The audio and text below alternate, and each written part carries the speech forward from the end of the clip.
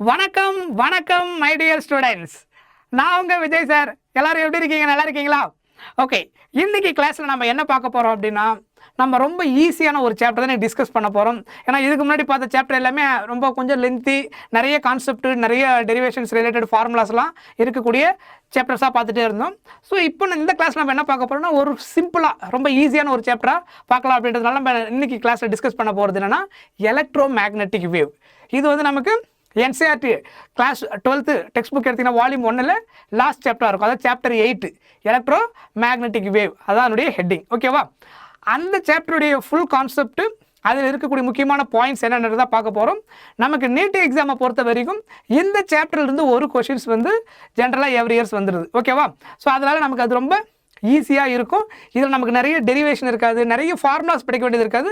Only few formulas தான் நம்ம ஞாபகம் வச்சுக்கிற மாதிரி இருக்கும். ஃபியூ அந்த ஜென்ரல் ஃபார்மேட்டு, அதுக்கப்புறம் ஃபியூ ஃபார்முலா. அதாவது எப்படின்னு பார்த்தீங்கன்னா, எலக்ட்ரிக் ஃபீல்டோடைய ஜென்ரல் ஃபார்மேட் எப்படி இருக்குது, ஃபார்முலா எப்படி இருக்கும், அதே மாதிரி மேக்னெட்டிக் ஃபீல்டு அதனுடைய ஜென்ரல் ஃபார்முலா, அதுக்கப்புறம் ஸ்பீடு கூட கனெக்ட் பண்ணும்போது எலக்ட்ரோ மேக்னெட்டிக் வேவுடைய ஸ்பீடை எலக்ட்ரிக் ஃபீல்டு மேக்னெட்டிக் ஃபீல்டை கனெக்ட் பண்ணும்போது எப்படி நம்ம இன்டர்லிங்க் பண்ணுறோம். அதுக்கப்புறம் இந்த பெர்மிட்டிவிட்டி ஸ்பீடு கூட கனெக்ட் பண்ணும்போது அதனுடைய ஃபார்முலா எப்படி இருக்கும், வேக்கம் அப்புறம் அதர் மீடியமுக்கு எப்படி கனெக்ட் பண்ணுறது, இந்த மாதிரி தான் ஒரு ஃபியூ ஃபார்முலாஸ் நம்ம பார்ப்போம். அப்புறம் அடிஷ்னலாக முக்கியமாக பார்க்க போகிறது டிஸ்பிளேஸ்மெண்ட் கரண்ட் ஒன்று புதுசாக நம்ம இங்கே படிக்க போகிறோம். அதுதான் இதில் அடிஷ்னலாக நம்ம படிக்கக்கூடிய நியூ கான்செப்ட். ஓகேவா? ஏன்னா ஆல்ரெடி நமக்கு கண்டக்ஷன் கரண்ட் பேசிக்காக இதுக்கு முன்னாடி சாப்டர் நம்ம பார்த்துருப்போம். புதுசாக நம்ம படிக்க போகிறது என்னன்னா டிஸ்பிளேஸ்மெண்ட் கரண்ட். ஸோ அதை வந்து எப்படி மேக்ஸ்வெல் இன்ட்ரடியூஸ் பண்ணார், மேக்ஸ்வெல் எப்படி வந்து எலக்ட்ரோ மேக்னெட்டிக் வேவ் அப்படின்னு ஒன்று இருக்குதுன்றது அந்த ஐடியாவை எப்படி கொண்டு வந்தார், எதை வச்சு அந்த ஐடியாவை அவர் கொண்டு வந்தார். அதுக்கப்புறம் ஆம்பியர் சர்க்யூட் லாவில் இருக்கக்கூடிய அந்த இன்கன்சிஸ்டன்சி, அந்த ஆம்பியர் சர்க்யூட் லா வந்து எல்லா சுச்சுவேஷன்லையும் என்ன ஆகல, நமக்கு சக்ஸஸ்ஃபுல்லாக ரிசல்ட் கொடுக்கல. அப்போ அதில் ஏதோ ஒரு ட்ராபேக் இருக்குது, அது ஏதோ அந்த ஈக்குவேஷனில் ஒரு ஸ்மால் ப்ராப்ளம் இருக்குது, அது கன்சிஸ்டண்ட்டாக இல்லாமல் இருக்குது அப்படின்னு சொல்லிட்டு அதில் என்ன ப்ராப்ளம் இருக்குன்றதை அவர் கண்டுபிடிச்சி அதை என்ன பண்ணார், அந்த ஈக்குவேஷனை பேலன்ஸ் பண்ணார், எது ஆம்பியர் சர்க்யூட் லாவை. ஸோ அதுக்கப்புறம் தான் அந்த ஈக்குவேஷன் நம்ம என்னன்னு சொல்ல போகிறோம், ஆம்பியர்ஸ் மேக்ஸ்வெல் ஈக்குவேஷன் அப்படின்னு சொல்லிட்டு மாற்றி நம்ம படிக்க போகிறோம். அதுக்கப்புறம் தான் எலக்ட்ரோ மேக்னெட்டிக் வேவ் அப்படின்னு ஒன்று இருக்கிறது நமக்கு என்னாச்சு, கன்ஃபார்ம் ஆச்சு. அதை வந்து ஹெர்ட்ஸ் வந்து என்ன பண்ணியிருப்பார், எக்ஸ்பெரிமெண்டலாக வெரிஃபை பண்ணியிருப்பார். மேக்ஸ்வெலோட அந்த ஐடியாவை ஹெர்ட்ஸ் என்ன பண்ணியிருப்பார், எக்ஸ்பெரிமெண்டலாக அதை வெரிஃபை பண்ணி ப்ரூவ் பண்ணி கொண்டு வந்திருப்பார். இதுதான் ஆக்சுவலாக நமக்கு ஃபர்ஸ்ட் அந்த ஒரு இம்பார்ட்டன்ட் ஹெட்டிங்கில் இருக்கும். அதுக்கப்புறம் பார்த்தீங்கன்னா எலக்ட்ரோ மேக்னெட்டிக் வேவுடைய ஸ்பெக்ட்ரம் எப்படி இருக்கும், அந்த frequency range otherwise wave length range wise எப்படி இருக்கும், எது ஹை ஃப்ரீக்வன்சி லோ ஃப்ரீக்வன்சி அந்த ஆர்டரில் இருக்குது. அப்புறம் இல்லை வேவ் லென்த் சொல்லலாம், high wave length low wave லென்த்தில் என்ன ஆர்டரில் வருது, இதெல்லாம் நம்ம பார்க்கணும். அதுக்கப்புறம் அந்த பர்டிகுலர் இன்னும் அந்த ஸ்பெக்ட்ரம் இருக்குல்லையே, அதில் ரேஞ்சில் இருக்கக்கூடிய அந்த பர்டிகுலர் எலக்ட்ரோ மேக்னெட்டிக் வேவ்ஸ் என்னென்ன அப்ளிகேஷனுக்கு நம்ம யூஸ் பண்ணுறோம் டே டு டே லைஃப்பில், என்னென்ன டே டு டே லைஃப்பில் நம்ம யூஸ் பண்ணக்கூடிய பர்டிகுலர் அப்ளிகேஷன்ஸ்லாம் என்னென்னன்றது டெக்ஸ்ட் புக்கில் அவங்க பர்டிகுலராக மென்ஷன் பண்ணியிருப்பாங்க. அந்த பாயிண்ட்ஸ் எல்லாம் நம்ம என்ன பண்ணி வச்சுக்கணும்னா ப்ராப்பராக நோட் பண்ணி வச்சுக்கணும். நம்ம கொஸ்டின்ஸ் டேரெக்டாக அதை பேஸ் பண்ணி அப்படியே கொடுத்துருவாங்க. புரியுதா? ஸோ அதனால் டெக்ஸ்ட் புக்கில் நம்ம என்ன இருக்குதோ அதை நல்லா தரவு பண்ணாலே இந்த சாப்டரில் கேட்குற எல்லா கொஸ்டினும் ஆன்சர் பண்ணிட முடியும். ஏன்னா அதில் இருக்கக்கூடிய கான்செப்டை பேஸ் பண்ணி தான் டேரெக்டாகவே கொஸ்டின்ஸ் கேட்டுறாங்க. ப்ராப்ளம் லிமிட்டடாக நமக்கு ஃபார்முலா அதில் இருக்குது, அதை அப்படியே பேஸ் பண்ணி அப்படியே ஒர்க் அவுட் பண்ணோம்னாலே நமக்கு தெரிஞ்சிடும். லாஸ்ட்டு அந்த ப்ரீவியஸ் இயர் கொஸ்டின்ஸ் எடுத்து நம்ம ஒர்க் அவுட் பண்ணுவோம். அதை சால்வ் பண்ணும்போது உங்களுக்கே ஒரு கிளாரிட்டி கிடைச்சிடும், கொஷின்ஸ் எப்படி வருது இந்த சாப்டரில் அப்படின்னு சொல்லிட்டு. So one of the very easiest chapter நமக்கு ஓவரால் நீட் சிலபஸில். ஓகேவா? ஸோ அதனால் இந்த கிளாஸ் உங்களுக்கு ரொம்ப சிம்பிளாகவும் இருக்கும், ஈஸியாகவும் இருக்கும். ஸோ ஃபாஸ்ட்டாக நீங்கள் அண்டர்ஸ்டாண்ட் பண்ணிட்டலாம். ஒன்ஸ் டெக்ஸ்ட் புக்கில் இருக்கிற கான்செப்ட் தான் நான் ஃபுல்லாக டிஸ்கஸ் பண்ண போகிறேன் அந்த NCERTயில். ஏன்னா அதுதான் நமக்கு இனஃப் இந்த சாப்டரை பொறுத்த வரைக்கும். எனக்கு அடிஷனலாக இதை தாண்டி தான் ரொம்ப இதுவும் கான்செப்ட் போகணும்னு அவசியம் கிடையாது. கொஷின்ஸ் நிறைய எடுத்து ஒர்க் அவுட் பண்ணணும், இதில் இருக்கிற அந்த ஐடியாவை பேஸ் பண்ணி எப்படியெல்லாம் வந்திருக்குன்னு சொல்லிட்டு. அது பண்ணாங்கனாலே உங்களுக்கு இந்த சாப்டரில் எந்த கொஷின்காலும் ஈஸியாக ஆன்சர் பண்ணிட முடியும். அந்தளவுக்கு ரொம்ப ஈஸியான ஒரு சாப்டர் தான். சரியா? போகலாமா? ரைட். ஸோ நம்ம first introduction. In chapter 4 we learned that an electric current produces magnetic field. இதை நம்ம எங்கே பார்த்தோம், 4th சாப்டர்லேயே ஆக்சுவலாக நமக்கு மென்ஷன் பண்ணியிருப்பாங்க. என்னென்னு, எலக்ட்ரிக் கரண்ட்னால நமக்கு என்ன ப்ரொடியூஸ் ஆகும், மேக்னெட்டிக் ஃபீல்டு ப்ரொடியூஸ் ஆகும். அதான சாப்டர் 4. அந்த சாப்டர் 4ஓட ஹெட்டிங்கே என்ன, moving charges and magnetism. Charge move ஆகும், சார்ஜ் மூவ் ஆச்சுன்னா கண்டிப்பாக கரண்ட் ப்ரொடியூஸ் ஆகும். அந்த கரண்ட்னால, அந்த மூவிங் சார்ஜ்னால அதை சுற்றி ஒரு ஃபீல்டு ப்ரொடியூஸ் ஆகும். அதான் என்னது, மேக்னெட்டிக் ஃபீல்டு. ஸோ அதனால் கரண்ட் ஃப்ளோ இருக்கும்போது, சார்ஜ் ஃப்ளோ ஆகும்போது கரண்ட் ப்ரொடியூஸ் ஆகும். அந்த கரண்ட்னால மேக்னெட்டிக் ஃபீல்டு ப்ரொடியூஸ் ஆகும். அதை பற்றி டீட்டெயிலாக நம்ம சாப்டர் 4ல் படித்தோம். ஸோ அதான் அதை ரிமைண்ட் பண்ணியிருக்காங்க. Okay. And 2 current carrying wires excite magnetic force. 2 current carrying ஒயரை கொண்டு வந்தால் அப்போ என்ன நடக்கும், அந்த சாப்டரில் நம்ம பார்த்துருப்போம். இதுலேயும் என்ன இருக்கும், மேக்னெட்டிக் ஃபோர்ஸ் இருக்கும். ஸோ இப்போ இது ஒரு கரண்ட் கேரிங் ஒயர்னா, இப்போ இது ஒரு ஒயர், இதில் வந்து கரண்ட் பாஸ் ஆகுது. இதே மாதிரி இன்னொரு ஒயர் கொண்டு வரேன், அதுலேயும் கரண்ட் பாஸ் ஆகுதுன்னா இதை சுற்றி ஒரு மேக்னெட்டிக் ஃபீல்டு இருக்கும், இந்த ஒயர் சுற்றி ஒரு மேக்னெட்டிக் ஃபீல்டு இருக்கும். அப்போ ரெண்டு மேக்னெட்டிக் ஃபீல்டு நமக்கு என்ன ஆகும், இன்டர்ஃபியர் ஆச்சுன்னா ஃபோர்ஸ் எக்ஸ்பீரியன்ஸ் ஆகும். டூ ஃபீல்டு இன்டர்ஃபியர் ஆனால் என்ன நடக்கும், ஃபோர்ஸ் எக்ஸ்பீரியன்ஸ் ஆகும்.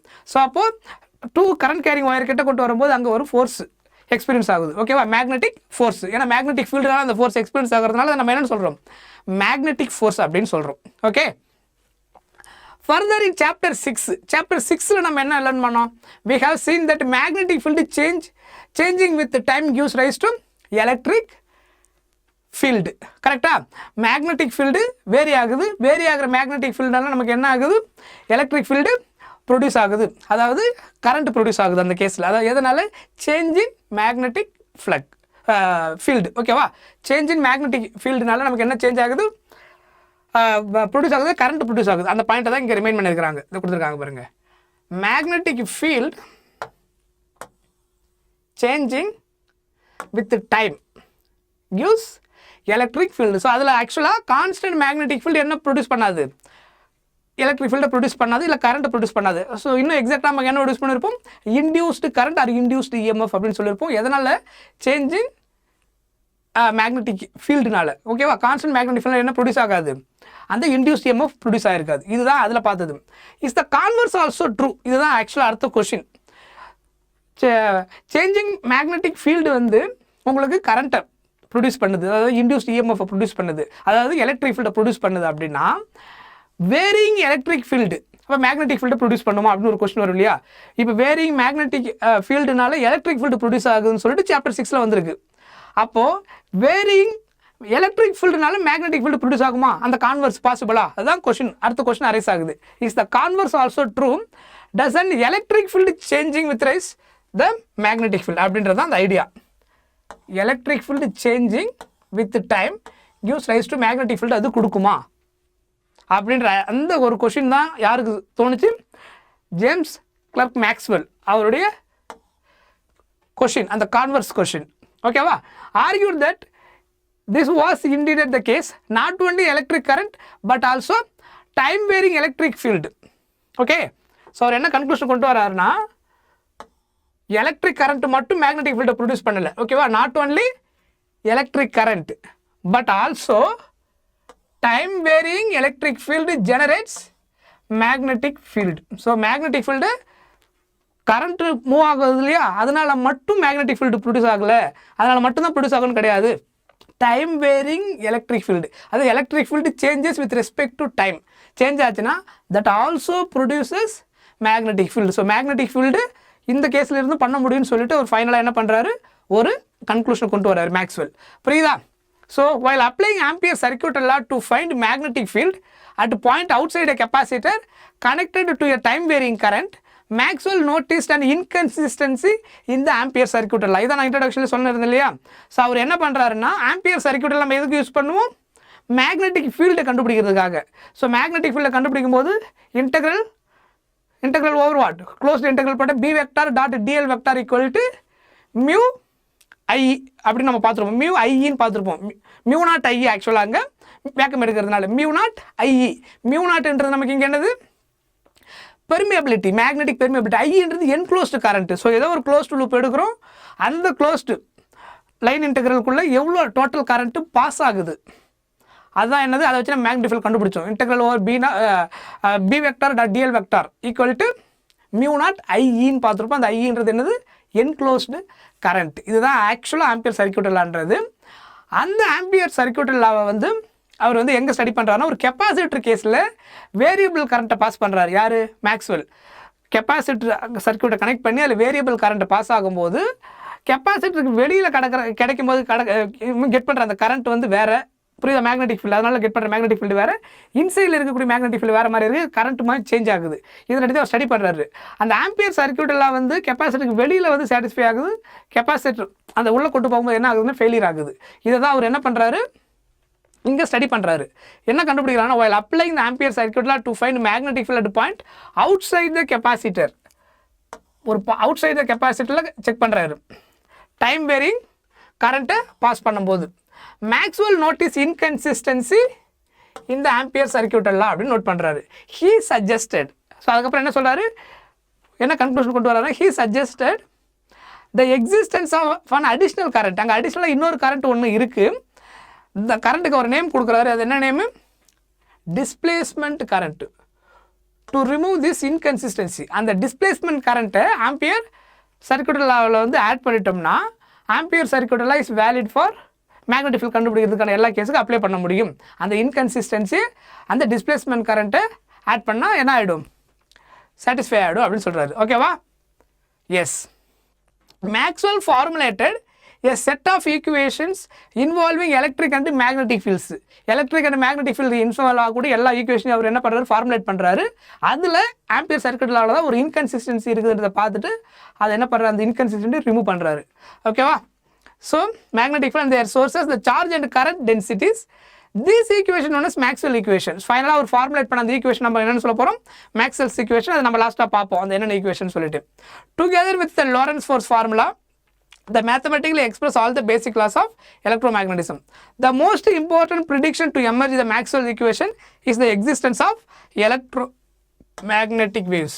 இதனுடைய முக்கியமான எய்ம், அதாவது மேக்ஸ்வெல் ஈக்குவேஷன் படிக்கிறதுனால நமக்கு கிடைச்ச ஃபஸ்ட்டு கிளாரிட்டி என்ன அப்படின்னா, ஒரு ஐடியா என்னென்னா, எலக்ட்ரோமேக்னெட்டிக் வேவ்ஸ் அப்படின்றது ஒன்று பாசிபிள். ஸோ இதுக்கு முன்னாடி வரைக்கும் எலக்ட்ரிக் ஃபீல்டு தனி, மேக்னெட்டிக் ஃபீல்டு தனி, ரெண்டும் ஒரே டைமில் இருக்குன்ற மாதிரி நம்ம ஸ்டடி பண்ணலை. ஆனால் இவர் அந்த ஐடியா கொண்டு வந்ததுக்கப்புறம் இப்போ சொன்ன அந்த ட்ராபேக்லாம் ரெக்டிஃபை பண்ணி அந்த ஐடியா அவர் கொண்டு வராரு. எலக்ட்ரோமேக்னெட்டிக் ரெண்டுமே பேரலாக ஒரே டைமில், அதாவது மியூச்சுவலி பெர்பெண்டிகுலராக ட்ராவல் ஆகும், எலக்ட்ரோமேக்னெட்டிக் வேவ் ரெண்டுமே ஒரே டைமில் ப்ரெசென்ட்டில் இருக்கும் அப்படின்னு சொல்லிட்டு அவர் ஒரு ஐடியா கொண்டு வரார். அந்த existence of electromagnetic wave which are coupled time varying electric field and magnetic fields propagate in space. So இந்த இடத்துல அந்த எலக்ட்ரோமேக்னெட்டிக் வேவில் என்னது, எலக்ட்ரிக் ஃபீல்டு மேக்னெட்டிக் ஃபீல்டு ரெண்டுமே என்னது, time varying. Both are changes with respect to time. Time varying electric and magnetic fields தான் என்னது, electromagnetic wave produce ஆகுது. The speed of the waves according to this equation turned out to be very close to the speed of light. அவர் கண்டுபிடிச்ச அந்த electromagnetic வேவ்ஸுடைய ஸ்பீடை calculate பண்ணால் அந்த speed எதுக்கு ஈக்குவலாக இருக்குது, லைட்டோடைய ஸ்பீடுக்கு. லைட்டோடைய ஸ்பீடு என்ன, ஸோ நமக்கு ஆல்ரெடி தெரியும் 3 × 10⁸ மீட்டர்/செகண்டு. ஸோ லைட்டோடைய ஸ்பீடு வந்து 3 × 10⁸ மீட்டர்/செகண்ட் ஆல்ரெடி இது நோன் டேட்டாவாக இருந்தது.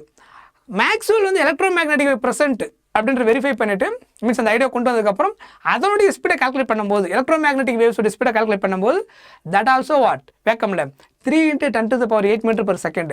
அந்த இன்ஃபர்மேஷன் நம்ம கிடைச்சதுக்கு அப்புறம் தான் light also and electromagnetic wave அப்படின்ற ஒரு கன்க்ளூஷனுக்கு வந்தாங்க. ஏன்னா ரெண்டுத்துடைய ஸ்பீடு ஒன்றா இருக்கிறதுனால எலக்ட்ரோமேக்னெட்டிக் வேவ் 3 × 10⁸ மீட்டர்/செகண்டில் ட்ராவல் பண்ணுறதுனால அப்போ லைட்டும் ஆல்ரெடி அந்த ஸ்பீடில் ட்ராவல் ஆகும் நமக்கு தெரிஞ்சுது.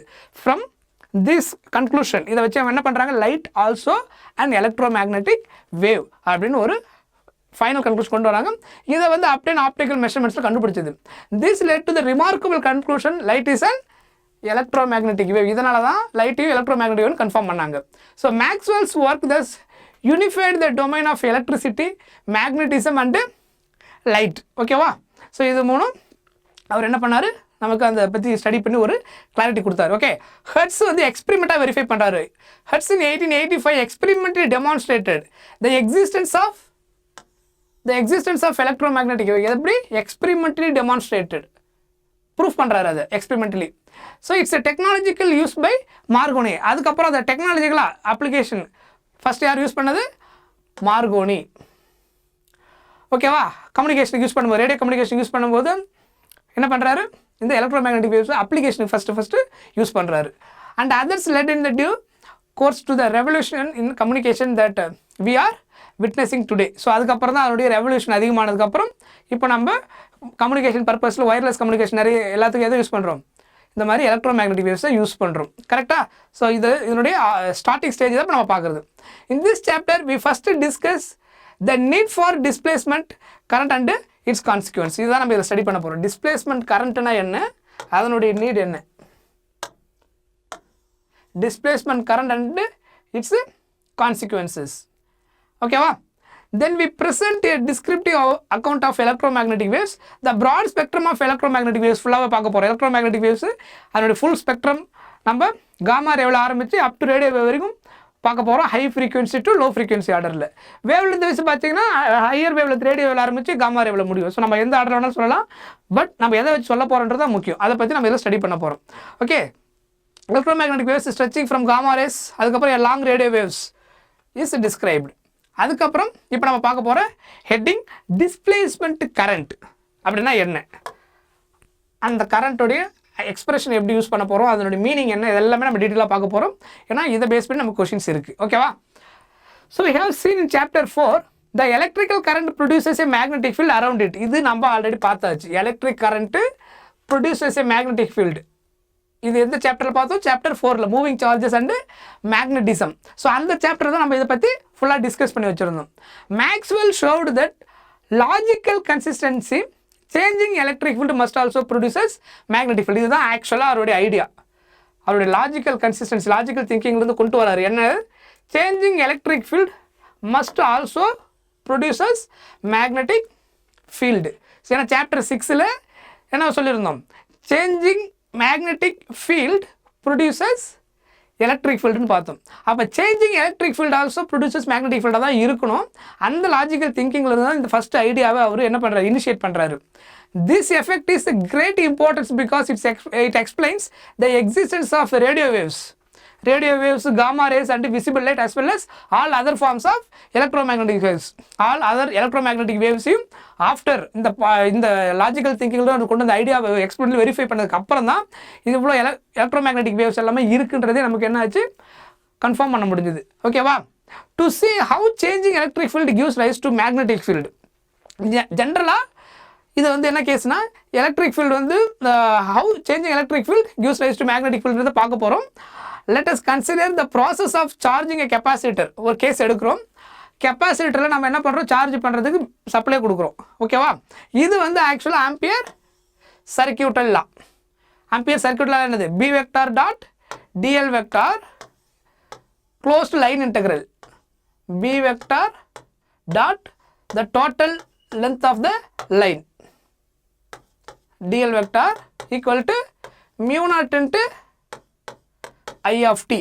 ஓகேவா? I of t என்றது என்னது? the total current enclosed. நம்ம எந்த closed line integral சூஸ் பண்ணுறோமோ அதனுடைய அந்த ரீஜியனுக்குள்ளே எவ்வளோ கரண்ட் பாஸ் ஆகுதோ அதான் என்னது? டோட்டல் கரண்ட் பாசிங் த்ரூ த க்ளோஸ்டு லைன். புரியுதா? தட் இஸ் ஆம்பியர் சர்க்யூட்டல் லா. இதை யூஸ் பண்ணி தான் நம்ம என்ன கால்குலேட் பண்ணுறோம்? மேக்னெட்டிக் ஃபீல்டை கால்குலேட் பண்ணுறோம். ஓகேவா? இது basic. To find magnetic field at a point outside the capacitor.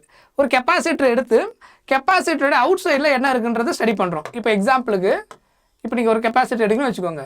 இப்போ இதான் வந்து பேரலல் பிளேட் கெப்பாசிட்டர் நம்ம எடுத்துக்கிறோம். ஸோ இந்த பேரலல் பிளேட் கெப்பாசிட்டரில் நம்ம வந்து ஸோ இங்கே கனெக்ஷன் கொடுத்துருக்குறோம். சப்ளை ஆக்சுவலாக இதில் வருது. இதில் பாஸ் ஆகிற கரண்ட் இருக்குது இல்லையா? ஸோ இதில் கரண்ட் பாஸ் ஆகுது. இந்த கரண்ட் வந்து ஐ ஆஃப் டி. கரண்ட் என்னது? ஐ ஆஃப் டி. கெப்பாசிட்டர்ன்றது என்னது? Charge storing டிவைஸா? ஸோ அப்போ இங்கே என்ன நடக்கும்? இது ஃபுல்லாக இந்த பக்கம் நமக்கு பாசிட்டிவ், இங்கே என்ன இருக்கும்? கரெக்ட்? இதுதானே கெப்பாசிட்டர் ஆக்சுவலாக? இப்படி தானே இருக்கும். இதுதான் ஆக்சுவலாக பேசிக்காக நம்ம அந்த பார்ட்டை மட்டும் எடுக்கிறோம். இப்போ இந்த கெப்பாசிட்டருக்கு அவுட் சைடில் நம்ம ஒரு பாயிண்ட்டை சூஸ் பண்ணுறோம். இதுதான் ஒரு particular point P that is outside the capacitor. சொல்கிறது புரியுதா? ஸோ இதை ஒரு இமேஜினரியாக எடுத்து நம்ம என்ன பண்ணுறோம்? ஒரு சர்க்கிள் ட்ரா பண்ணுறோம்.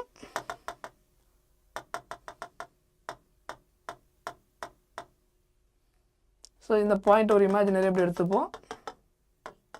ஒரு சர்க்கிள் ஃபார்ம் பண்ணுறோம் அவுட் சைட் த கெப்பாசிட்டரில். இதுக்குள்ளே எவ்வளோ கரண்ட் பாஸ் ஆகுது அப்படின்னா ஐ ஆஃப் டி. அதான் என்னது? Passing the current through the closed line integral. சொல்கிறது புரியுதா? இந்த பாயிண்ட் Pன்றது அவுட் சைடில் ஒரு பாயிண்ட் எடுக்கிறோம் கெப்பாசிட்டருடைய அவுட் சைடில். இங்கே என்ன நடக்க போகுது?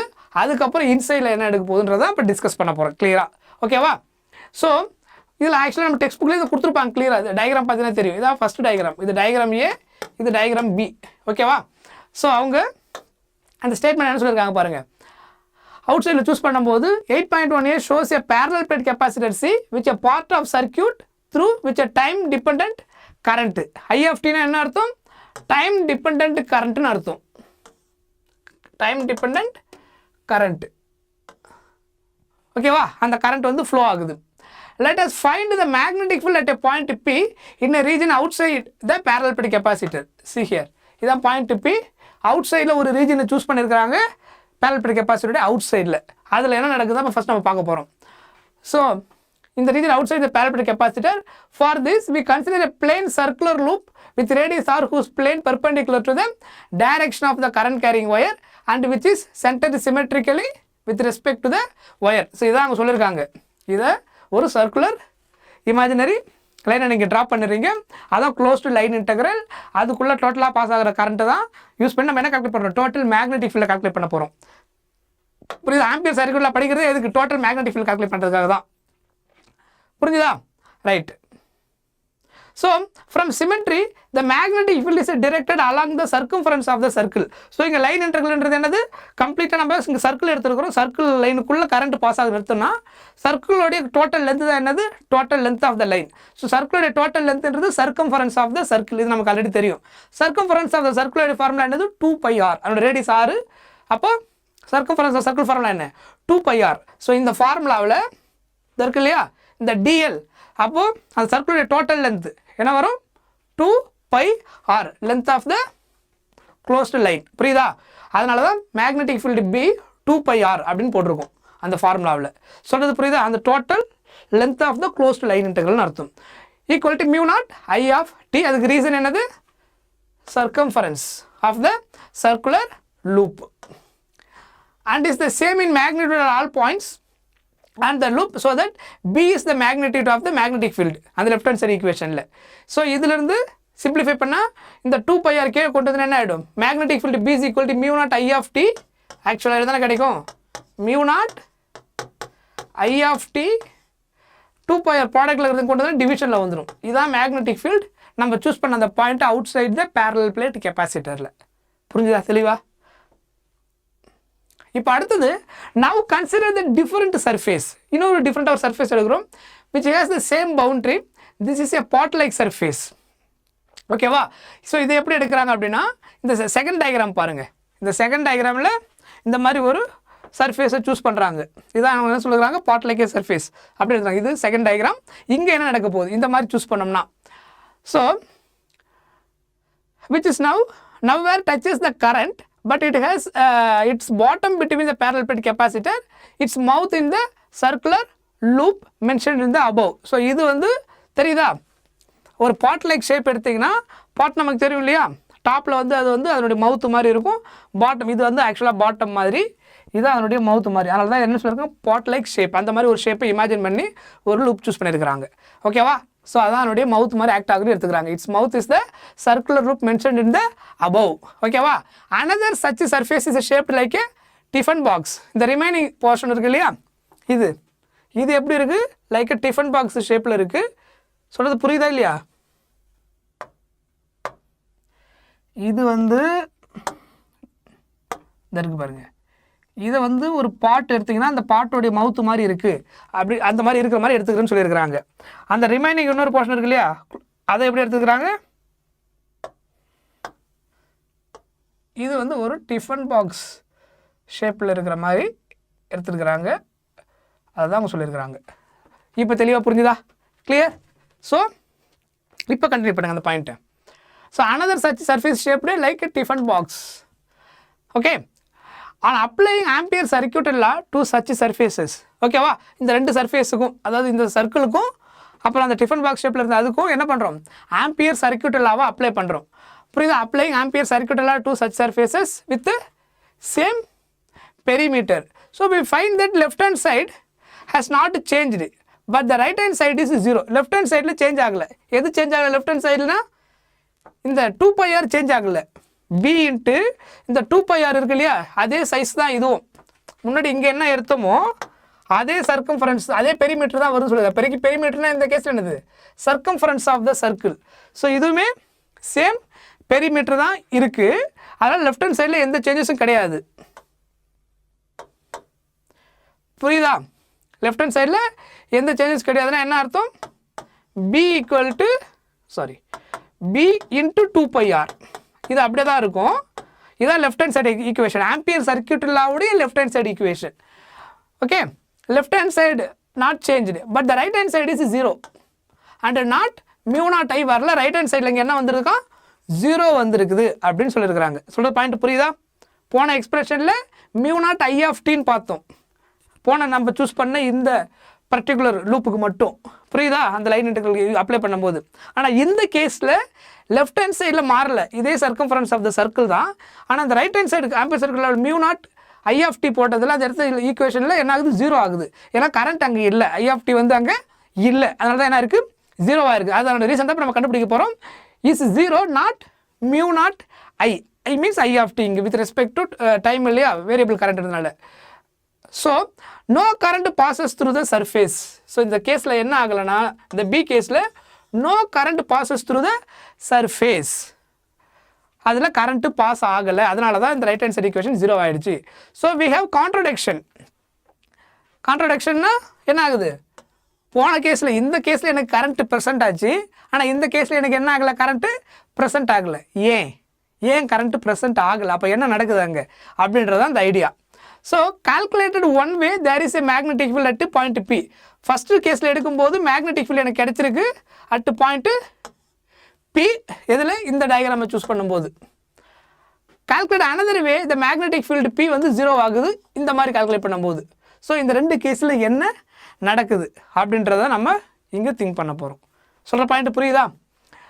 Since the contradiction arises from our use of Ampere circuit law, this law must be missing something. ஏதோ ஒரு எக்ஸ்பிரஷனில் ஏதோ ஒரு காம்பனண்ட் மிஸ் ஆகுது. அதனால தான் இது அந்த ஆம்பியர் சர்க்யூட்டில் என்ன ஆகலை, வேலிடாக இல்லை.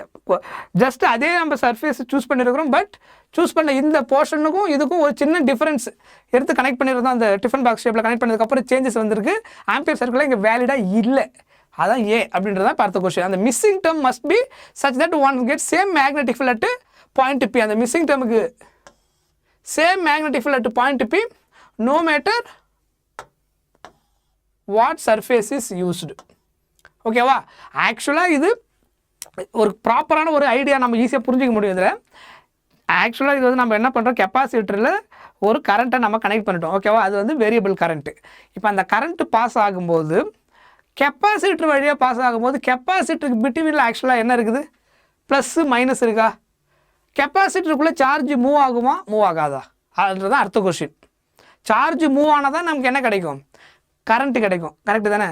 ஆனால் கெப்பாசிட்டருக்குள்ளே என்ன மூவ் ஆகலை, கெப்பாசிட்டியில் சார்ஜ் மூவ் ஆகாது.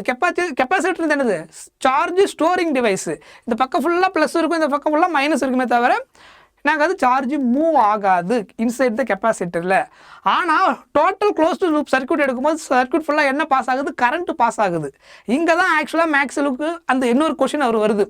என்னென்னா, நான் சர்க்யூட்டில் கரண்ட் பாஸ் பண்ணியிருக்கிறேன், கெப்பாசிட்டரில் சார்ஜே மூவ் ஆகலை. சார்ஜ் மூவ் ஆகலாம், கரண்ட் பாஸ் ஆக முடியாது. ஆனால் கெப்பாசிட்டர் தாண்டி வெளியில் வருது இல்லையா இந்த ஒயரில், என்ன ஆகுது, திரும்ப அந்த க்ளோஸ் லூப்புக்குள்ள கரண்ட் பாஸ் ஆகுது. அப்போ இதுக்குள்ளே கரண்ட்டே பாஸ் ஆகலை, சார்ஜே மூவ் ஆகலாம், கரண்ட்டே பாஸ் ஆகலை. கரண்ட்டே பாஸ் ஆகலைன்னா எப்படி எனக்கு அவுட் சைடில் திரும்ப அந்த க்ளோஸ் லூப்புக்குள்ள கரண்ட் பாஸ் ஆகிட்டே இருக்குது. அங்கே தான் வந்து ஒரு கொஷின் வருது. அதுதான் ஒரு சின்ன ப்ராப்ளம் அந்த ஆம்பியர் சர்க்யூட் லெவலில் இருக்குது. ஏதோ மிஸ் ஆகுது, இந்த கெப்பாசிட்டி இன்சைடில் வேறு ஏதோ ஒரு விஷயம் இருக்குன்றத அவர் ஃபைனலாக கண்டுபிடிச்சி கொண்டு வராரு. அதை தான் நம்ம டீட்டெயிலாக அங்கே படிக்க போகிறோம்.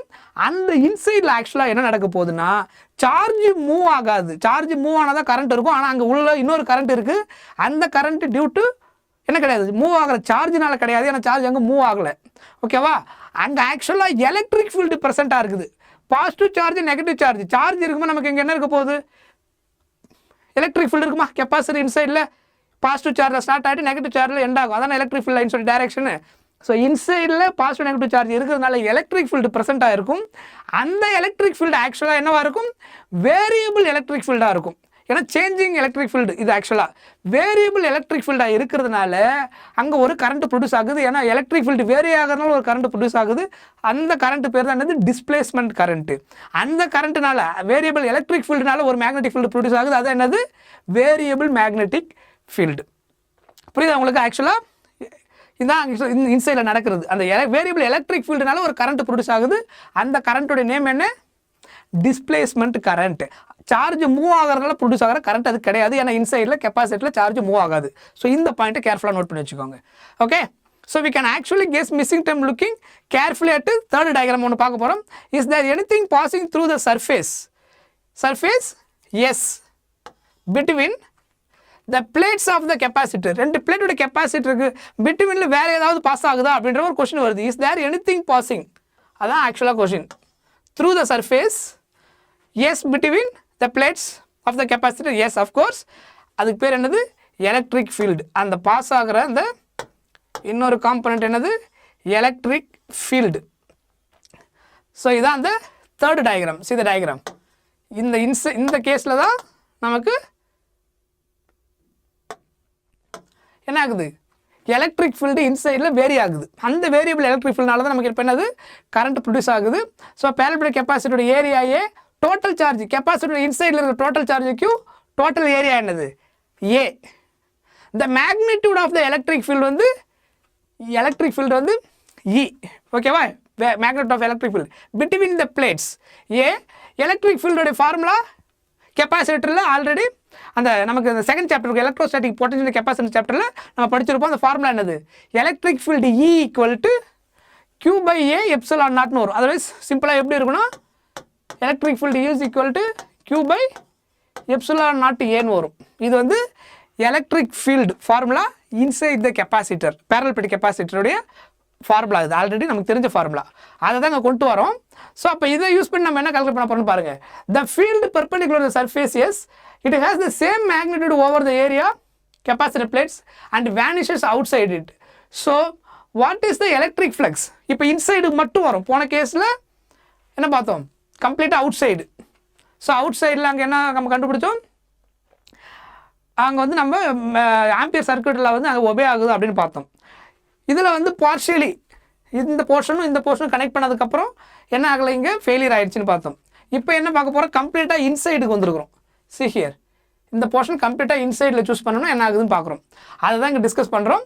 அப்போது இன்சைடில் நம்ம என்ன கால்குலேட் பண்ண போகிறோம்? டோட்டல் ஃப்ளக்ஸு கால்குலேட் பண்ண போகிறோம். நமக்கு ஆல்ரெடி தெரியும் ஃப்ளக்ஸுன்னா பேசிக் ஃபார்முலா என்ன? E vector dot A vector. கரெக்டாக? E vector dot A vector electric flux. That is electric flux. ரெண்டு formula EA cos theta. So இங்கே ஆக்சுவலாக என்னது? நார்மல் டு த ஏரியா இருந்துச்சுன்னா உங்களுக்கு என்ன இருக்கும்? தீட்டா 0ன்னு அர்த்தம். அப்போ மேக்ஸிமம் ஃப்ளக்ஸு கிடைக்கும். மேக்ஸிமம் ஃப்ளக்ஸ் ஈக்குவல் டு ஏ. புரியுதா? எலக்ட்ரிக் ஃப்ளக்ஸில் ஏரியா இப்படி இருக்கும்போது எலக்ட்ரிக் ஃபீல்டு எப்போ மேக்ஸிமம் பாஸ் ஆகும்? நார்மலாக இருக்கும்போது. புரியுதா? அதுக்கப்புறம் நம்ம சேஞ்ச் பண்ணிட்டே வரோம்னா உங்களுக்கு தீட்டா 90 டிகிரியாக இருக்கும்போது there is no field lines passing through the given ஏரியாவாக ஆகிடும். புரியுதா? ஸோ அப்போ தீட்டா வந்து என்னவா இருக்குது? 0 டிகிரின்னு அர்த்தம். தீட்டா 0வாக இருக்கும்போது அங்கே என்னது? நமக்கு மேக்ஸிமம் ஃப்ளக்ஸு கிடைக்கும். ஸோ இதான் அந்த கேஸு EA. இப்போ எலக்ட்ரிக் ஃபீல்டு என்ன வரும் பாருங்கள்? Flux φ E equal to what is electric field in this case? Q/எப்சிலான் நாட் A. கரெக்டா? அப்போ இன்ட்டு இந்த A. சொல்கிற பாயிண்ட் புரியுதா? இது வந்து எலக்ட்ரிக் ஃபீல்டுடைய ஃபார்முலா. E ஈக்குவல் டு Q/எப்சிலான் நாட் A இங்கே பார்த்து வச்சுருக்கிறோம். அதை தான் இங்கே ரீப்ளேஸ் பண்ணியிருக்கிறேன். இன்ட்டு A போட்டிங்கன்னா இப்போ என்ன நடக்கும்? இந்த ஏவும் கேன்சல் ஆகிடுமா? ஃபைனலாக ஃப்ளக்ஸ் நமக்கு என்ன கிடைக்கும்? Q/எப்சிலான் நாட்னு கிடைக்கும். இதிலிருந்து சிம்பிளிஃபை பண்ணதுக்கப்புறம் எலக்ட்ரிக் ஃப்ளக்ஸ் ஈக்குவல் டு Q/எப்சிலான் நாட் இன்சைடில். ஓகேவா? இந்த கேஸில் எலக்ட்ரிக் ஃப்ளக்ஸோடைய ஃபார்முலா வந்து total charge inside the capacitor by epsilon naught. புரிஞ்சுதா? ஸோ இதுதான் ஆக்சுவலாக அந்த ஸ்டெப்ஸில் எக்ஸ்பிளைன் பண்ணியிருப்பாங்க டீட்டெயிலாக ஸ்டெப் பை ஸ்டெப். அதான் நாங்கள் போட்டிருக்கேன். ஃபைனலாக flux electric flux equal to Q/எப்சிலான் நாட்னு கிடைக்கும். Now if the charge Q இந்த capacitor plate changes with time. இப்போ அந்த சார்ஜ் வந்து இந்த கேஸில் வந்து சார்ஜ் என்ன ஆகாது? சேஞ்ச் ஆகாது. எப்போ? நம்ம ஸ்டார்டிங்கில் அந்த படிச்சோல்லையே டைரக்ட் கரண்ட்டு கேஸில் எடுக்கும்போது உங்களுக்கு சார்ஜ் வந்து சேஞ்ச் ஆகலை. இப்போ நம்ம பார்க்குறது அது வந்து ஸ்டெடி கரண்ட். நம்ம முன்னாடி பார்த்தது. இப்போ பார்க்குறது வந்து வேரியபிள் கரண்ட்டு. அப்போ வேரியபிள் கரண்ட் நமக்கு என்ன ஆக போகுது? இன்சைடில் ஸ்டோர் ஆகிற சார்ஜ் வந்து சேஞ்ச் ஆகுது.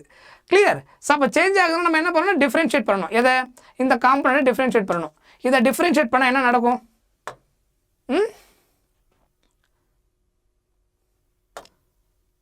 Flux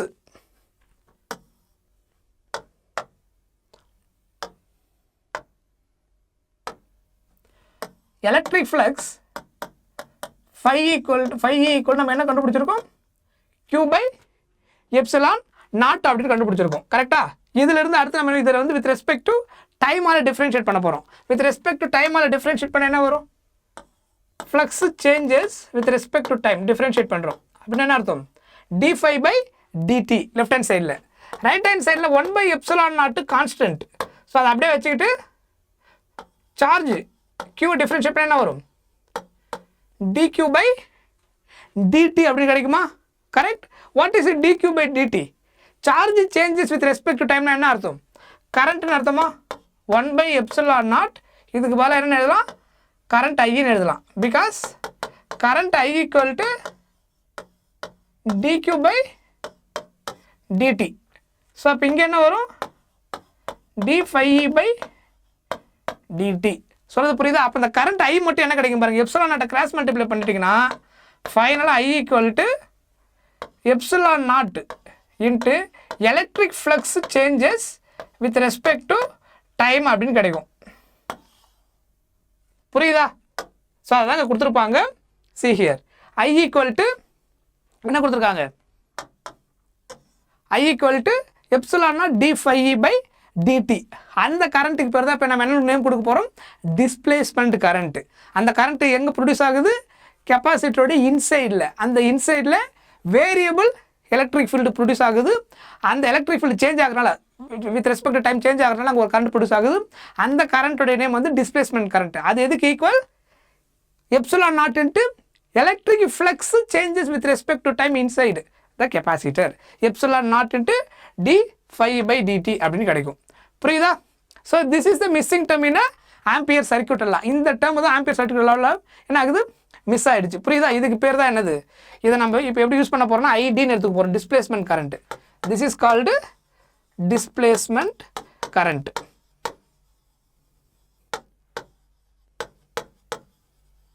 Displacement current. சரியா? So this is the missing term in ampere circuit law. இந்த term தான் actually என்ன ஆயிருக்கு? missing term ஆயிருக்கு. Displacement current. If we generalize this law by adding the total current carried by conductors through the surface, another term which is ε0 times the rate of change of electric flux through the same surface. அப்படின்னு என்ன அர்த்தம்? இந்த expression ID இருந்தது இல்லையா? ε0 times of d∅e/dt என்ன அர்த்தம்? Electric flux changes with respect to time. அதை multiply பண்ணால் என்னது? அதான் எனக்கு ஆக்சுவலாக நம்ம ஆட் பண்ண வேண்டிய current. So the total has the same value of current same surfaces for all surfaces. Okay. If this is done, there is no contradiction in the value of B obtained anywhere using the generalized ampere circuit law. B at the point P is non-zero no matter which surface is used by calculating it. But at a point P outside the plates is the same at point M just inside. இங்கே choose பண்ண ஒரு point இல்லையா? அது அவங்க என்ன எடுத்துருவாங்க? M. அதுக்கு பார்த்தீங்கன்னா டயக்ராமில் தெரியும். இன்சைடு மட்டும் நம்ம சூஸ் பண்ண அந்த பாயிண்ட் வந்து M. அவுட் சைடில் நம்ம P எடுத்துருக்கோம். see the diagram. டெக்ஸ்ட் புக்கில் பார்த்தீங்கன்னா எனக்கு கிளியராக தெரியும் உங்களுக்கு. புரியுதா? M just inside should be the current carried by conductors due to flow of charges is called conduction current. Conduction current என்ன அர்த்தம்? சார்ஜ் ஃப்ளோ ஆகுறதுனால ஒயரில் சார்ஜ் எலக்ட்ரான் ஃப்ளோ ஆகுறதுனால ப்ரொடியூஸ் ஆகிற அந்த கரண்ட் தான் என்னது? Conduction current. ஸோ அதான் கண்டக்ஷன் கரண்ட் சொல்லுது. Current carried by conductors. The current carried by conductors எதனால? Due to flow of charges. அதுக்கு பேர் தான் conduction current. The current given இந்த expression okay new terms due to the changing electric field. Changing electric ஃபீல்டுனால produce ஆகிற current. அடுத்து இன்னொரு current. ஓகேவா? Otherwise electric displacement. அதுக்கு இன்னொரு நம்ம என்ன யூஸ் பண்ண போகிறோம்?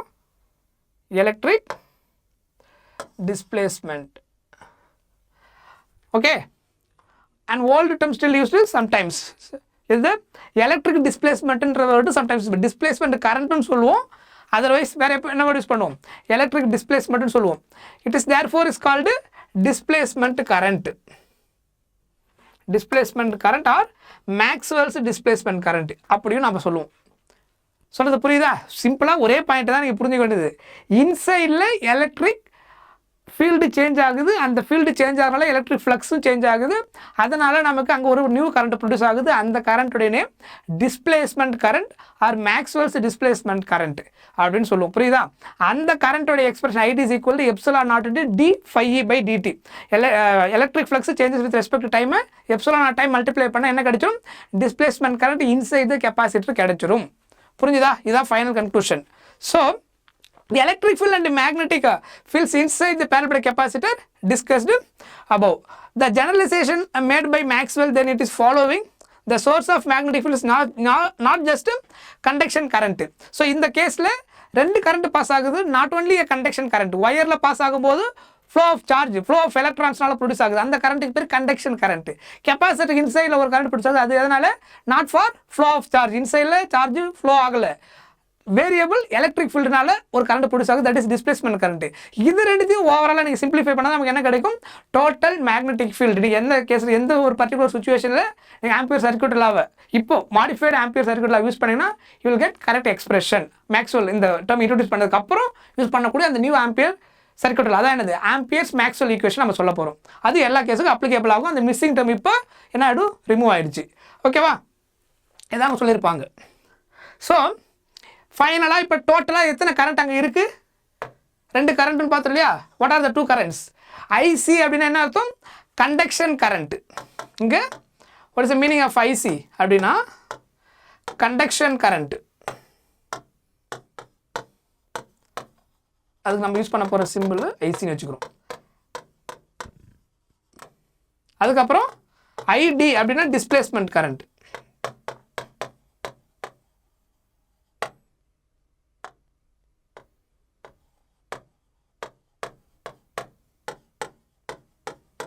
சரியா?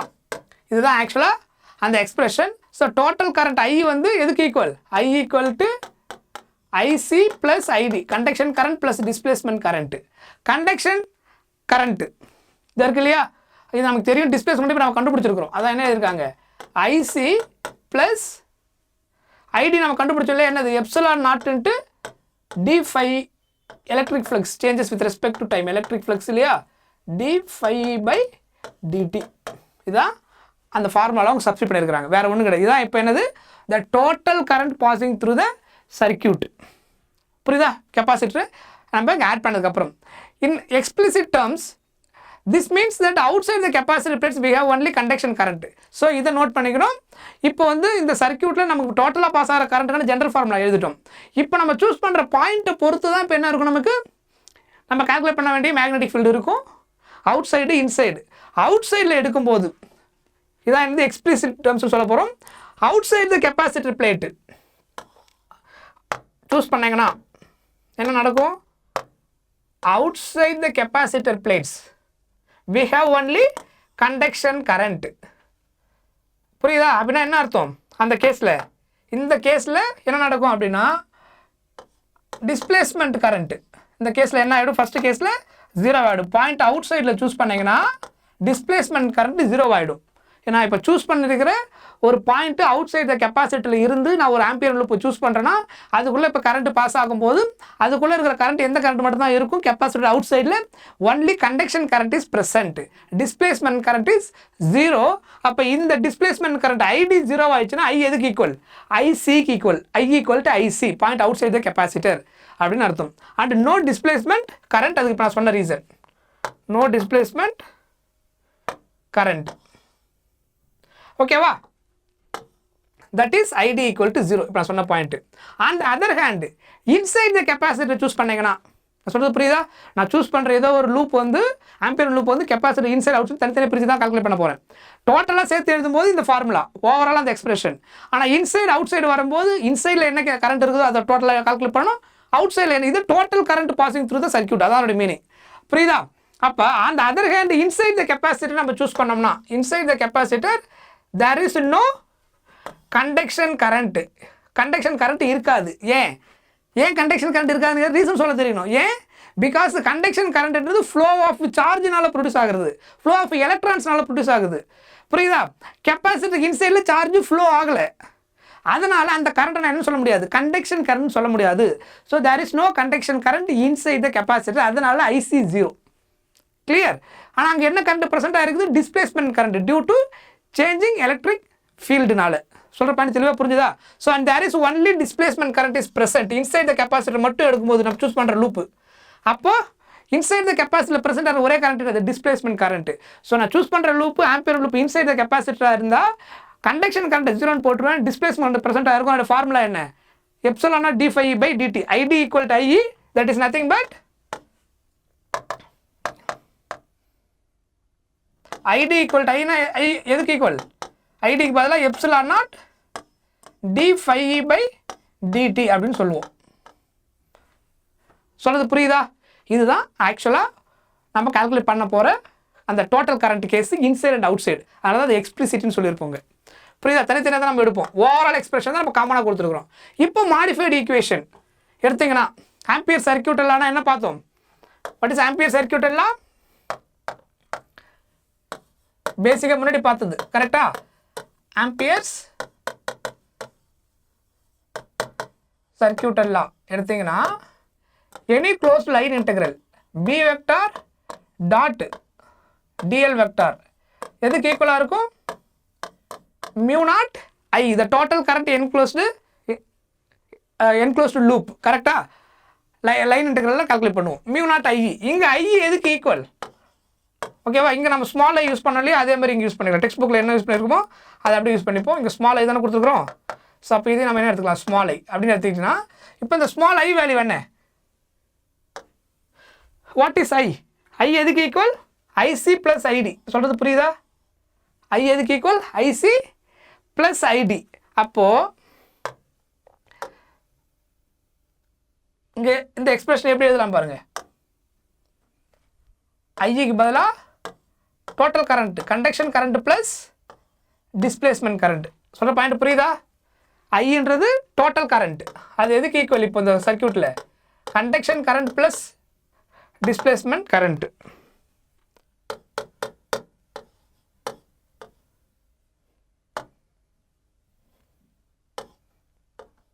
ஓகே, இப்போ இதை இன்சைடில் மல்டிப்ளை பண்ண இந்த ஈக்குவேஷன் எப்படி அதெல்லாம் பாருங்கள். மியூ நாட்டை உள்ள மல்டிப்ளை பண்ணிங்கன்னா மியூ நாட் ஐசி, அதுக்கப்புறம் என்ன எழுதலாம்? மியூ நாட் ஐடின்னு எழுதலாமா? What is the displacement current? Mu naught IC mu naught ID replaced by epsilon naught d∅e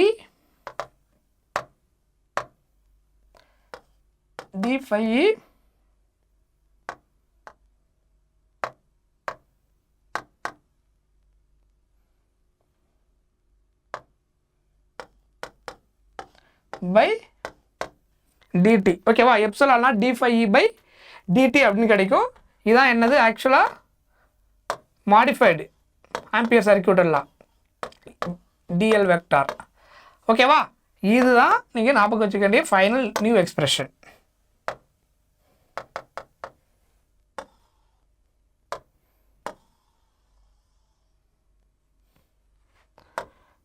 clear? இங்கே எதுக்கு நான் அதை போட்டிருக்கேன்? ஐடியோட வேல்யூ எனக்கு தெரியும். What is ID? ID because of ID equal to epsilon naught d∅e/dt. புரிஞ்சுதா? தெளிவா? இதுதான் இந்த ஈக்குவேஷன். இந்த ஈக்குவேஷனுக்கு நேம் தான் என்னது? Ampere's Maxwell equation. இந்த நியூ ஈக்குவேஷன் ஆஃப்டர் அந்த டிஃப்யூஷன் கரண்ட். கரெக்டா? சாரி, இங்கே டிஸ்பிளேஸ்மெண்ட், டிஃப்யூஷன் கிடையாது, அது செமிகண்டக்டரில். அங்கே தான் ட்ரிஃப்ட் டிஃப்யூஷன் வரும். Okay, small confusion. ஸோ இங்கே ஆக்சுவலாக அந்த கரண்ட்டுக்கு பேர் என்னது? Displacement current. இந்த நியூ ஈக்குவேஷனுடைய நேம் தான் என்னது? இதுக்கு பேர் தான் என்னது?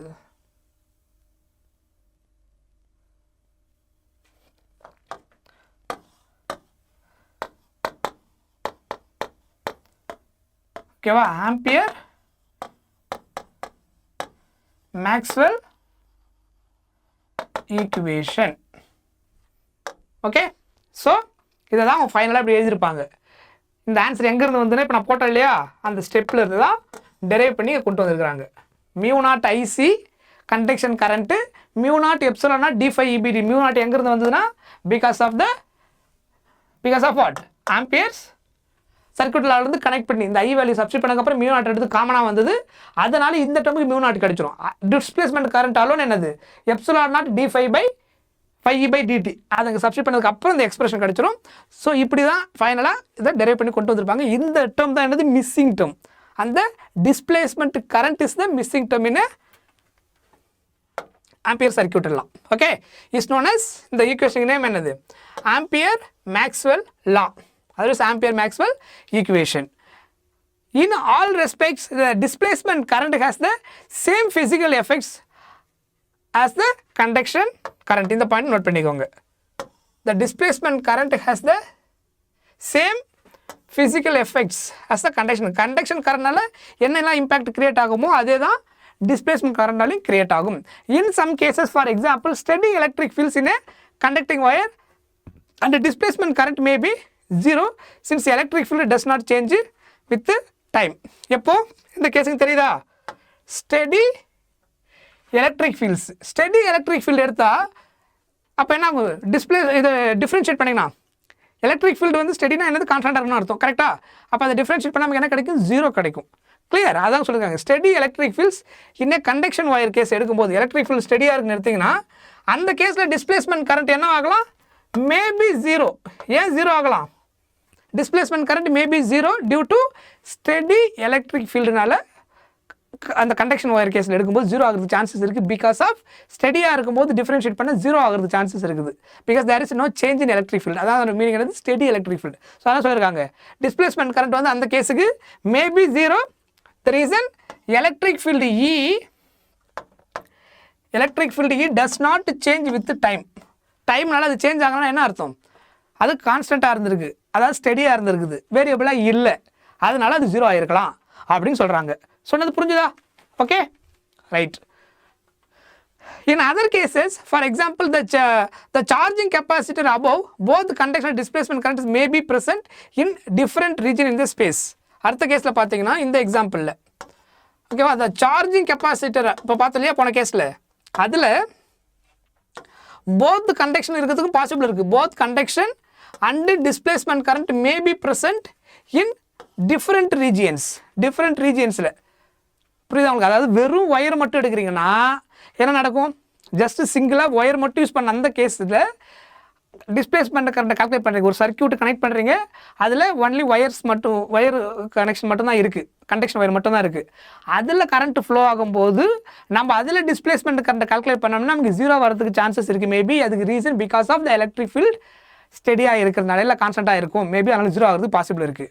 கெப்பாசிட்டரை சப்போஸ் கனெக்ட் பண்ணிட்டீங்கன்னா, அந்த கண்டக்ஷன் ஒயரில் கெப்பாசிட்டரை கனெக்ட் பண்ணிட்டீங்கன்னா இங்கே நமக்கு 2 கரண்ட்டுமே பாசிபிளாக இருக்கலாம். Depends on the region. Conduction current also possible, displacement current also possible. நம்ம என்ன மாதிரி ரீஜனை சூஸ் பண்ணுறோமோ அதுக்கேற்ற மாதிரி கெப்பாசிட்டி இன்சைடா இல்லை அவுட் சைடான்றதை பொறுத்து மாறும். Depends on the region. அதான் இங்கே மென்ஷன் பண்ணியிருக்கிறாங்க. த charging capacitor above both the conduction and displacement currents may be present in different regions in space. Choose பண்ணுற ரீஜனை பொறுத்து ரெண்டுமே இருக்கலாம், இல்லை ஒன்று மட்டும் இருக்கலாம் அப்படின்னு சொல்கிறாங்க. In most of the cases they both may be present. Most of the cases என்னது? May be present the same region of space as there exists no perfectly conducting and no perfectly insulating medium. ஓகேவா? So இந்த point note பண்ணிக்கோங்க. there exists no perfectly conducting or perfectly insulating medium. So most interestingly there may be a large regions of space where there is no conduction current. நம்ம ரீஜனை ரொம்ப லார்ஜாக choose பண்ணும்போது நம்ம என்ன எடுத்துக்க போகிறோம்? கண்டக்ஷன் கரண்ட்டை வந்து இல்லைன்னு எடுத்துக்க போகிறோம். ஸ்பேஸ் ரொம்ப லார்ஜ் இல்லையா? ஸோ ரீஜன் ரொம்ப லார்ஜாக எடுக்கும்போது அதை நம்ம நெக்லிஜிபிளாக எடுத்துக்க முடியும். So no conduction current but there is only ஸ்பேஸில் எது மட்டும் தான் இருக்கிறதா எடுக்க போகிறோம்? Only displacement current due to time varying electric fields. Time varying electric ஃபீல்ட்னால ப்ரொடியூஸ் ஆகிற டிஸ்பிளேஸ்மெண்ட் கரண்ட் மட்டும் தான் ப்ரெசென்ட்னு நம்ம எடுத்துக்க போகிறோம் லார்ஜ் ஸ்பேஸ் எடுக்கும்போது. So in such region we expect magnetic field through there is no conduction current source nearby. So the prediction of such displacement current can be varied experimentally. For example, magnetic field between the plates of capacitor முன்னாடி பார்த்தோம் இல்லையா, can be measured.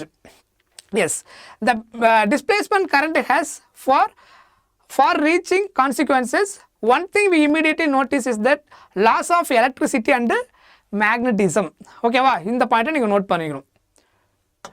Notice that loss of electricity and magnetism now more symmetricalனா நமக்கு அந்த electric field magnetic field ரெண்டுமே என்னது almost equal எனர்ஜியில் நமக்கு distribute ஆகும்.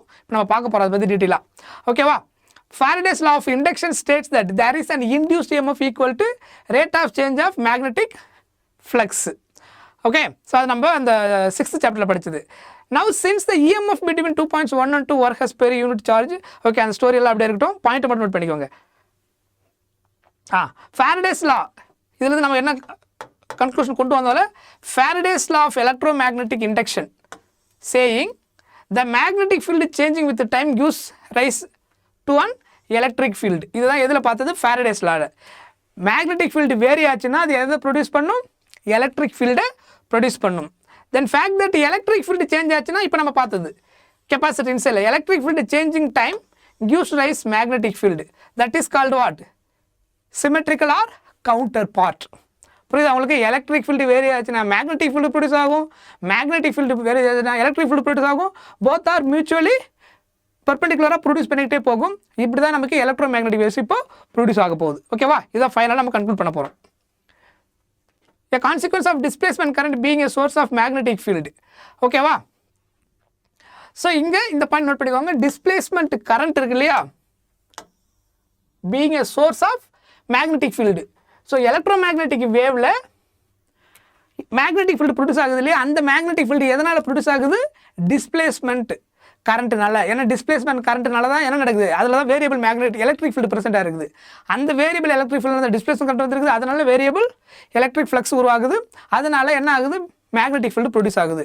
So electromagnetic வேவில் மேக்னெட்டிக் ஃபீல்டு ப்ரொடியூஸ் ஆகுது எதனால், டிஸ்பிளேஸ்மெண்ட் கரண்ட்னால. புரியுதா? Thus time dependent electric and magnetic field give rise to each other. Faraday's law of electromagnetic induction and Ampere Maxwell law gives quantitative expression for this statement. Okay, ஃபைனலாக இங்கே கொண்டு வந்திருக்காங்க பாருங்க, அந்த Maxwell's equation in vacuum. அவர் என்னெல்லாம் ஃபைனலாக conclude பண்ணாருன்னா, ஃபர்ஸ்ட் ஒன் என்னது, Gauss law of electricity. First எலக்ட்ரிசிட்டிக்கு காஸ் லா ஸ்டடி பண்ணதில் இந்த கண்டிஷன் சாட்டிஸ்ஃபை ஆகுது. அது டோட்டல் ஃப்ளக்ஸ் கரெக்டாக. இ வெக்டார் டாட் ஏ வெக்டார்னா என்னது, what is meaning of E vector dot A vector, electric ஃப்ளக்ஸ்னு அர்த்தம். எலக்ட்ரிக் ஃபீல்டு இன்ட்டு ஏரியா என்ன அர்த்தம், electric flux through any closed area that is equal to Q/ε0. That is Gauss law. சிம்பிளாக நம்ம என்னென்னு படிச்சிருப்போம் அது ஆக்சுவலாக ஃபஸ்ட் சாப்டரில். Flux phi is equal to Q/ε0 படிச்சிருப்போம். That is Gauss law. Total charge enclosed by the given surface by what, ε0. that is equal to total flux.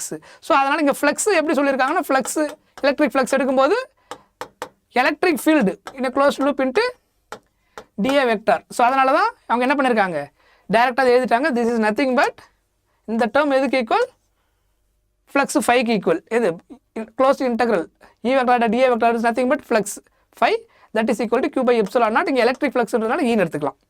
புரியுதா? Next Gauss law for magnetism. So magnetic field நீங்கள் calculate பண்ணிங்கன்னா அந்த close லூப்பில் flux magnetic flux calculate பண்ணிங்கன்னா உங்களுக்கு answer என்ன கிடைக்கும், 0 கிடைக்கும். புரியுதா? இது காஸ் லா ஃபார் மேக்னட்டிசம். இந்த பாயிண்ட்டை ஒரு தடவை கேட்டிருக்காங்க கொஷினில். ஒரு க்ளோஸ் லூப்பில் உங்களுக்கு மேக்னெட்டிக் ஃபீல்ட்ஸ் பாஸ் ஆகும்போது மேக்னெட்டிக் ஃப்ளக்ஸ் கால்குலேட் பண்ணிங்கன்னா என்ன வரும், க்ளோஸ் லூப்புக்குள்ளே க்ளோஸ்ட் ஏரியாக்குள்ளே. Okay, close loop means closed area. So இதுதான் என்னது, ஆக்சுவலாக இதோட மீனிங் என்ன, 5B மேக்னெட்டிக் ஃப்ளக்ஸ். அது எப்படி எழுத போகிறோம், B vector field into area. சொல்கிறது புரியுதா? இதுக்கு பதிலாக இப்படி எழுதுறாங்க. காஸ் லா ஃபார் மேக்னட்டிசம்னா எலக்ட்ரிக் ஃபீல்டுக்கு பதிலாக இங்கே பி போட்டால் என்ன அர்த்தம், மேக்னெட்டிக் ஃபீல்டுனால ப்ரொடியூஸ் ஆகிற ஃப்ளக்ஸ். ஸோ மேக்னெட்டிக் ஃப்ளக்ஸ் எதுக்கு equal, B vector dot A vector. Calculate பண்ணிங்கன்னா என்ன கிடைக்கும், 0 கிடைக்கும். க்ளோஸ் டு லூப்புக்கு காஸ் லாவை மேக்னெட்டிக் ஃபீல்டு கேஸ் யூஸ் பண்ணி அந்த கேஸில் ஃப்ளக்ஸ் கால்குலேட் பண்ணணும்னா. ஸோ இது எலக்ட்ரிக் ஃபீல்டில் Q/ε0. கரெக்டாக மேக்னெட்டிக் ஃபீல்டு கேஸில் ஃப்ளக்ஸ் கண்டுபிடிச்சா 0 ஆகிடும் க்ளோஸ்ட் ஏரியாவுக்கு. Remember this 2 point. இதான் என்ன சொல்லுவாங்க, Gauss law of electricity, Gauss law of magnetism. அதுக்கப்புறம் Faraday's law, அதான் என்னது, இன்டியூஸ்டு இஎம்எஃப். அந்த கேஸில் இன்டியூஸ்டு ஃப்ளக்ஸ். இதை கால்குலேட் பண்ணிங்கன்னா B vector dot dl vector for close loop எதுக்கு ஈக்குவலாக இருக்கும், -d∅b/dt. ஓகேவா? Magnetic flux changes with respect to time. புரியுதா? நெகட்டிவ் சைன்ன்றது நீங்கள் எதுக்கு, இன்டியூசஸ் அப்படின்னு அர்த்தம், அகேன்ஸ்டாக இருக்கும். அதுக்கப்புறம் கடைசியாக நம்ம படிக்கிற முக்கியமான ஈக்குவேஷன் என்னது, ஆம்பியர் மேக்ஸ்வெல் ஈக்குவேஷன். இப்போ நம்ம கண்டுபிடிச்சது இதுதான். அடிஷ்னலாக அவர் இந்த மிஸ் ஆன டைமை கண்டுபிடிச்சார். அவர் எலக்ட்ரிக் ஃபீல்டு மேக்னெட்டிக் ஃபீல்டு தனித்தனியாக ஸ்டடி பண்ணார். அதுக்கப்புறம் எலக்ட்ரோ மேக்னெட்டிக் வேவ் ஃபுல்லாக கம்பைன் பண்ணி இது ப்ரெசென்ட்டாக இருக்கும், அது பாசிபிளாக இருக்கிறதுக்கான அந்த எக்ஸ்பிரஷன் அவர் கொடுத்துருக்காரு. ஓகேவா? இதுதான் இந்த 4 எக்ஸ்பிரஷன் என்ன சொல்லுவாங்க, மேக்ஸ்வெல் ஈக்குவேஷன் இன் வேக்கம். புரியுதா? இதுவும் முக்கியமானது, ஞாபகம் வச்சுக்கணும். இதில் இதுதான் அவர் வந்து அடிஷ்னலாக அவர் கண்டுபிடிச்சது யார், மேக்ஸ்வெல். பர்டிகுலராக இது இந்த கரண்ட்டு டிஸ்பிளேஸ்மெண்ட் கரண்ட். இந்த ஐடியா வந்ததுக்கப்புறம் தான் எலக்ட்ரோமேக்னெட்டிக் வேவ்ன்றதை நம்மளால் ஸ்டடி பண்ணுறது ஈஸியாக இருந்தது. புரிஞ்சுதா? ரைட்.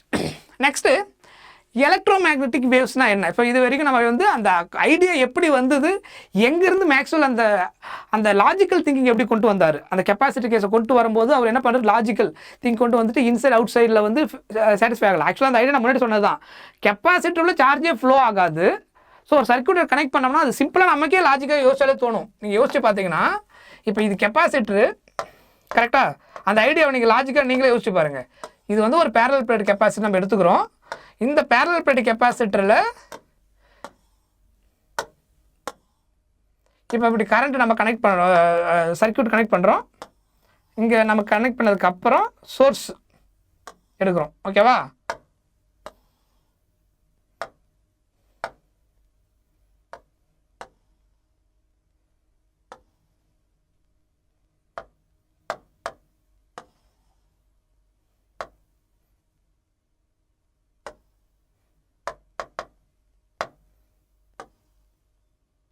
ஸோ இப்போ இதுதான் எடுத்துக்கிறோம் அப்படின்னா இது ப்ளஸ்ஸு மைனஸு, இது வந்து வேரியபிள் கரண்ட் இங்கே எடுக்கணும்னு வச்சுக்கோங்க, I of t.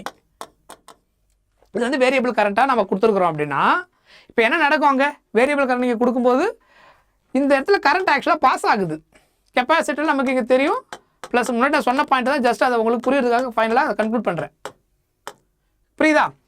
கரண்ட்டு உள்ளே பாஸ் ஆகவுடனே இந்த இடத்துல சார்ஜே மூவ் ஆகலை, ஆனால் அதுக்கப்புறம் வெளியில் என்ன வருது, I of t கரண்ட் வருது, வந்து சர்க்யூட்டில் கரண்ட் ஃப்ளோ ஆகிட்டே இருக்குது. இந்த இடத்துல தான் மேக்ஸ்வெலுக்கு அந்த கொஸ்டின் அரைஸ் ஆகுது. புரியுதா உங்களுக்கு?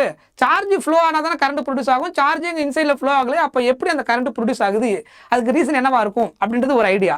அதுக்கப்புறம் அந்த 6th சாப்டர்ல இருந்தது இல்லையா, வேரியிங் மேக்னெட்டிக் ஃபீல்டு வந்து எலக்ட்ரிக் ஃபீல்டை ப்ரொடியூஸ் பண்ணிச்சுன்னா அப்போ வேரியிங் எலக்ட்ரிக் ஃபீல்டு கரண்ட்டை ப்ரொடியூஸ் பண்ணணும் இல்லையா, அதான் கான்வர்ஸ். அந்த ஐடியா, இந்த ரெண்டு விஷயத்தையும் அவர் என்ன பண்ணுறாரு, கனெக்ட் பண்ணி அந்த லாஜிக்கல் திங்கிங்லேருந்து அவர் கொண்டு வராரு. அதுலேருந்து அவர் கொண்டு வந்த அந்த புது கான்செப்ட் என்னது, டிஸ்பிளேஸ்மெண்ட் கரண்ட். புரிஞ்சுதா? கிளியர்? எஸ். இப்போ எலக்ட்ரோமேக்னெட்டிக் வேவ்னா என்னன்னு பார்க்கலாம் வாங்க. So sources of electromagnetic waves, electromagnetic வேவ்ஸை எப்படி ப்ரொடியூஸ் பண்ணுறது, அதனுடைய சோர்சஸ் எதெல்லாம் இருக்குது அப்படின்றத பார்க்குறோம். So how are electromagnetic waves produced, neither stationary charges. So இந்த பாயிண்ட் ரொம்ப முக்கியம், ரொம்ப கேர்ஃபுல்லாக அதை நோட் பண்ணிக்கோங்க.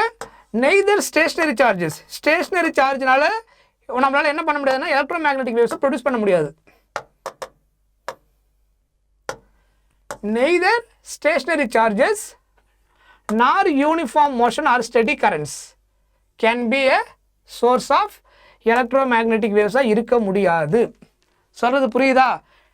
ஸ்டெடி சார்ஜ்னா என்ன அர்த்தம், அந்த எலக்ட்ரோஸ்டாட்டிக்ஸ் நம்ம படிச்சோம் இல்லையா, சார்ஜ் அட் ரெஸ்ட், ரெஸ்ட்டில் இருக்கிற ஒரு சார்ஜினால உங்களுக்கு என்ன ப்ரொடியூஸ் பண்ண முடியாது, எலக்ட்ரோமேக்னெட்டிக் வேவ்ஸை ப்ரொடியூஸ் பண்ண முடியாது.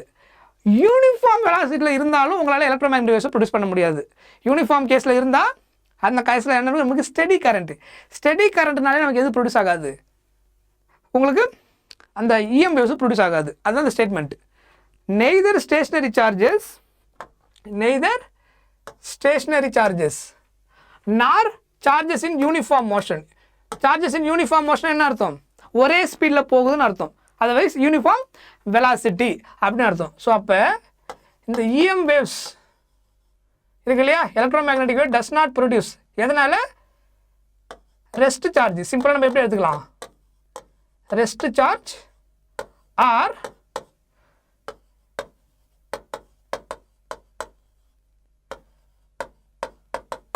R what, uniform motion of charge, அதாவது யூனிஃபார்ம் ஸ்பீடில் மூவ் ஆகிற சார்ஜ். இதனால எது ப்ரொடியூஸ் ஆகாது, எலக்ட்ரோமேக்னெட்டிக் வேவ்ஸ் நாட் ப்ரொடியூசிங். புரியுதா? சும்மா நான் ஒரு கீவேர்டாக ஹிண்ட்டாக உங்களுக்கு புரிஞ்சா எழுதிருக்காங்க, ஸ்டேட்மெண்ட் சிம்பிளாக புரிஞ்சுக்கிறதுக்காக. EM waves does not produce when the charges at rest or what, the charges in uniform motion. Otherwise இது வேறு எப்படி சொல்லலாம், ஆர்வைஸ். அதர்வைஸ் இந்த கேஸை இது இன்னொரு ஸ்டேட்மெண்ட்டில் எப்படி சொல்லலாம், ஸ்டெடி கரண்ட். ஸ்டெடி கரண்ட்னாலே அது ப்ரொடியூஸ் ஆகாது. இப்போ அதனால தான் நம்ம கெப்பாசிட்டர் கேஸ் படிக்கும்போது பார்த்தோம் இல்லையா, இப்போ மேக்ஸ்வெல் கேஸில் வேரியபிள் கரண்ட் தான் நம்ம கேஸாக எடுத்து பண்ணோம், ஸ்டெடி கரண்ட் நம்ம எடுக்கல. புரியுதா? Right. So the former produces only electrostatic fields. எது, ரெஸ்ட் சார்ஜ் எதை மட்டும் தான் ப்ரொடியூஸ் பண்ணும், எலக்ட்ரோ ஸ்டாட்டிக் ஃபீல்ட்ஸை மட்டும் தான் ப்ரொடியூஸ் பண்ணும். த ஃபார்மர் ப்ரொடியூசஸ் ஒன்லி எலக்ட்ரோஸ்டாட்டிக் ஃபீல்ட்ஸ்னால் எது, அதோட மீனிங் என்ன, இந்த பாயிண்ட் பர்டிகுலராக இந்த ப்ரொடியூசஸ் எலக்ட்ரோஸ்டாட்டிக் ஃபீல்ட்ஸ் ஒன்லின்றது எப்போ சார்ஜஸ் அட் ரெஸ்ட் அதை தான் அது ப்ரொடியூஸ் பண்ணும், EM waves ப்ரொடியூஸ் பண்ணாது. while later produces magnetic fields, steady current எதை ப்ரொடியூஸ் பண்ணும், மேக்னெட்டிக் ஃபீல்டு ப்ரொடியூஸ் பண்ணும். அதான் 4th chapter moving charge and magnetism படித்தோம் இல்லையா, அதில் கரண்ட் ப்ரொடியூஸ் பாஸ் ஆகுது. அந்த கரண்ட் என்னது, ஸ்டெடி கரண்ட்டு. அந்த கரண்ட்டினால ப்ரொடியூஸ் ஆகிற மேக்னெட்டிக் ஃபீல்டு நம்ம படித்தோம், ஸ்டெடி கரண்ட்னால் ப்ரொடியூஸ் ஆகிற மேக்னெட்டிக் ஃபீல்டு நம்ம பார்த்தோம். புரியுதா? ஸோ அந்த கேஸில் இட் ப்ரொடியூசஸ் மேக்னெட்டிக் ஃபீல்டை ப்ரொடியூஸ் பண்ணும். ஏன்னாங்க கரண்ட் ப்ரெசென்ட்டாக இருக்கிறனால, இல்லை சார்ஜ் மோஷனில் இருக்கிறதுனால ப்ரொடியூசஸ் மேக்னெட்டிக் ஃபீல்டு. ஹவெவர் எது change ஆகாதுன்னா do not vary with time.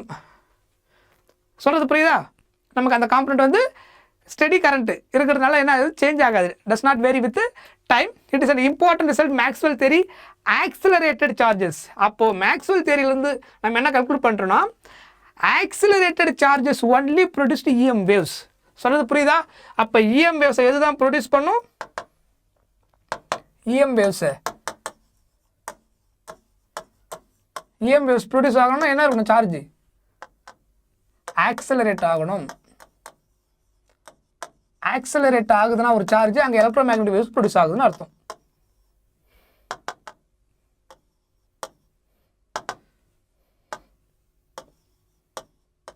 Okay, so remember this point. இதுதான் முக்கியமான பாயிண்ட். இதில் EM waves ஆக்சலரேட்டட் சார்ஜ்னால மட்டும்தான் ப்ரொடியூஸ் ஆகும். ரெஸ்ட்டில் இருக்கிற சார்ஜ்னால எலக்ட்ரோமேக்னெட்டிக் ப்ரொடியூஸ் ஆகாது. யூனிஃபார்ம் மோஷன்லேயும் இல்லை ஸ்டெடி கரண்ட்டில் பாஸ் ஆகக்கூடிய அந்த கேஸ்லேயும் எது ப்ரொடியூஸ் ஆகாது, எலக்ட்ரோமேக்னெட்டிக் வேவ்ஸ் ப்ரொடியூஸ் ஆகாது. ரெஸ்ட் சார்ஜ்னால எலக்ட்ரோஸ்டாட்டிக் ஃபீல்டு ப்ரொடியூஸ் ஆகும். மூவிங் சார்ஜ்னால ஸ்டெடி கரண்ட்னால என்ன ப்ரொடியூஸ் ஆகும், மேக்னெட்டிக் ஃபீல்டு ப்ரொடியூஸ் ஆகும். But it does not varying with டைமால் அது சேஞ்ச் ஆகாது. பட் எலக்ட்ரோமேக்னெட்டிக் வேவ்ஸ் ப்ரொடியூஸ் ஆகும்னா accelerated charges. Accelerated charges produces magnetic field. Accelerated charges radiate electromagnetic waves. Radiate electromagnetic waves. The proof of this basic result is beyond the scope of this book, but we can accept in the basis of rough qualitative reasoning. ஓகேவா? அதுக்கு நிறைய அந்த explanation இருக்குது, நம்ம text புக்கில் ஒரு டீட்டெயிலாக கொடுக்கல. அந்த ஆக்சலரேட்டட் சார்ஜ்னால எப்படி வந்து அந்த எலக்ட்ரோமேக்னெட்டிக் ப்ரொடியூஸ் ஆகும் ரொம்ப டீட்டெயில் கொடுக்கல. Just remember the point. இங்கே நம்ம டெக்ஸ்ட் புக்கில் என்ன கொடுத்ததாலும் எக்ஸாம் பாயிண்ட் அதை மட்டும் நம்ம நோட் பண்ணிக்க போகிறோம். ஓகேவா? Right. Consider a charge oscillating with some frequency. Okay.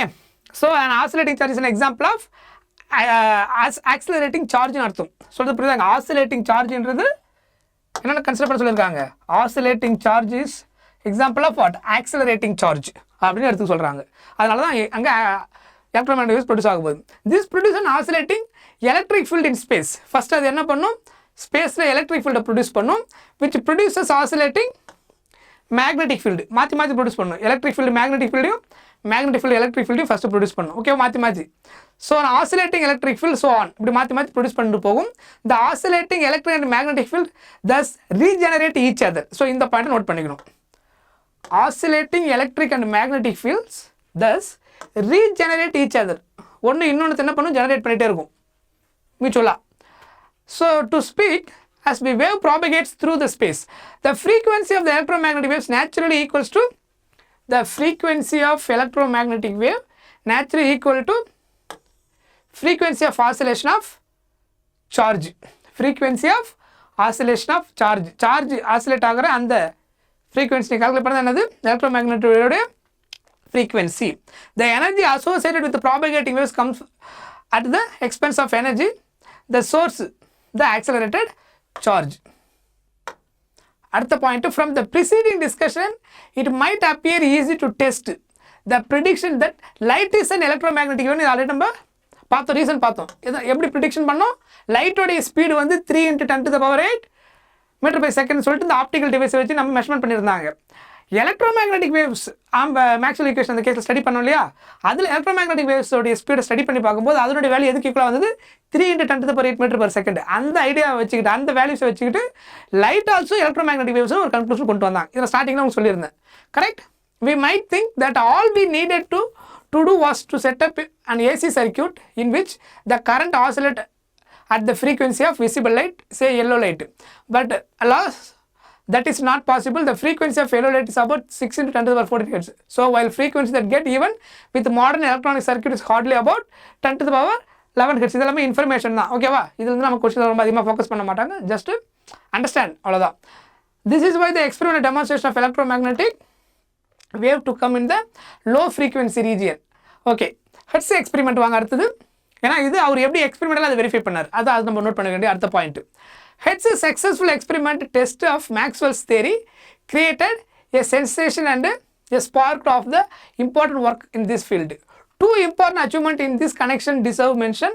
7 years after Hertz, அதுக்கப்புறம் ஜெகதீஷ் சந்திர போஸ் ஒர்க்கிங் அட் கல்கட்டா. அவர் ஜெகதீஷ் சந்திர போஸ் வந்து ஆக்சுவலாக யார் பார்த்தா அவர் இந்தியா, ஓகேவா, அவர் வந்து கல்கட்டாவில் பிறந்தவர். Succeeded in the producing and observing electromagnetic waves of much shorter wave length. Shorter wave லென்த்தில் electromagnetic waves produce பண்ணுறாங்க எக்ஸ்பெரிமெண்ட் மெத்தடில். His experiment like that Hertz was confined to the laboratory. At around the same time, Marconi in Italy followed Hertz work and succeeded in transmitting electromagnetic waves over distances of many kilometers. So அந்த electromagnetic waves use பண்ணி என்ன பண்ணுறாரு, சிக்னல்ஸை transmit பண்ணுறாரு many கிலோமீட்டருக்கு. இது application ஆக்சுவலாக அந்த கான்செப்டை கண்டுபிடிச்சதுக்கப்புறம்.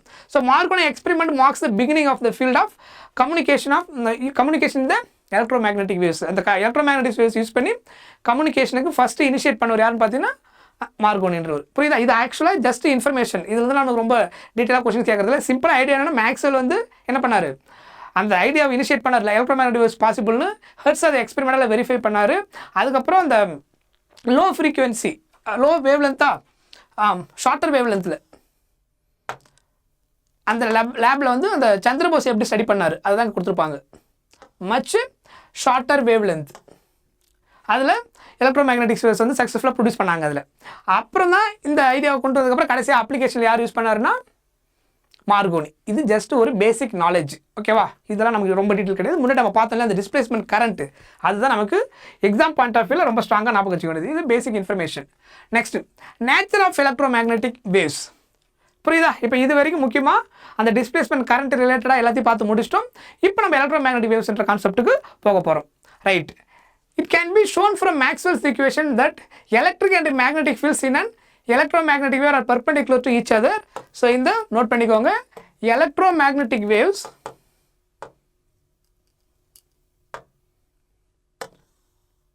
are perpendicular to each other. அப்படின்னா என்ன அர்த்தம்? electric field and magnetic field both are mutually perpendicular each other and the direction of propagation அதுக்கும் perpendicular தான் இருக்கும்.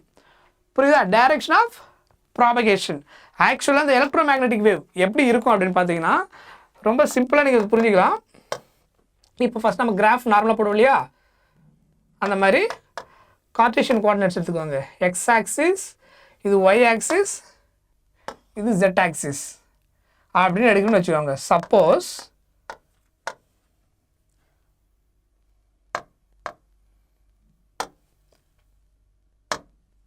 ஸோ இதை நான் என்ன எடுத்துக்கிறேன், எக்ஸ் ஆக்சிஸ்ன்னு எடுத்துக்கிறேன். இதை ஒய் ஆக்சிஸ், இதை நான் எப்படி எடுத்துக்கிறேன், ஜெட் ஆக்சிஸ். நம்ம எதை வேணாலும் எடுத்துக்கலாம், நம்ம கன்வீனியன்ட் தான் எது எக்ஸ் ஒய் ஜெட்ன்றது. இங்கே எலக்ட்ரிக் ஃபீல்டு இப்போ நான் எக்ஸ் ஆக்சிஸில் பாஸ் ஆகுதுன்னு எடுக்கணும்னு வச்சுக்கோங்க. எக்ஸுக்கு ஆப்போசிட்டில் உங்களுக்கு நெகட்டிவ் எக்ஸ் ஆக்சிஸ் இருக்கும் இல்லையா. இப்போது எப்படி எலக்ட்ரிக் ஃபீல்டு பாஸ் ஆக போகுதுன்னா, லைக் நார்மலாக ஒரு வேவ் எப்படி வரையுமோ அப்படி வரைஞ்சிடணும். ஓகேவா? இப்படி தான் போகுது. இது என்னது? Electric field. அதுக்கப்புறம் மேக்னெட்டிக் ஃபீல்டு எந்த ஆக்சிஸில் வரும்னா ஒய் ஆக்சிஸ். ஆக்சுவலாக ஒய் ஆக்சிஸ் அது இப்படி இருக்குன்னு அர்த்தம். எக்ஸு இங்கே ஒய், இந்த இடம் ஒய், இது ஜெட் ஆக்சிஸ். எக்ஸ் இதான் இப்படி வரும். நம்ம போர்டில் புரியுறதுக்காக இப்படி வரைகிறோம். ஆக்சுவல் மீனிங் என்ன? இதான் தேர்ட் டைமென்ஷன். சொல்கிறது புரியுதா? X y axis z axis. அப்போ இந்த வேவ் வந்து இதுக்கு பர்பெண்டிகுலராக இப்படி வரும். புரியுதா? ஆக்சுவலாக இப்படி வரும், இந்த இடத்துல இப்படி இருக்கும். அது இது எலக்ட்ரிக் ஃபீல்டு, இந்த பக்கம் மேக்னெட்டிக் ஃபீல்டு. அது ரெண்டுத்துக்கு நடுவில் 90 டிகிரி ஃபார்ம் ஆகும். பட் இதில் வரைகிறது கொஞ்சம் என்னவாக இருக்கும், கொஞ்சம் கஷ்டமாக இருக்கும் இது 2 டைமென்ஷனல் போர்டில். ஸோ அதனால் நம்ம என்ன பண்ணுறோம் அப்படின்னா அது ஈஸியாக புரிஞ்சுக்கிறதுக்காக ஒய் ஆக்சிஸில் இப்படி வருதுன்னு நம்ம புரிஞ்சுக்கிறோம். ஓகேவா? இந்த மாதிரி வரைஞ்சிக்கிறோம். இப்போது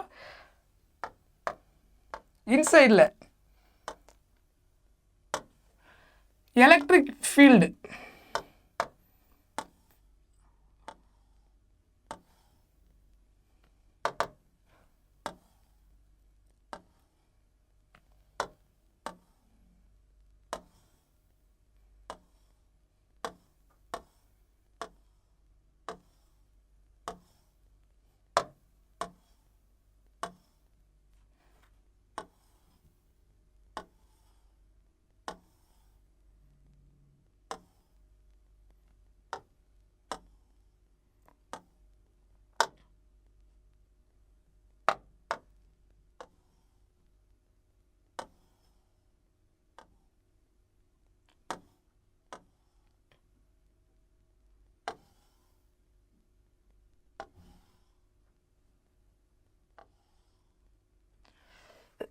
புரியுதா?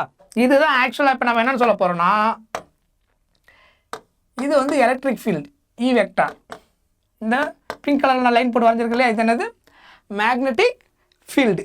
எலக்ட்ரிக் ஃபீல்டு எந்த ஆக்சில் எடுத்துருக்கிறேன், எக்ஸ் ஆக்சிஸ் அப் அண்ட் டவுனில் போகுது. புரியுதா? Magnetic field positive y axis negative y axis இப்படி போயிட்டு வருது.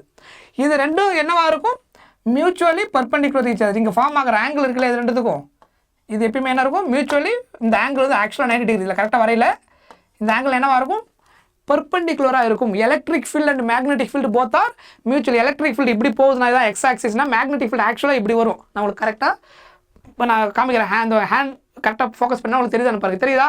இப்படி இருக்கும் ஆக்சுவலாக. கரெக்டாக நீங்கள் இப்படி பார்த்தீங்கன்னா இது வந்து எலக்ட்ரிக் ஃபீல்டு, இது வந்து மேக்னெட்டிக் ஃபீல்டுனா இங்கே எவ்வளோ ஆங்கிள் ஃபார்ம் ஆகும், 90 டிகிரி. சொல்கிற பாயிண்ட் புரியுதா?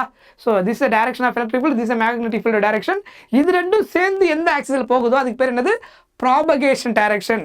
அந்த ரெண்டும் சேர்ந்து ஒரு ஸ்பீடில் எலக்ட்ரோமேக்னெட்டிக் வேவோட ஸ்பீடில் ட்ராவல் ஆகுது. அந்த டைரக்ஷன் நம்ம என்ன சொல்கிறோம், ப்ராபகேஷன் டைரக்ஷன். ரெண்டும் சேர்ந்து ட்ராவல் பண்ண direction. Electric field along x axis positive x y axis மேலே போயிட்டு கீழே போயிட்டு வந்துட்டே இருக்குது, அது எலக்ட்ரிக் ஃபீல்டோட டைரக்ஷன். அது ட்ராவல் பண்ணுற டைரக்ஷன் என்னது, இங்கே ஜெட் ஆக்சிஸ், அது என்னது ப்ராபகேஷன். அதே மாதிரி magnetic field positive y axis negative y ஆக்சிஸில் போயிட்டு வருது. அதுக்கப்புறம் இது ரெண்டும் சேர்ந்து ஃபைனலாக ட்ராவல் ஆகிற அந்த ஒரு டைரக்ஷன் என்னது, zed axis. That is called propagation direction. சொல்கிறது புரியுதா? இந்த டைரக்ஷனுக்கு நேம் என்ன, எலக்ட்ரோமேக்னெட்டிக் வேவ் ட்ராவல் பண்ணுற அந்த டைரக்ஷனுக்கு நேம் வந்து ப்ராபகேஷன் டைரக்ஷன். ப்ராபகேஷன் இந்த டைரக்ஷனில் தான் ஸ்பீட் ஆஃப் எலக்ட்ரோமேக்னெட்டிக் வேவ் இருக்கும். புரியுதா? இதான் என்னது இந்த கேஸில். அது ஜெட் ஆக்சிஸாக தான் இருக்கணும் அவசியம் கிடையாது. எலக்ட்ரிக் ஃபீல்டு மேக்னெட்டிக் ஃபீல்டு ரெண்டு சேர்ந்து எந்த ஆக்சில் ட்ராவல் ஆகுதோ அந்த டைரக்ஷனுக்கு பேர் ப்ராபகேஷன் டைரக்ஷன். ஒருவேளை இது எக்ஸ் ஆக்சிஸாக இருந்தால் இது ஒய் ஜெட்டாக இருந்தால் ப்ராபகேஷன் டைரக்ஷன் எக்ஸ் ஆக்சிஸாக இருக்கும். புரியுதா? எலக்ட்ரிக் ஃபீல்டு மேக்னெட்டிக் ஃபீல்டு எந்த ஆக்சிஸ் வருதோ அந்த ஆக்சிஸ் எடுத்துக்க போகிறோம். தெளிவாக புரிஞ்சுதா? ஸோ அதுக்கப்புறம் இந்த லைன் இருக்கு இல்லையா, இந்த ப்ராபகேஷன் டைரக்ஷன், எலக்ட்ரிக் ஃபீல்டும் இந்த ப்ராபகேஷனும் என்னவா இருக்கும், பர்பெண்டிகுலர் ஈச் அதராக இருக்கும். சொல்கிறது புரியுதா? அந்த எலக்ட்ரோமேக்னெட்டிக் வேவும் ஆல்ரெடி பார்த்தோம்ல மேக்னெட்டிக் வேவ், அந்த எலக்ட்ரிக் ஃபீல்டு மேக்னெட்டிக் ஃபீல்டுமே மியூச்சுவலி பர்பெண்டிகுலராக இருக்கும். அண்ட் ஆல்சோ அந்த ப்ராபகேஷன் டைரக்ஷனுக்கும் எலக்ட்ரிக் ஃபீல்டு பர்பெண்டிகுலராக இருக்கும், மேக்னெட்டிக் ஃபீல்டு பர்பெண்டிகுலராக இருக்கும். எதுக்கு, இந்த ப்ராபகேஷன் டைரக்ஷனுக்கு. ஃபைனலாக எல்லாமே மியூச்சுவலி பர்பெண்டிகுலர். புரிஞ்சுதா? இப்போ இந்த பாயிண்ட்டுக்கு வாங்க. It appears reasonable say from our discussion the displacement current இதை நம்ம முன்னாடி பார்த்துட்டோம். The electric field inside the plates of the capacitor is directed perpendicular to the plates. The magnetic field gives rise via displacement current along the perimeter of the circular plate. So E vector B vector perpendicular in this case. இதுதான் அங்கே அந்த டயக்ராமில் நான் சொல்லிட்டேன். Electric field B vector E vector B vector and magnetic field B vector electric field E vector both are what, perpendicular. This is a general in feature. Okay, next பாருங்க, electromagnetic wave propagating along the caseல z direction. இது என்ன, இதுக்கு பேர் என்னது, propagation direction. ஓகேவா? the electric field Ex along x axis. இந்த கேஸ்ல நான் கொடுத்தேன் இல்லையா, அதில் எலக்ட்ரிக் ஃபீல்டு எந்த ஆக்சிஸில் எடுத்துக்கிறேன், x ஆக்சிஸில் Exன்றது electric field along x axis, சஃபிக்ஸில் எக்ஸ் போட்டுருக்கிறதுனால. And where is sinusoidally with z axis டைரக்ஷனில் சைனோசாய்டில் மாறிக்கிட்டு அந்த டைரக்ஷனில் ட்ராவல் ஆகிட்டே போகுது. எது, எலக்ட்ரிக் ஃபீல்டு. இந்த மேக்னெட்டிக் ஃபீல்டு நாங்கள் இந்த கேஸில் என்ன எடுத்திருக்கேன், BY அலாங் ஒய் ஆக்சிஸ் எடுத்துக்கிறேன். ஒய் ஆக்சிஸில் மேக்னெட்டிக் ஃபீல்டு ட்ராவல் ஆகுதுன்னு எடுத்துகிறேன். எந்த டைரக்ஷனில் ட்ராவல் ஆகிட்டே போகுது, ஜெட் ஆக்சிஸில் ட்ராவல் ஆகிட்டே போகுது. சைனோசாய்டில் changes with respect to time. இதான் அந்த diagram. See the diagram again.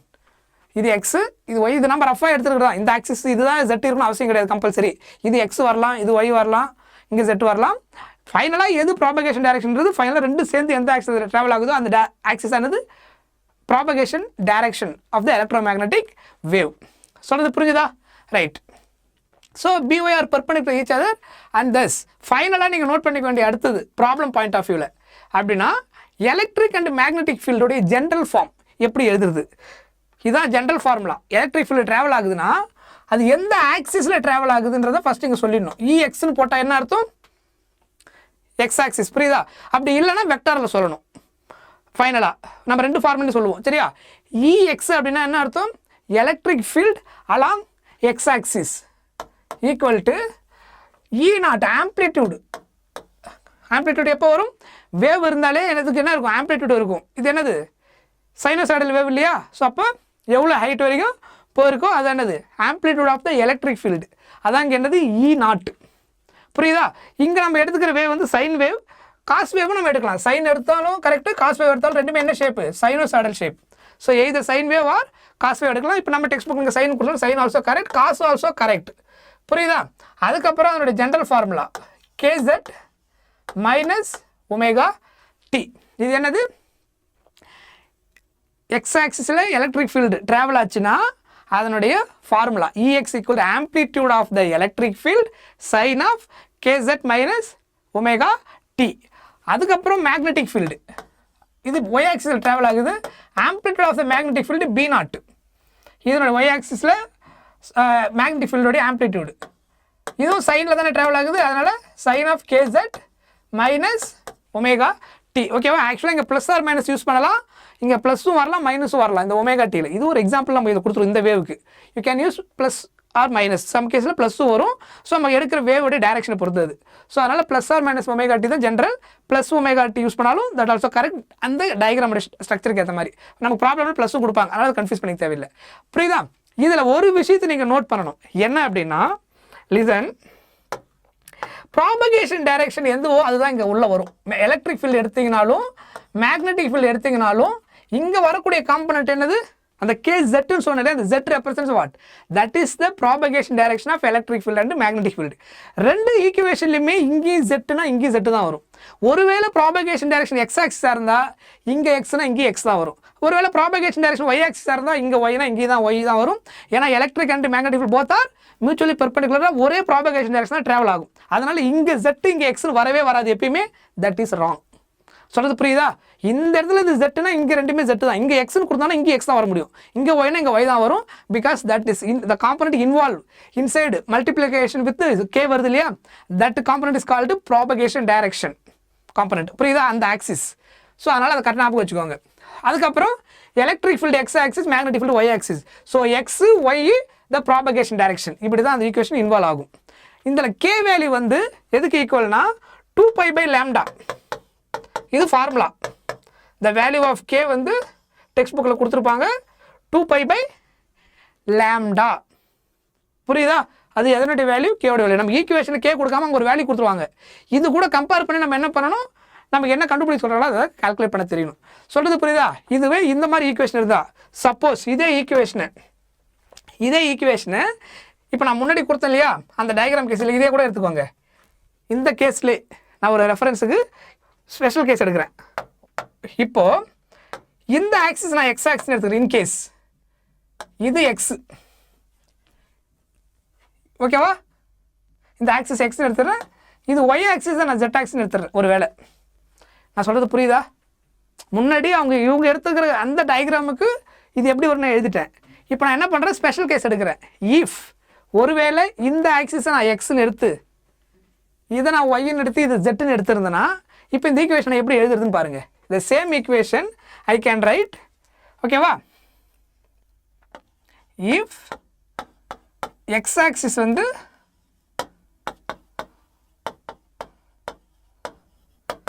Propagation direction அப்படின்னு இருந்தா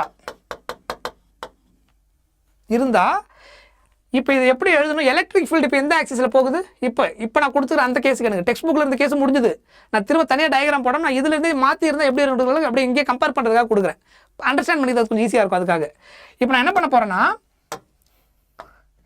எலக்ட்ரிக் ஃபீல்டுடைய ஈக்குவேஷன் எழுத போகிறேன். எலக்ட்ரிக் ஃபீல்டு இப்போ எந்த ஆக்சிஸ், இதுதான் எலக்ட்ரிக் ஃபீல்டு டைரக்ஷன். இது எந்த ஆக்சிஸ், ஒய் ஆக்சிஸ்.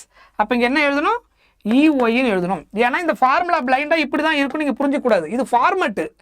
ஆனால் இங்கே Z ஒய் எக்ஸ் இதெல்லாம் டயக்ராமுக்கு ஏற்ற மாதிரி மாறும், அவங்க கொடுக்குற ஆக்சிஸ்க்கு ஏற்ற மாதிரி மாறும். அதனால் இது ஸ்டாண்டர்டாக இப்படி தான் இதே மாதிரி தான் இருக்கும். இங்கே எப்பயுமே Z தான் வரும், தப்பாக புரிஞ்சிக்கூடாது. இந்த கேஸுக்கு ப்ராபகேஷன் டைரக்ஷன் Z இருந்தனால அங்கே போட்டிருக்கேன். இப்போ நான் மாற்றி போட்டால் என்ன வருதுக்காக தான் அந்த கம்பேரிசன் கொடுக்க போகிறோம். அந்த கிளாரிட்டி உங்களுக்கு கிடைச்சிடும். அதுக்கப்புறம் அந்த ஈக்குவேஷன் எப்படி பார்க்கணுன்றது உங்களுக்கு தெரிஞ்சிடும். Y axis magnitude E0. அதுக்கப்புறம் இதே same sine wave sine of K. இங்கே Z போடக்கூடாது. Zன்றது என்னது, போன கேஸில் அந்த டைரக்ஷனில் தான் ப்ராபகேஷன் இருந்தது. இப்போ எந்த டைரக்ஷனில் ப்ராபகேஷன் இருக்குது, இது எந்த ஆக்சிஸ், இப்போது எக்ஸ் ஆக்சிஸ். ப்ராபகேஷன் ஆக்சிஸ் இங்கே என்னது, எக்ஸ் ஆக்சிஸ். அப்போ இங்கே என்ன எழுதணும், KX minus 𝜔t. புரியுதா? இப்போ நான் கொடுத்துக்கிற ஆக்சிஸ் இது x இது y z மாற்றி எழுதுனா இந்த ஈக்குவேஷனை இப்போ இப்படி எழுத முடியும். EY equal to E0 sin of electric field direction y axis, propagation direction x axis. புரியுதா? இப்போ அடுத்தது மேக்னெட்டிக் ஃபீல்டு எழுது பார்க்கும். மேக்னெட்டிக் ஃபீல்டு எந்த டைரக்ஷன் இருக்குது? z ஆக்சிஸா? கரெக்ட். இந்த ஆக்சிஸ் z எடுத்துருக்கேன் இல்லையா? அப்போ என்ன வரும்? BZ magnetic field B0 sin of k. இங்கே என்ன போடணும்? ரெண்டுத்துலையுமே ஒரே ப்ராபகேஷன் டைரக்ஷன் தானே இருக்கும். இதுவும் x ஆக்சிஸ் டைரக்ஷனில் ட்ராவல் ஆக போது, மேக்னெட்டிக் ஃபீல்டு x ஆக்சிஸ் டைரக்ஷனில் ட்ராவல் ஆகும். So kx minus 𝜔t. புரிஞ்சுதா தெளிவா? ஸோ முன்னாடி இது z ஆக்சிஸாக இருந்தால் இந்த ஈக்குவேஷன் என்னவாக இருந்தது? எலக்ட்ரிக் ஃபீல்டு மேக்னெட்டிக் ஃபீல்டோடைய ஜென்ரல் ஃபார்முலா எழுதினேன். இப்போ x ஆக்சிஸ் இந்த பக்கம் வந்துட்டு இது y z, எலக்ட்ரிக் ஃபீல்டு இப்படி மேக்னெட்டிக் ஃபீல்டு இந்த பக்கம் இருந்ததுன்னா இந்த ஈக்குவேஷன் இப்படி மாடிஃபை ஆகும். ஃபைனலாக இங்கேயும் x, இந்த ப்ராபகேஷன் என்ன ஆகாதுன்னு சொல்லியிருந்தேன், மாறாதுன்னு சொல்லியிருந்தேன் இல்லையா? Here also x, here also x because that is a propagation direction for this case. இதை பேஸ் பண்ணி ப்ராப்ளம் இருக்குது. அதுக்காக தான் இவ்வளோ கிளியராக கொடுக்குற அந்த பாயிண்ட்டை புரிஞ்சுக்கிறதுக்கு. பிளைண்டாக இப்படி மட்டும் தான் இருக்கும்னு நீங்கள் நினச்சக்கூடாது. It has a format. அந்த ஃபார்மேட்டுக்காக தான் இப்படி எழுதியிருக்கிறோம். ஓகே, போகலாமா? கிளியர்? ரைட். அதுக்கப்புறம் omega is the angular frequency. அந்த எக்ஸ்பிரஷனில் ஒமேகான்றது என்னது? Angular frequency. இது ஆல்ரெடி நமக்கு ஃபெமிலியராக தெரிஞ்சிருக்கும். அதுக்கப்புறம் இங்கே கேன்னு ஒரு காம்பனண்ட் பார்த்தோம் இல்லையா? 2π/λ. அந்த கேவுடைய meaning, k is the magnitude of wave vector. அந்த கே டேர்முடைய மீனிங் என்னன்னா மேக்னிடியூட் ஆஃப் வேவ் வெக்டார்னு அர்த்தம். ஒமேகான்றது ஆங்குலர் ஃப்ரீக்வன்சி. அதுக்கப்புறம் the relation between omega and K.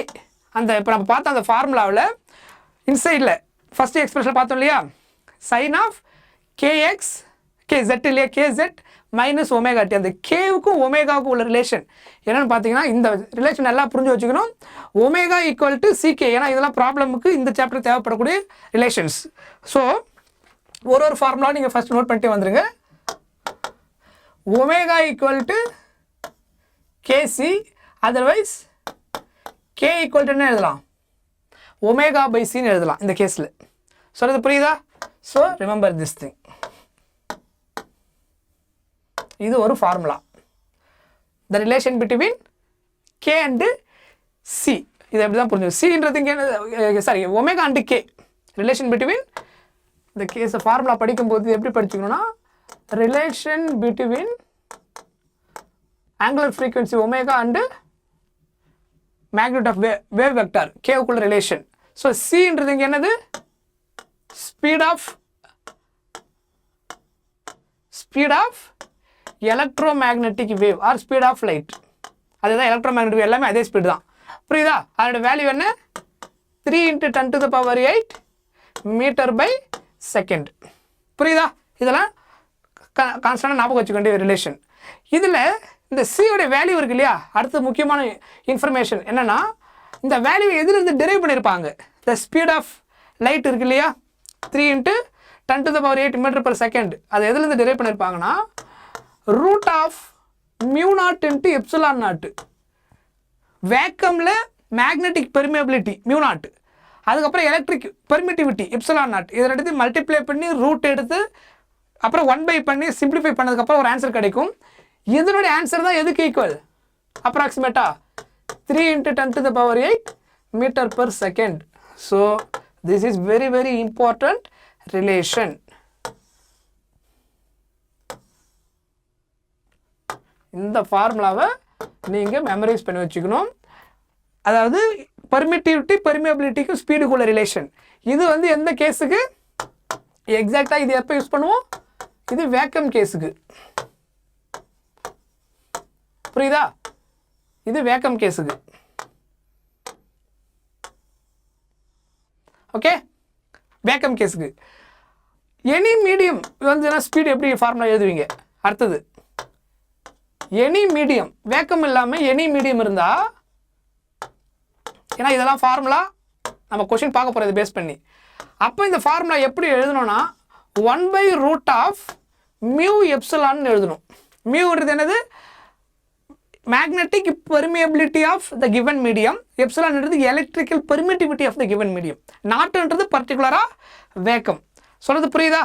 இது இந்த இடத்து சிக்கு பதிலாக வீன் மாற்றினோம், μ0க்கு பதிலாக μ ε0 மட்டும் எப்சிலான் போட்டுட்டா அது என்ன ஆகிடும் எனி மீடியமாக மாறிடும் இது வேக்கம் அதுதான் ஈஸியாக நீங்கள் ஞாபகம் வச்சுக்க முடியும் சொல்கிறது புரியுதா அடுத்து இன்னொரு ரிலேஷன் என்னென்னா இந்த மியூ அப்புறம் எப்சிலான் இந்த மாதிரி கேஸ்லாம் வரும்போது நம்ம எது கூட கனெக்ட் பண்ண ரிலேட்டிவ் பெர்மிட்டிவிட்டியோட கனெக்ட் பண்ணுவோம் அந்த ரிலேட்டிவ் பெர்மிட்டிவிட்டியோடைய ஃபார்முலா என்னன்றதுலாம் இதாலே நம்ம பார்த்துருக்கோம் சரியா இது ஒரு எக்ஸ்பிரஷன் ஞாபகம் வச்சுக்கோங்க அப்படியே இப்போ மியூ ஆர் எதுக்கு ஈக்குவல்னா mu by mu nought relative permeability epsilon r எதுக்கு equal epsilon r equal to epsilon by epsilon நாட்டுக்கு ஈக்குவல் கரெக்டா இதுல இருந்து மியூ என்ன எழுதலாம் கிராஸ் மல்டிப்ளை பண்ணீங்கன்னா மியூ ஆர் மியூ நாட்னு எழுதலாமா இதை கிராஸ் மல்டிப்ளை பண்ணீங்கன்னா எப்சிலான் எதுக்கு equal epsilon r epsilon nought சொல்றது புரியுதா இதை கிராஸ் மல்டிப்ளை பண்ணிட்டா எப்சிலான் எதுக்கு equal epsilon r epsilon nought இது கூட கிராஸ் மல்டிப்ளை பண்ணி mu equal to mu R mu naught correct தானே இதை எடுத்து வந்து இதில் சப்ஸ்டிட் பண்ண என்ன ஆகுதுன்னு பாருங்க இந்த ஈக்குவேஷனில் சப்ஸ்டிட் பண்ணிங்கன்னா 1 divided by mu replaced by mu or mu naught epsilon replaced by epsilon or epsilon naught புரியுதா பாருங்க mu replaced by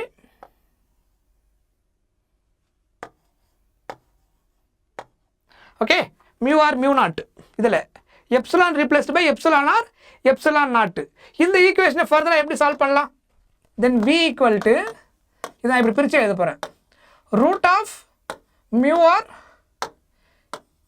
epsilon r into root of mu not epsilon நாட்னு செப்பரேட் பண்ணிக்கிறேன் ரூட் தானே மல்டிப்ளிகேஷன் பிரிச்சுக்கலாம் இல்லையா maths rule mu r epsilon r ஒரு டேர்மாகவும் term இல்லை தனியாகவும் எப்சிலான் நாட் மியூ நாட் அது இன்னொரு டேர்ம் மல்டிப்ளிகேஷன் பிரிச்சுக்கலாம் ரூட் ஆஃப் 2 into 3 நம்ம எப்படி எழுதலாம் root of 2 into root of 3 எழுதலாம் that is root of 2 into 3 அதான மீனிங்கு அந்த ஃபார்மேட்டில் மேத்தமேட்டிக்கல் ப்ராப்பர்ட்டி யூஸ் பண்ணி அதை பிரிக்கிறேன் இப்போ இந்த இடத்துல 1 by root of mu naught epsilon naught எதுக்கு equal 1 by root of mu naught epsilon naught பதிலா c சொல்லலாமா that value also equal to 3 into 10 to the power 8 meter per second கரெக்டா அப்போ இந்த 1 by root of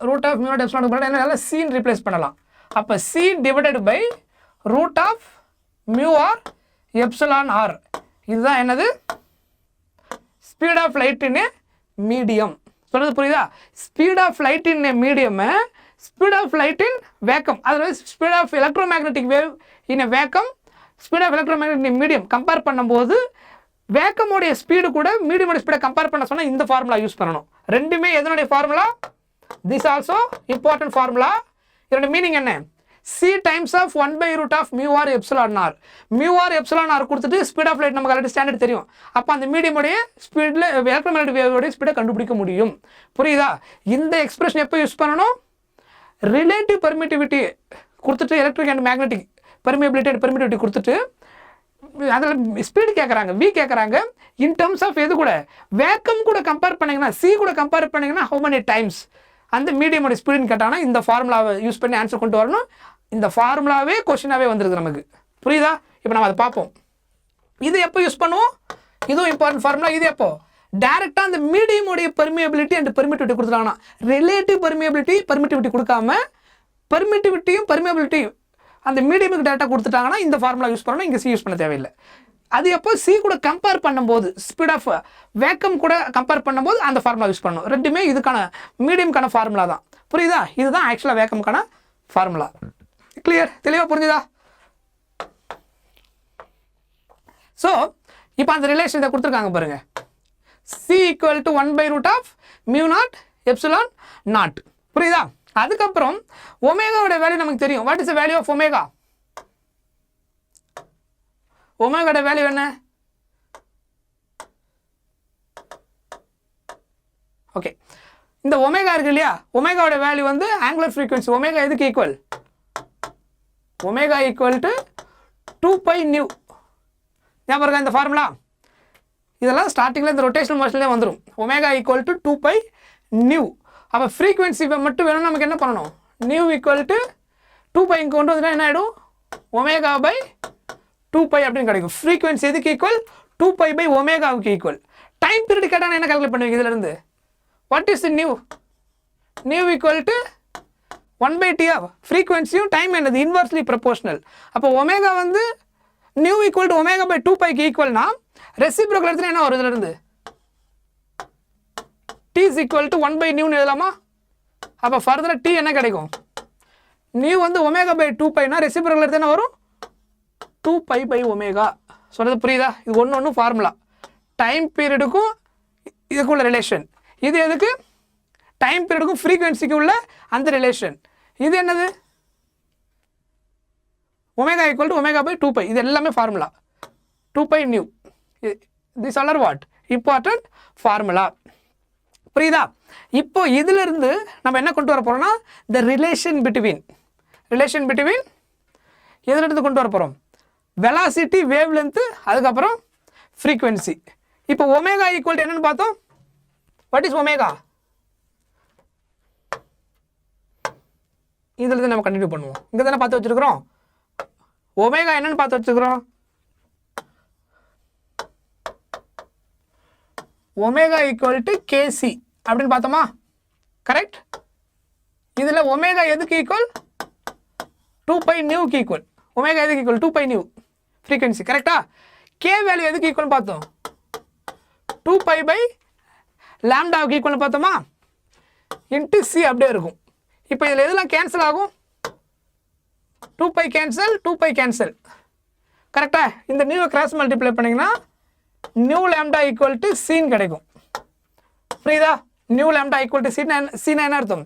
சின்றது speed of electromagnetic. அது எதுக்கு ஈக்குவலாக இருக்கும்? Speed of light in medium. அது எது கால்குலேட் பண்ணுறோம் அப்படின்னா வேக்கமுக்கு எடுத்தால் இந்த ஃபார்முலா. அதாவது அந்த எலக்ட்ரோமேக்னெட்டிக் வேவுடைய ஃப்ரீக்வன்சி இன்ட்டு வேவ் லென்த் அதை மல்டிப்ளை பண்ணால் அந்த எலக்ட்ரோமேக்னெட்டிக் ஸ்பீடு கிடைக்கும்.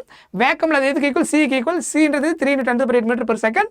That is always what equal for any electromagnetic wave. Because wavelength வேறையாக இருந்தாலும் ஃப்ரீக்வன்சி வேறையாக இருந்தாலும் 2 வேவுக்கு அதோட மல்டிப்ளிகேஷன் இப்போ எதுக்கு ஈக்குவலாக இருக்கும்?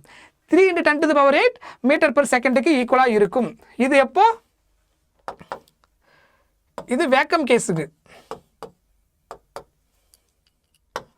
இது வேக்கம் கேஸுக்கு. அப்போ ஃபார் எனி மீடியம்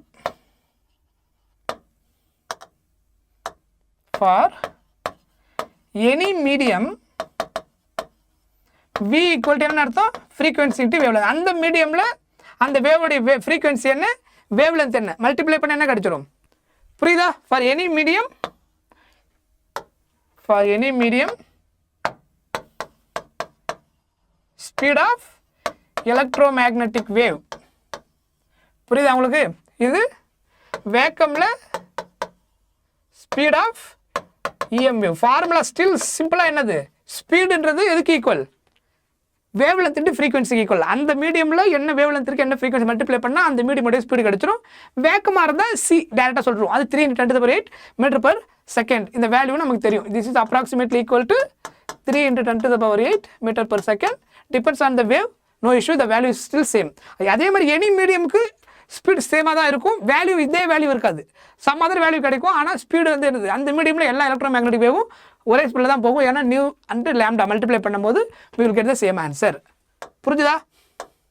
ஸோ அதை தாங்க கொடுத்துருப்பாங்க. அந்த ரிலேஷன் இங்கே டெரைவ் பண்ணியிருக்காங்க பாருங்கள். New lambda equal to C.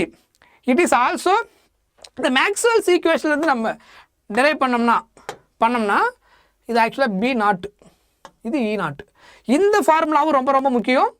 The speed C is equal to எதுக்கு ஈக்குவல் அப்படின்னா E0/B0. எலக்ட்ரோமேக்னெட்டிக் வேவ்லேருந்து amplitude of the electric field, amplitude of the magnetic field ரெண்டு ரேஷியோ எடுத்தா E0/B0 எதுக்கு ஈக்குவலாக இருக்கும்? சிக்கு ஈக்குவலாக இருக்கும். இது மேக்ஸ்வெல் ஈக்குவேஷன்லேருந்து. புரியுதா? ஓகே. ஸோ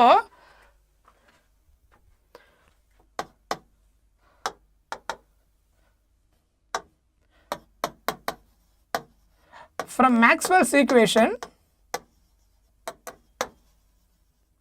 இதில் நம்ம என்ன பண்ணுறோம்? ஸ்பீடுக்கு ஃபார்முலா கண்டுபிடிக்கிறோம். v is equal to E/B any medium. இது எலக்ட்ரிக் ஃபீல்டு அண்ட் மேக்னெட்டிக் ஃபீல்டுடைய ஆம்ப்ளிடியூட் நமக்கு தெரிஞ்சதுன்னா கால்குலேட் பண்ணுற ஃபார்முலா. அதாவது E0/B0. புரியுதா? இது எப்போ? B0 E0ன்றது ஆம்ப்ளிடியூடு. எனி மீடியமில் ஸ்பீடு கண்டுபிடிக்கணும்னா இந்த ரேஷியோ ஆஃப் E0/B0 விக்கு ஈக்குவல். ஓகேவா?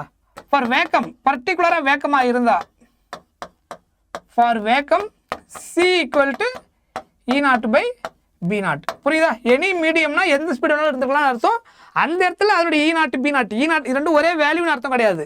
E0ன்றது amplitude of the electric field, அந்த பர்டிகுலர் மீடியமில் amplitude of the magnetic field electromagnetic உடைய வேவில் அது ரெண்டுக்கு ரேஷியோ எடுத்தால் அந்த மீடியமில் என்ன வேல்யூ கிடையாது ரேஷியோ எடுத்தால் அது V.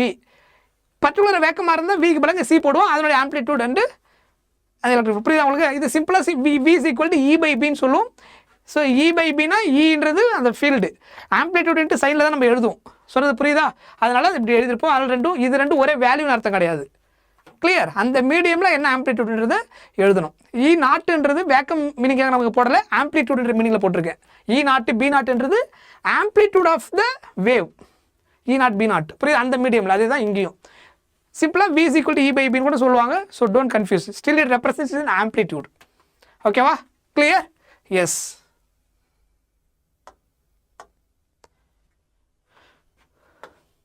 ஸோ இதுதான் அங்கே மென்ஷன் பண்ணியிருப்பாங்க. இதெல்லாம் நான் உங்களுக்கு முன்னாடியே கொடுத்துட்டேன். என்னது? V = 1/√μ∈. நான் அதெல்லாம் உங்களுக்கு லாஸ்ட்டாக டெரைவ் பண்ணிட்டேன் முன்கூட்டியே. ஓகேவா? ஸோ இந்த பாயிண்டில் அடுத்தது இதை கொடுத்துருக்காங்க பாருங்கள். B is equal to சிம்பிளாக E/C, அது E0/B0ன்னு போட்டோம் இல்லையா, அதுதான் அது E0/B0 ஆம்ப்ளிடியூட். சிம்பிளாக அதர்வைஸ் E/Bன்னு போடுவோம். ஸோ அதை சிம்பிளாக புரிஞ்சுக்கிறதுக்கு இது எப்படி எழுதிக்கலாம்? சிம்பிளாக கன்வீனியண்ட்டாக இருக்கிறதுக்காக V is nothing but the ratio of electric field and magnetic field அப்படின்னு சொல்லிக்கலாம். புரியுதா? ஸ்பீடு சிஆர் இருந்தால் சீன் போட்டு வேண்டி தான், எனி மீடியமாக இருந்தால் வீன் போட்டு வருது. அதோட electric field magnetic field simplify பண்ண ஆன்சர் கிடச்சிரும்.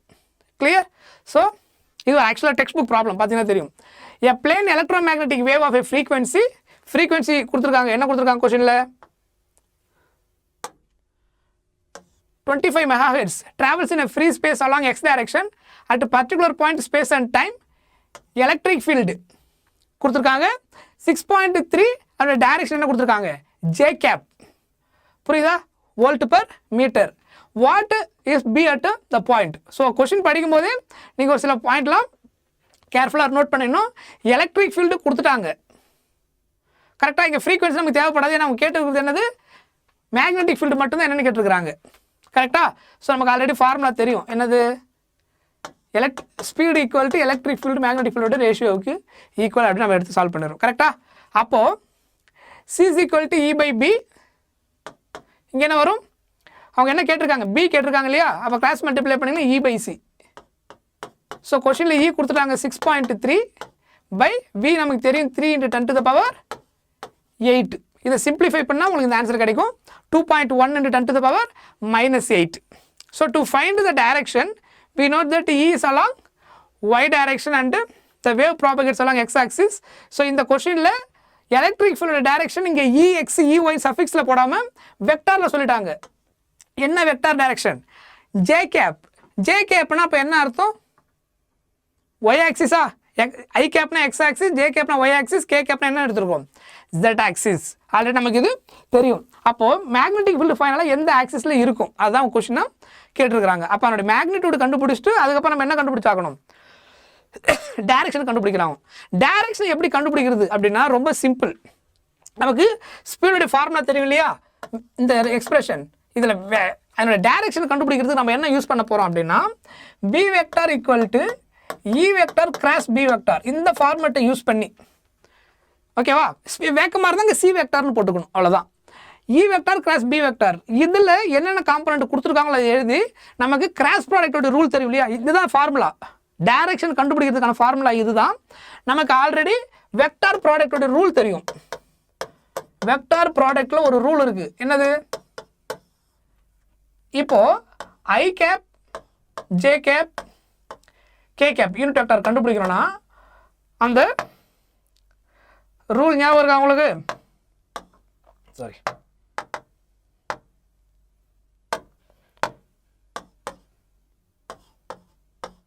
இதில் I cap cross J cap எடுத்தால் என்ன வரும்? நெக்ஸ்ட் டேர்ம் மிஸ்ஸிங் டேர்ம் வருமா? I cap cross J cap எதுக்கு ஈக்குவல்? K capக்கு ஈக்குவல். அந்த ஆர்டர் முக்கியம், சைக்கிளிக் ஆர்டரில் வரணும்.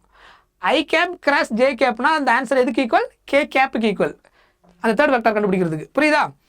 J cap cross K cap இப்படி வந்தீங்கன்னா J cap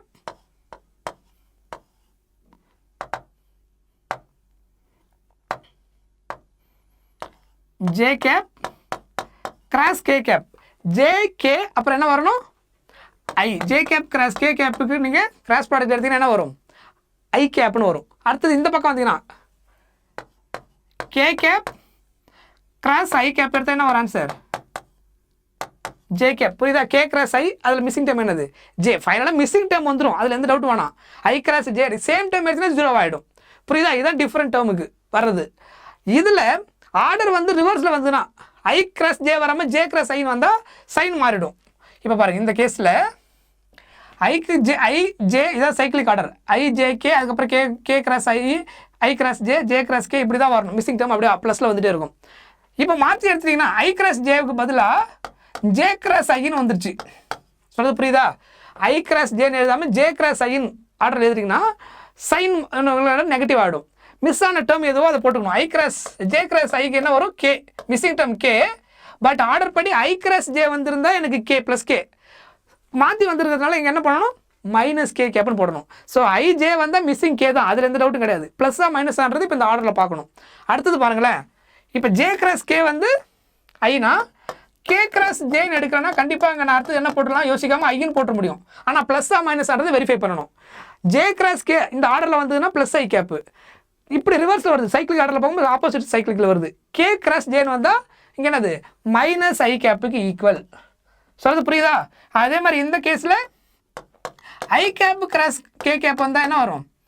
கே கிராஸ் ஐனா plus J, K cross I அடுத்தது அந்த சைக்கிளிக் ஆர்டர் படி ஜே. ஆனால் ஐ கிராஸ் ஜே வந்தால் மைனஸ் சைனில் வரும். மிஸ்ஸிங் டேர்ம் ஜே, ஆப்போசிட் வரனா மைனஸ் ஜே கேப். சொல்கிறது தெளிவாக புரிஞ்சுதா? Any doubt? இது ஆக்சுவலாக வெக்டார் ப்ராடக்ட் பேசிக் மேக்ஸோடைய ரூலில் இருக்கும். வெக்டார் எவ்வளோ முக்கியம் நமக்கு ஆல்ரெடி தெரியும். இதில் பர்டிகுலராக கிராஸ் ப்ராடக்ட்டில் இந்த ரூல்ஸ். அதே மாதிரி இன்னொரு பாயிண்ட் என்னது? சேம் வெக்டார் கிராஸ் ப்ராடக்ட் 0 வரும். அதனால் நம்ம அதை கலெக்ட் பண்ண மாட்டோம், அது 0 ஆகிடும். J i cap cross i cap 0, j cap என்ன ஆகிடும்? 0, கே கேப் கிராஸ் ப்ராடக்ட் எடுத்திங்கனாலும் 0 ஆகிடும். ஸோ இது செப்பரேட்டாக ஞாபகம் வச்சுக்கணும். இதுதான் இப்போ நம்ம யூஸ் பண்ண போகிற ரூல். சொல்ல பாயிண்ட் புரியுதா? இந்த ரூல் தான் இப்போ நம்ம யூஸ் பண்ண போகிறோம். கிளியர்? ரைட். இப்போ பாருங்களேன், இதில் இந்த ஆர்டர் படி நம்ம அவங்க என்ன கொடுத்தாலும் அதை எழுத போகிறோம். இந்த கொஸ்டினுக்கு வாங்க. இந்த கொஸ்டினில் எனக்கு எது கிவன்? எலக்ட்ரிக் ஃபீல்டு எந்த ஆக்சிஸில் இருக்குன்னு சொல்லியிருக்கிறாங்க. ஜே கேப்னா என்ன அர்த்தம்? Y axis. கரெக்டாக? ஸோ இங்கே வாங்க. இப்போ எலக்ட்ரிக் இந்த இடத்துல நான் என்ன யூஸ் பண்ண போகிறேன்? வேக்கம் இல்லையா, அதனால் இது c vector equal to E vector cross B vector. Same meaning only, still it's speed, அவ்வளோதான். இ வெக்டார் எப்படி எழுதணும்? இங்கே என்ன வெக்டார் டைரக்ஷன் வரும்? இது வந்து ஜஸ்ட் அந்த டைரக்ஷன் கண்டுபிடிக்கிறது, ஐஜேகே கண்டுபிடிக்கிறதுக்காக தான் இந்த ஃபார்மெட்டில் யூஸ் பண்ணுவோம். இந்த ஃபார்முலா தான் யூஸ் பண்ணுவோம். இங்கே எனக்கு கொடுத்துட்டாங்க, இது என்ன கொடுத்துருக்காங்க? J cap. இ வெக்டார் எதில் கொடுத்துருக்காங்க? ஜே கேப்பா கொஷினில். அதுக்கப்புறம் என்ன சொல்லியிருக்கிறாங்க பாருங்கள், a plane electromagnetic wave frequency 225 MHz travel space along what? கொஷினில் எக்ஸ் டைரக்ஷன் சொல்லியிருக்காங்க. தெரியுதா? எக்ஸ் டைரக்ஷன் என்ன அர்த்தம்? லைட்டு ட்ராவல் ஆகிற டைரக்ஷன். ட்ராவல்ஸ் இன் ஃப்ரீ ஸ்பேஸ் அப்படின்னா ப்ராபகேஷன் டைரக்ஷன். ப்ராபகேஷன் டைரக்ஷன் என்னது? அந்த டைரக்ஷன் லைட்டோட ஸ்பீடு இருக்குன்னு அர்த்தம். புரியுதா? அது எந்த டைரக்ஷனா? X axis. அப்போ எக்ஸ் ஆக்சிஸ் நம்ம என்ன எழுதுவோம்? இதெல்லாம் லைட்டோடைய ஸ்பீட் டைரக்ஷனு. அது எந்த டைரக்ஷன் ஆக்சிஸா? என்ன ஆக்சிஸ்? எக்ஸ் ஆக்சிஸ் என்ன போடணும்? I cap. எக்ஸ் ஆக்சிஸ்னா ஐ கேப், ஒய் ஆக்சிஸ்னா ஜே கேப், ஜெட் ஆக்சிஸ்னா கே கேப். இப்போ இந்த ஆர்டர் படி பார்த்து இங்கே ப்ளஸ் வருமா மைனஸ் வருமா நம்ம போட்டால் ஆன்சர் முடிஞ்சுது. இப்போது எனக்கு ஆன்சர் வந்து ஐ கேப் வந்திருக்கு. எலக்ட்ரிக் ஃபீல்ட் டைரக்ஷன் எனக்கு ஜே கேப் தெரிஞ்சு போச்சு. நாங்கள் எந்த டைரக்ஷன் போட்டிருந்தா எனக்கு ப்ளஸ் ஐ கேப் கிடச்சிருக்கும். இங்கே ஜே கிராஸ் எது போடணும்னு பார்க்கணும். அப்போ இந்த ஆர்டரில் பாருங்கள், ஜே கிராஸ் கேவா? கரெக்டாக? ஜே கே கேப் போட்டிருந்தேன்னா J cap cross K cap தான் எதுக்கு ஈக்குவல்? ஐ கேப்புக்கு ஈக்குவல். கொஸ்டினில் எனக்கு இது கிவன். கரெக்டாக? இது கிவன், இது கொடுக்கல. எனக்கு இந்த ஆர்டர் தெரியும். அப்போ இங்கே எந்த டேர்ம் போட்டிருந்தா என்ன ஆன்சர் வந்திருக்கு என்னால் சொல்லிட முடியும். ஒருவேளை இங்கே என்ன ஆர்டர் வருதுன்னு பார்த்துட்டு நெகட்டிவாக ப்ளஸ் ஆகிறது நம்ம செக் பண்ண வேண்டியதாக இருக்கும். ஸோ இப்போ அவரோட மாறி இருந்ததுன்னா நம்ம என்ன பண்ணியிருப்பேன்? மைனஸ் சைனில் போட வேண்டியதாக இருந்திருக்கும். நான் சொல்கிற பாயிண்ட் புரியுதா? நம்ம அந்த கேஸும் பார்ப்போம் ப்ராப்ளம் போடும்போது. ஸோ இந்த கேஸில் பி வெக்டார் வந்து அப்போ கே கேப் டைரக்ஷனில் இருந்திருக்கும். அப்போ அதனுடைய மேக்னிடியூட் இன்ட்டு டைரக்ஷன் ஃபைனலாக நம்ம எழுதணும். அப்போ இங்கே ஆன்சர் என்ன வந்திருக்கு பாருங்கள். மேக்னிடியூட் எப்படி கண்டுபிடிச்சோம்? இந்த ஃபார்முலா யூஸ் பண்ணி கண்டுபிடிச்சோம். C is equal to E by B, then B is equal to E by C. அந்த டேட்டா கொடுத்துட்டாங்க, கால்குலேட் பண்ணிட்டோம். அதுக்கப்புறம் இதை போட்டிருக்காங்க பாருங்கள், கே கேப்பாக இருந்தால் தான் ஐ கேப் வந்துருக்க முடியும். அப்போ ஃபைனலாக ஆன்சர் எழுதும்போது ஆம்ப்ளிடியூட் ஆஃப் த ஃபீல்டு, அதுக்கப்புறம் என்ன எழுதணும், அதனுடைய டைரக்ஷன், அதான் என்னதுங்க கே கேப். தெரியுதா? கே கேப் அதை எப்படி கண்டுபிடிச்சது இப்போ நான் கொடுத்துருக்குறேன். ஸோ அந்த டைரக்ஷன் நம்ம கொஸ்டினை அப்படியே கேட்டிருப்பாங்க, தேர்ட் டைரக்ஷன் என்ன வரும்னு சொல்லிட்டு. ஸோ சிம்பிளாக நீங்கள் அதை ஞாபகம் வச்சுட்டாலே போதும். ஓகே, இப்போ அடுத்த ப்ராப்ளம் பாருங்கள். த magnetic field in a plane electromagnetic wave கொடுத்துருக்காங்க. என்ன கொடுத்துருக்காங்க? கிவன் டேட்டா ஃபஸ்ட்டு எழுதுங்க. இந்த ப்ராப்ளம் ரொம்ப சிம்பிள். அந்த கரெக்டாக என்ன கொடுத்துருக்காங்க எழுதிங்கன்னா ஆன்சர் முடிஞ்சிடும்.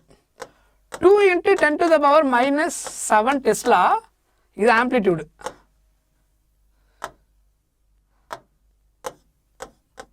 கரெக்டா? சைன் ஆஃப் அடுத்து என்ன கொடுத்துருக்காங்க? 0.5 10⁻³ ப்ளஸ் 1.5 10⁻11 ω t. ஸோ கொஸ்டினே நமக்கு டேரெக்டாக தான் இருக்குது, நம்ம இதில் தனியாக திரும்ப எதுவும் அவசியம் கிடையாது. சி த ஈக்குவேஷன், இதோட ஜென்ரல் ஃபார்முலா எப்படி இருக்கும் எழுதுங்க பார்ப்போம். How to write the general formula? இது எந்த டைரக்ஷனில் கொடுத்துருக்குறாங்க? Y of magnetic field along y direction சொல்லிட்டாங்க. இங்கே என்ன ஆக்சிஸ் வந்துருக்கும்? ப்ராபகேஷன் ஆக்சிஸ் எப்படி கண்டுபிடிக்கணும்னு சொல்லியிருந்தேன். உள்ள எந்த ஆக்சிஸ் ரெப்ரசென்ட் பண்ணியிருக்கான்னு பார்க்கணும். அந்த ஈக்குவேஷனுக்கு உள்ள கே எக்ஸா இல்லை கே ஒய்யா கே ஜெட்டான்னு பார்க்கணும். அதுதான் ப்ராபகேஷன் டைரக்ஷன். அப்போ பி ஒய் எந்த ஃபார்முலாவில் எழுதிருக்கோம்? எப்படி எழுதுவோம் நம்ம? அதோட ஆம்ப்ளிடியூடு B0, சைனாக இருந்தால் சைனு, காசாக இருந்தால் காசு. சைன் ஆஃப் கே இங்கே என்ன டைரக்ஷனு? எக்ஸு. மைனஸு ப்ளஸ் ரெண்டுமே யூஸ் பண்ணலான்னு சொல்லியிருந்தேன் நான். அங்கே ப்ளஸ் ω t யூஸ் பண்ணால் மைனஸ் ω t வரும், ப்ளஸ் ஆர் மைனஸ், அது டிபெண்ட்ஸ் ஆன் அந்த வேவோட நேச்சர் பொறுத்து. சரியா? இந்த ஃபார்மெட்டில் இந்த கொஸ்டின் இருக்குது. கரெக்டா? அவங்க என்ன கேட்டிருக்காங்க? அப்போ அதனுடைய வேவ் லென்த் என்னவா இருந்திருக்கும் இந்த கேஸில்? What is the wave length? அதுக்கப்புறம் என்ன ஃப்ரீக்வன்சி? அதுக்கப்புறம் எலக்ட்ரிக் ஃபீல்டை எப்படி எழுதுவீங்க? இதான் இதில் கேட்டுக்கிற கொஸ்டின். இதில் கம்பேர் பண்ணுங்க பார்ப்போம். இந்த ஈக்குவேஷனில் இதில் கம்பேர் பண்ணிங்கன்னா என்னென்ன இருக்குது பாருங்கள். இங்கே B0, இங்கே அதுக்கு பதில் என்ன இருக்குது? 2 × 10⁻⁻7 டெஸ்லா. B0 எதுக்கு ஈக்குவல்? இப்போ கம்பேர் பண்ணினா compare the equation general formula கூட 2 × 10⁻⁻7. இங்கேயும் சைனு, இங்கேயும் சைனு. இங்கே kx, இங்கே என்ன இருக்குது? 0.5 × 10⁻+3x. அப்போ k மட்டும் எதுக்கு ஈக்குவல் கம்பேர் பண்ணிங்கன்னா 0.5 × 10⁻+3. கரெக்டா? அதுக்கப்புறம் பாருங்க ஒமேகா டீயா இங்கே இருக்கா? இங்கே 1.5 × 10⁻11t. அப்போ ஒமேகாவுக்கு பதிலாக என்ன இருக்குது? 1.5 × 10⁻11. சொல்கிறது புரியுதா? இதை இன்னும் சிம்பிளாக நம்ம சால்வ் பண்ணுறதுக்கு எப்படி எழுதிக்கலாம்? 0.5 1/2 எழுதிக்குவாங்க × 10⁻3. 1.5 3/2 எழுதிக்கலாமா? × 10⁻11. இப்போ அவங்க என்ன கேட்டிருக்கிறாங்க? வேவ் லென்த் கேட்டிருக்கிறாங்க. எனக்கு வேவ் லென்த்தோட ஃபார்முலா என்ன? வேவ் லென்த் எப்படி கண்டுபிடிக்கலாம்? k = what is k? 2π/λவா? வேவ் லென்த்துக்கும் k உள்ள ரிலேஷன் எனக்கு தெரியும். k = 2π/λ. அப்போ λ எதுக்கு ஈக்குவல்? 2π/k ஈக்குவலா? அப்போ 2π × வாட் இஸ் k வேல்யூ? இந்த கிவன் கொஸ்டின்ல இருந்து k என்ன கண்டுபிடிச்சிருக்கிறேன்? 1/2 × 10⁻3யா? 1/2 × 10⁻3. அதர்வைஸ் நீங்கள் 0.5 வச்சுக்கோங்க, அது உங்கள் சாய்ஸ் தான். 0.5 × 10⁻+3. இதை சால்வ் பண்ணால் உங்களுக்கு என்ன ஆன்சர் கிடைச்சிருக்கும்? எழுதிருக்காங்க பாருங்க. இது வந்திருக்கா 2π / 0.5 10⁻+3 அப்ராக்சிமேட்டாக 1.26 சென்டிமீட்டர். அதை நீங்கள் அப்புறமா சால்வ் பண்ணிக்கோங்க. நார்மல் கால்குலேஷனில் நம்ம போடுவோம் இல்லையா? இதுதான் வேவ் லென்த். ஃபார்முலா கரெக்டாக சூஸ் பண்ண தெரிஞ்சால் போதும். அதுக்கப்புறம் கால்குலேஷன் ஃபஸ்ட்டாக போட பழகணும். ஸோ ஒரு ஆன்சர் முடிஞ்சுது. அடுத்து என்ன கேட்டிருக்காங்க? ஃப்ரீக்வன்சி கேட்டிருக்கிறாங்க. ஃப்ரீக்வன்சி என்ன கேட்டிருக்காங்க? ஃப்ரீக்வன்சி கேட்டிருக்கிறாங்க. ஸோ ஃப்ரீக்வன்சி நம்ம எப்படி கண்டுபிடிக்கலாம்? ஒமேகா எதுக்கு ஈக்குவல்? 2π நியூவா? அப்போ ω/2π எதுக்கு ஈக்குவல்? Frequency நியூக்கு equal. கரெக்டா? கரெக்டா? ஒமேகா கொஸ்டினில் கொடுத்துருக்குறாங்களா? சி த கிவன் டேட்டா இந்த கொஸ்டின். 1.5 × 10⁻11. ஸோ 1.5 × 10⁻11/2π. இதுதான் ஃப்ரீக்வன்சி. இதை சிம்பிளிஃபை பண்ணதுக்கப்புறம் ஃபைனலாக என்ன ஆன்சர் கிடைச்சிருக்கு? 23.9 GHz after simplification. Pi value 3.14 போட்டு இல்லை 22/7 உங்களுக்கு எது கன்வெர்ட் போட்டு சால்வ் பண்ணிங்கன்னா you will get the answer. அதுக்கப்புறம் செகண்ட் கொஸ்டின் என்ன கேட்டிருக்காங்க? Electric field. எலக்ட்ரிக் ஃபீல்டு நம்ம கண்டுபிடிச்சாகணும். எலக்ட்ரிக் ஃபீல்டு எப்படி கண்டுபிடிக்கணும்? ஃபர்ஸ்ட் ஆம்ப்ளிடியூட் கண்டுபிடிக்கணும். கரெக்டாக? ஆம்ப்ளிடியூட் எப்படி கண்டுபிடிப்பீங்க? C =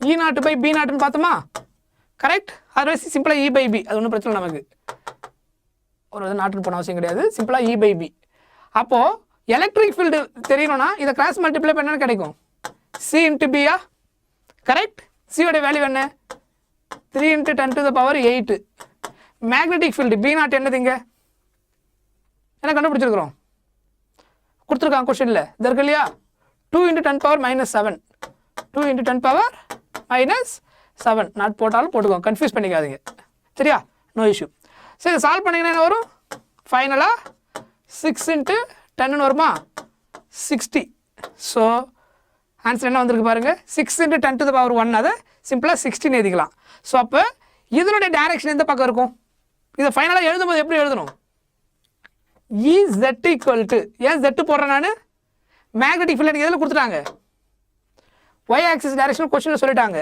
ப்ராபகேஷன் டைரக்ஷன் எப்படி கண்டுபிடிக்கும்னு சொல்லியிருந்தேன் அதுக்கு உள்ள எந்த ஆக்சிஸ் கொடுத்துருக்காங்களோ அதான் அந்த ப்ராபகேஷன் டைரக்ஷன் இங்கே எந்த ஆக்சிஸ் எக்ஸ் ஆக்சிஸ் சொல்கிற பாயிண்ட் புரியுதா எக்ஸ் ஆக்சிஸில் ப்ராபகேஷன் இருக்குது ஒய் ஆக்சிஸில் மேக்னெட்டிக் ஃபீல்டு இருக்குன்னா எலக்ட்ரிக் ஃபீல்டு அப்போ தேர்ட் ஆக்சிஸில் கண்டிப்பாக மிஸ் ஆன ஆக்சிஸ் எது Z ஆக்சிஸ் அப்போ Z ஆக்சிஸில் உங்களுக்கு என்ன இருக்கும் எலக்ட்ரிக் ஃபீல்டு இருக்கும் அதோட ஆம்ப்ளிடியூட் இங்கே என்ன வந்திருக்கு 60 into sin ஆஃப் அதுக்கப்புறம் அதே K வேல்யூ தான் இருக்கும் K வேல்யூ சேஞ்ச் ஆகாது ஸோ அப்போ சேம் K வேல்யூ என்ன வந்திருக்கு 0.5 into 10 power 3 0.5 10 power 3 x புரியுதா எப்படி எழுதணும் இந்த ஃபார்மேட்டை EZ equal to E0 sin of KX plus omega t அந்த ஃபார்மேட்டுக்கு தான் நம்ம எழுதி கொண்டு வரணும் சொல்கிறது புரியுதா அதனால தான் 0.5 into இங்கே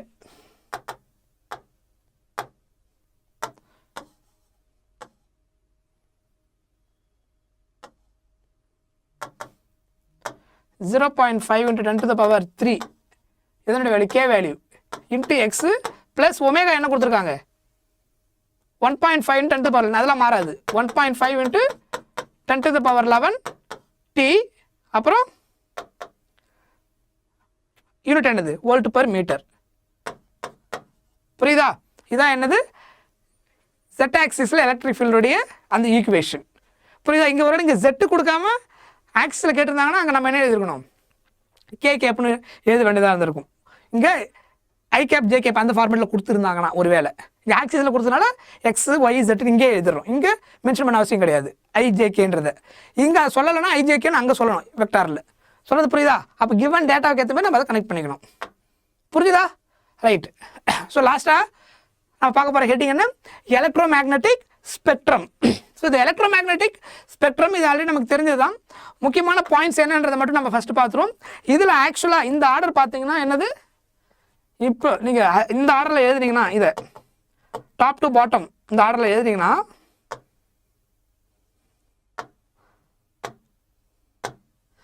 இந்த ஆர்டரில் எழுதும்போது இது எந்த ஆர்டரில் போகுது high frequency to low frequency ஓகேவா இந்த ஆர்டர் ஹை ஃப்ரீக்வன்சிலிருந்து ஆர்டர் ஆகிட்டு எப்படி போகுது டுவர்ட்ஸ் அப்ரோச்சிங் வாட் ஃப்ரீக்வன்சி வந்து ஹை டு லோ அந்த ஆர்டரில் போகுது டிக்ரீசிங் ஆர்டரில் போகுது high to low gamma x ray ultraviolet இருக்கிற ஹையஸ்ட் ஃப்ரீக்வன்சி எது இருக்கிறதுலே வெரி ஹை ஃப்ரீக்வன்சி எது காமா ரே புரியுதா அதை விட கொஞ்சம் லோ கம்மியாக இருக்கிற அடுத்த ஃப்ரீக்வன்சி எது எக்ஸ்ரே காமா ரேவோட எக்ஸ்ரே ஃப்ரீக்வன்சி கம்மி அதுக்கப்புறம் அல்ட்ரா வயலட்டுக்கு அப்புறம் விசிபிள் என்னது VIBGYOR violet indigo blue green yellow orange red அதுக்கப்புறம் இன்ஃப்ரா ரெட்டு மைக்ரோவேவ் அதுக்கப்புறம் ஷார்ட் ரேடியோ வேவ் இதில் சிம்பிளாக ரேடியோ வேவ் அதுக்கேட்டு நிறைய சப்டிவிஷன்ஸ் வரும் ஃபைனலாக ரேடியோ வேவ் ஸோ இதுதான் ஃபைனலாக வரும்போது நமக்கு என்னது இதுதான் லோ ஃப்ரீக்வன்சி ஸோ இருக்கிறதுலையே எது லோ ஃப்ரீக்வன்சி ரேடியோ வேவ் புரியுதா இருக்கிறதுல ஹை ஃப்ரீக்வன்சி எது அந்த ஸ்பெக்ட்ரமில் காமா ரே ஸோ அந்த ஆர்டரில் எழுதும்போது இதுவே வேவ் லென்த் வைஸ் எழுதுனீங்கன்னா எது ஹை இங்கே இந்த பக்கம் தான் என்னது frequency wave length inversely proportional higher wave length இருந்தால் லோ ஃப்ரீக்வன்சியாக இருக்கும் லாஸ்ட்டாக இருக்கிறதா என்னது லோ வேவ் லென்த் லோனா ஃப்ரீக்வன்சி அதிகமாக இருந்தால் எனர்ஜி அதிகம் புரியுதா இங்கே எனர்ஜின்றது எது டிசைட் பண்ணும் high frequency otherwise low wave length புரியுதா ஸோ இருக்கிறதுல ஹையஸ்ட் வேவ் லென்த் என்னது ரேடியோ வேவ் லென்த் ஜாஸ்தியாக இருந்தால் லாங் டிஸ்டன்ஸுக்கு ட்ராவல் ஆகும் அந்த சிக்னல் ஆனால் அதனுடைய எனர்ஜி வீக்காக இருக்கும் ஃப்ரீக்வன்சி அதிகமாக இருந்தால் ஷார்ட் டியூரேஷன் தான் ட்ராவல் ஆகும், லாங் டிஸ்டன்ஸ் ட்ராவல் ஆகாது. ஆனால் அதனுடைய எனர்ஜி ரொம்ப ஜாஸ்தி. அதெல்லாமே வந்து ரேடியோ ஆக்டிவ் எலமெண்ட்டாக இருக்கும், அந்த ப்ராப்பர்ட்டி இருக்கும். இப்போ காமாரே எக்ஸ்ரே இதெல்லாமே high radiation up to UV ray வரைக்குமே. புரியுதா உங்களுக்கு? ஏன்னா அது எல்லாமே ஹை ஃப்ரீக்வன்சி கேட்டகரியில் வரும். புரியுதா? இதுதான் அந்த ஸ்பெக்ட்ரமுடைய ஆர்டர். இது விசிபிள் நமக்கு தெரியும். வயலட், கரெக்டாக, indigo, blue, green, yellow, orange, red. அந்த ரேஞ்ச் இண்டிகோ அவங்க கொடுக்கல, அது ஆல்மோஸ்ட் மோலார்லெஸ் இருக்கும். ஃபைனலாக நமக்கு அந்த 7 கலர்ஸ் ரெயின்போல ஃபார்ம் ஆகும். ஸோ அதுக்கப்புறம் அப்ளிகேஷன் வைஸ் நம்ம பார்த்தோம்னா radio waves. Radio waves are produced by, radio waves எதை வச்சு ப்ரொடியூஸ் பண்ணுறாங்க? Accelerated motion of charges in conducting wires. இதை யூஸ் பண்ணி தான் ரேடியோ வேவ்ஸை நம்ம ப்ரொடியூஸ் பண்ணுறோம். They are used in radio and television communication system and uses. Used in radio and telecommunication system. Telecommunication systemல அதிகமாக நம்ம யூஸ் பண்ணுறோம். இதெல்லாம் அப்ளிகேட் பாயிண்ட். ஜஸ்ட் என்னென்ன முக்கியமான யூசஸ் மட்டும் தான் நம்ம பார்க்க போகிறோம். அது எப்படி ஒர்க் ஆகுதுன்னு நமக்கு இங்கே கிடையாது நம்ம சிலபஸில். ஜஸ்ட்டு ஹவு இட் இஸ், இன்னும் ஜெனரேட் எப்படி பண்ணுறோம், என்னென்ன அப்ளிகேஷன் அதை யூஸ் பண்ணுறோம். புரியுதா? So they are generally frequency range, இது அதனுடைய general frequency range 50 kHz to 1000 MHz. அதுக்கப்புறம் ஆம்ப்ளிடியூட் மாடுலேஷன் பேண்ட் வேல்யூ. அப்புறம் higher frequency 54 MHz are used to short wave bands. TV waves range, இது வந்து நம்ம டிவியில் யூஸ் பண்ணக்கூடிய அந்த வேவோட ரேஞ்சு. ஓகேவா? அதுக்கப்புறம் FM frequency modulation radio band, இது நம்ம யூஸ் பண்ணக்கூடிய எஃப்எம் உடைய ஃப்ரீக்வன்சி ரேஞ்ச் இந்த ரேஞ்சில் தான் இருக்கும். 88 MHz to 108 MHz. நீங்கள் ஏதாவது எஃப்எம் கேட்டிங்கன்னா அந்த எஃப்எம் உடைய அவங்க ஒரு சேனலுடைய நேம் சொல்லுவாங்க. 93.5 mm சொல்லுவாங்க. 93.5 அந்த நம்பர் சொல்லி தான் என்ன சொல்லுவாங்க, அந்த சேனலுடைய நேம் சொல்லுவாங்க. ஏன்னா அதான் அதனுடைய frequency range, otherwise wave length range. புரியுது? அவங்களுக்கு 92.5 93.1 FM அப்படின்னு சொல்கிறாங்கன்னா அதான் அதெல்லாமே எந்த ரேஞ்சுக்குள்ளே வரும்? 88 to 108 MHz ரேஞ்சுக்குள்ளே தான் எஃப்எம்க்கு யூஸ் பண்ணக்கூடிய ஃப்ரீக்வன்சி மாடுலேஷன் ஒன்று எஃப்எம் உடைய எக்ஸ்பேன்ஷன். அது இந்த ரேஞ்சுக்குள்ளே தான் இருக்கும். இதை தாண்டி எந்த வேலையும் சேனலுடைய ரேஞ்ச் இருக்காது. எஃப்எம்க்கு 88 லெஸ்ஸராக இருக்காது. நீங்கள் எந்த சேனல், அது ஆல் ஓவர் இந்தியா எங்கே எடுத்தீங்கனாலும், எந்த சேனல் எடுத்து பார்த்தீங்கனாலும் எஃப்எம்மை பொறுத்த வரைக்கும் அந்த ரேஞ்ச் வந்து இதுக்குள்ளே தான் இருக்கும். ஓகேவா? அவங்க சொல்லுவாங்க, அந்த நம்பர் சொல்லி தான் அந்த சேனல் டைம் சொல்லுவாங்க. Cellular phones used waves transmit voice communication as ultra high frequency. எதில்? cellular phones. ஓகேவா? How these waves transmitted and received described in chapter 15. அது இப்போ கிடையாது, ஆக்சுவலாக முன்னாடி இருந்தது. கம்யூனிகேஷன் ஒரு சாப்டர் இருந்தது. அது எப்படி ஒர்க் ஆகுது, எப்படி டிரான்ஸ்மிட் பண்ணுறாங்க சிக்னல், அது எப்படி ரிசீவ் பண்ணுது, மல்டிபிள் இப்போ டிவியில் நம்ம மல்டிபிள் சேனல்ஸ் வருது, அது எப்படி சிங்கிள் ஒயரில் எல்லா சேனல்ஸும் ஒரே இடத்துல வருது, அது எப்படி நம்ம கரெக்டாக ஃபில்டர் பண்ணி நம்ம என்ன சேனல் வேணுமோ எடுக்கிறோம், அந்த ப்ராசஸ் எப்படி கன்வெர்ட் ஆகுது இன்சைடில், அது எல்லாமே டீட்டெயிலாக இருந்தது. இப்போ அது தூக்கிட்டாங்க. அது ஒன்று தான் உங்களுக்கு ஃபுல் தேரியாக இருந்தது. அதில் எதுவுமே உங்களுக்கு ஃபார்முலாவே கிடையாது. கம்ப்ளீட்டாக டயக்ராம் போட்டு எக்ஸ்பிளைன் பண்ண வேண்டிய கேஸாக இருந்தது. அது ஒன்று ஈஸியாக இருக்குன்னு சொல்லிட்டு உங்களுக்கு தூக்கிட்டாங்க. எதுக்கு உங்களுக்கு ரொம்ப ஈஸியாக கொடுக்கணும் அப்படின்னு சொல்லிட்டு. இதுவே ஈஸி தான், இதோட அது ஈஸியாக இருக்கும். எனவே மைக்ரோவேவ்ஸ் போலாமா? ரைட். மைக்ரோவேவ்ஸ் இது என்னது? Short wave length radio waves with frequencies இந்த GHz ரேஞ்சில் இருக்கும். இதோட ஃப்ரீக்வன்சி பார்த்தீங்கன்னா அரௌண்டு GHz ரேஞ்ச். மோஸ்ட்லி இந்த ஃப்ரீக்வன்சி ரேஞ்ச் நீங்கள் மெமரைஸ் பண்ணணும் அவசியம் கிடையாது. ஒரு பர்டிகுலர் ரேஞ்சு ஓவரால் என்ன இருக்கோ தெரிஞ்சிட்டா போதும். ரேடியோ எந்த ரேஞ்சுக்குள்ளே ஓவராலாக இருக்குது, இப்போ எஃப்எம் எந்த ரேஞ்சில் இருக்குது, அந்த மாதிரி ஒரு ஃபியூ தெரிஞ்சிட்டா போதும். Unit to memorise. ஓகேவா? ஏன்னா அவங்க எக்ஸாக்டாக அந்த நியூமரிக்கல் வேல்யூஸில் அதிகமாக ஃபோக்கஸ் பண்ணுறது கிடையாது. அவங்க கான்செப்ட் பேஸ் பண்ணி அதிகமாக ஃபோக்கஸ் பண்ணுவாங்க. அதை மட்டும் நீங்கள் நோட் பண்ணிக்கிட்டா போதும். அப்ளிகேஷன் எல்லாம் புரிஞ்சுக்கணும். அது ப்ரொடியூஸ்டு பை, இதை எப்படி ப்ரொடியூஸ் பண்ணணும்? By special vacuum tubes called klystrons, magnetrons and Gunn diodes. இதை தெரிஞ்சு வச்சுக்கோங்க. Due to their short wavelengths, they are suitable for radar system. radar systemல நம்ம எந்த சிக்னல் யூஸ் பண்ணுறோம்? Microwaves.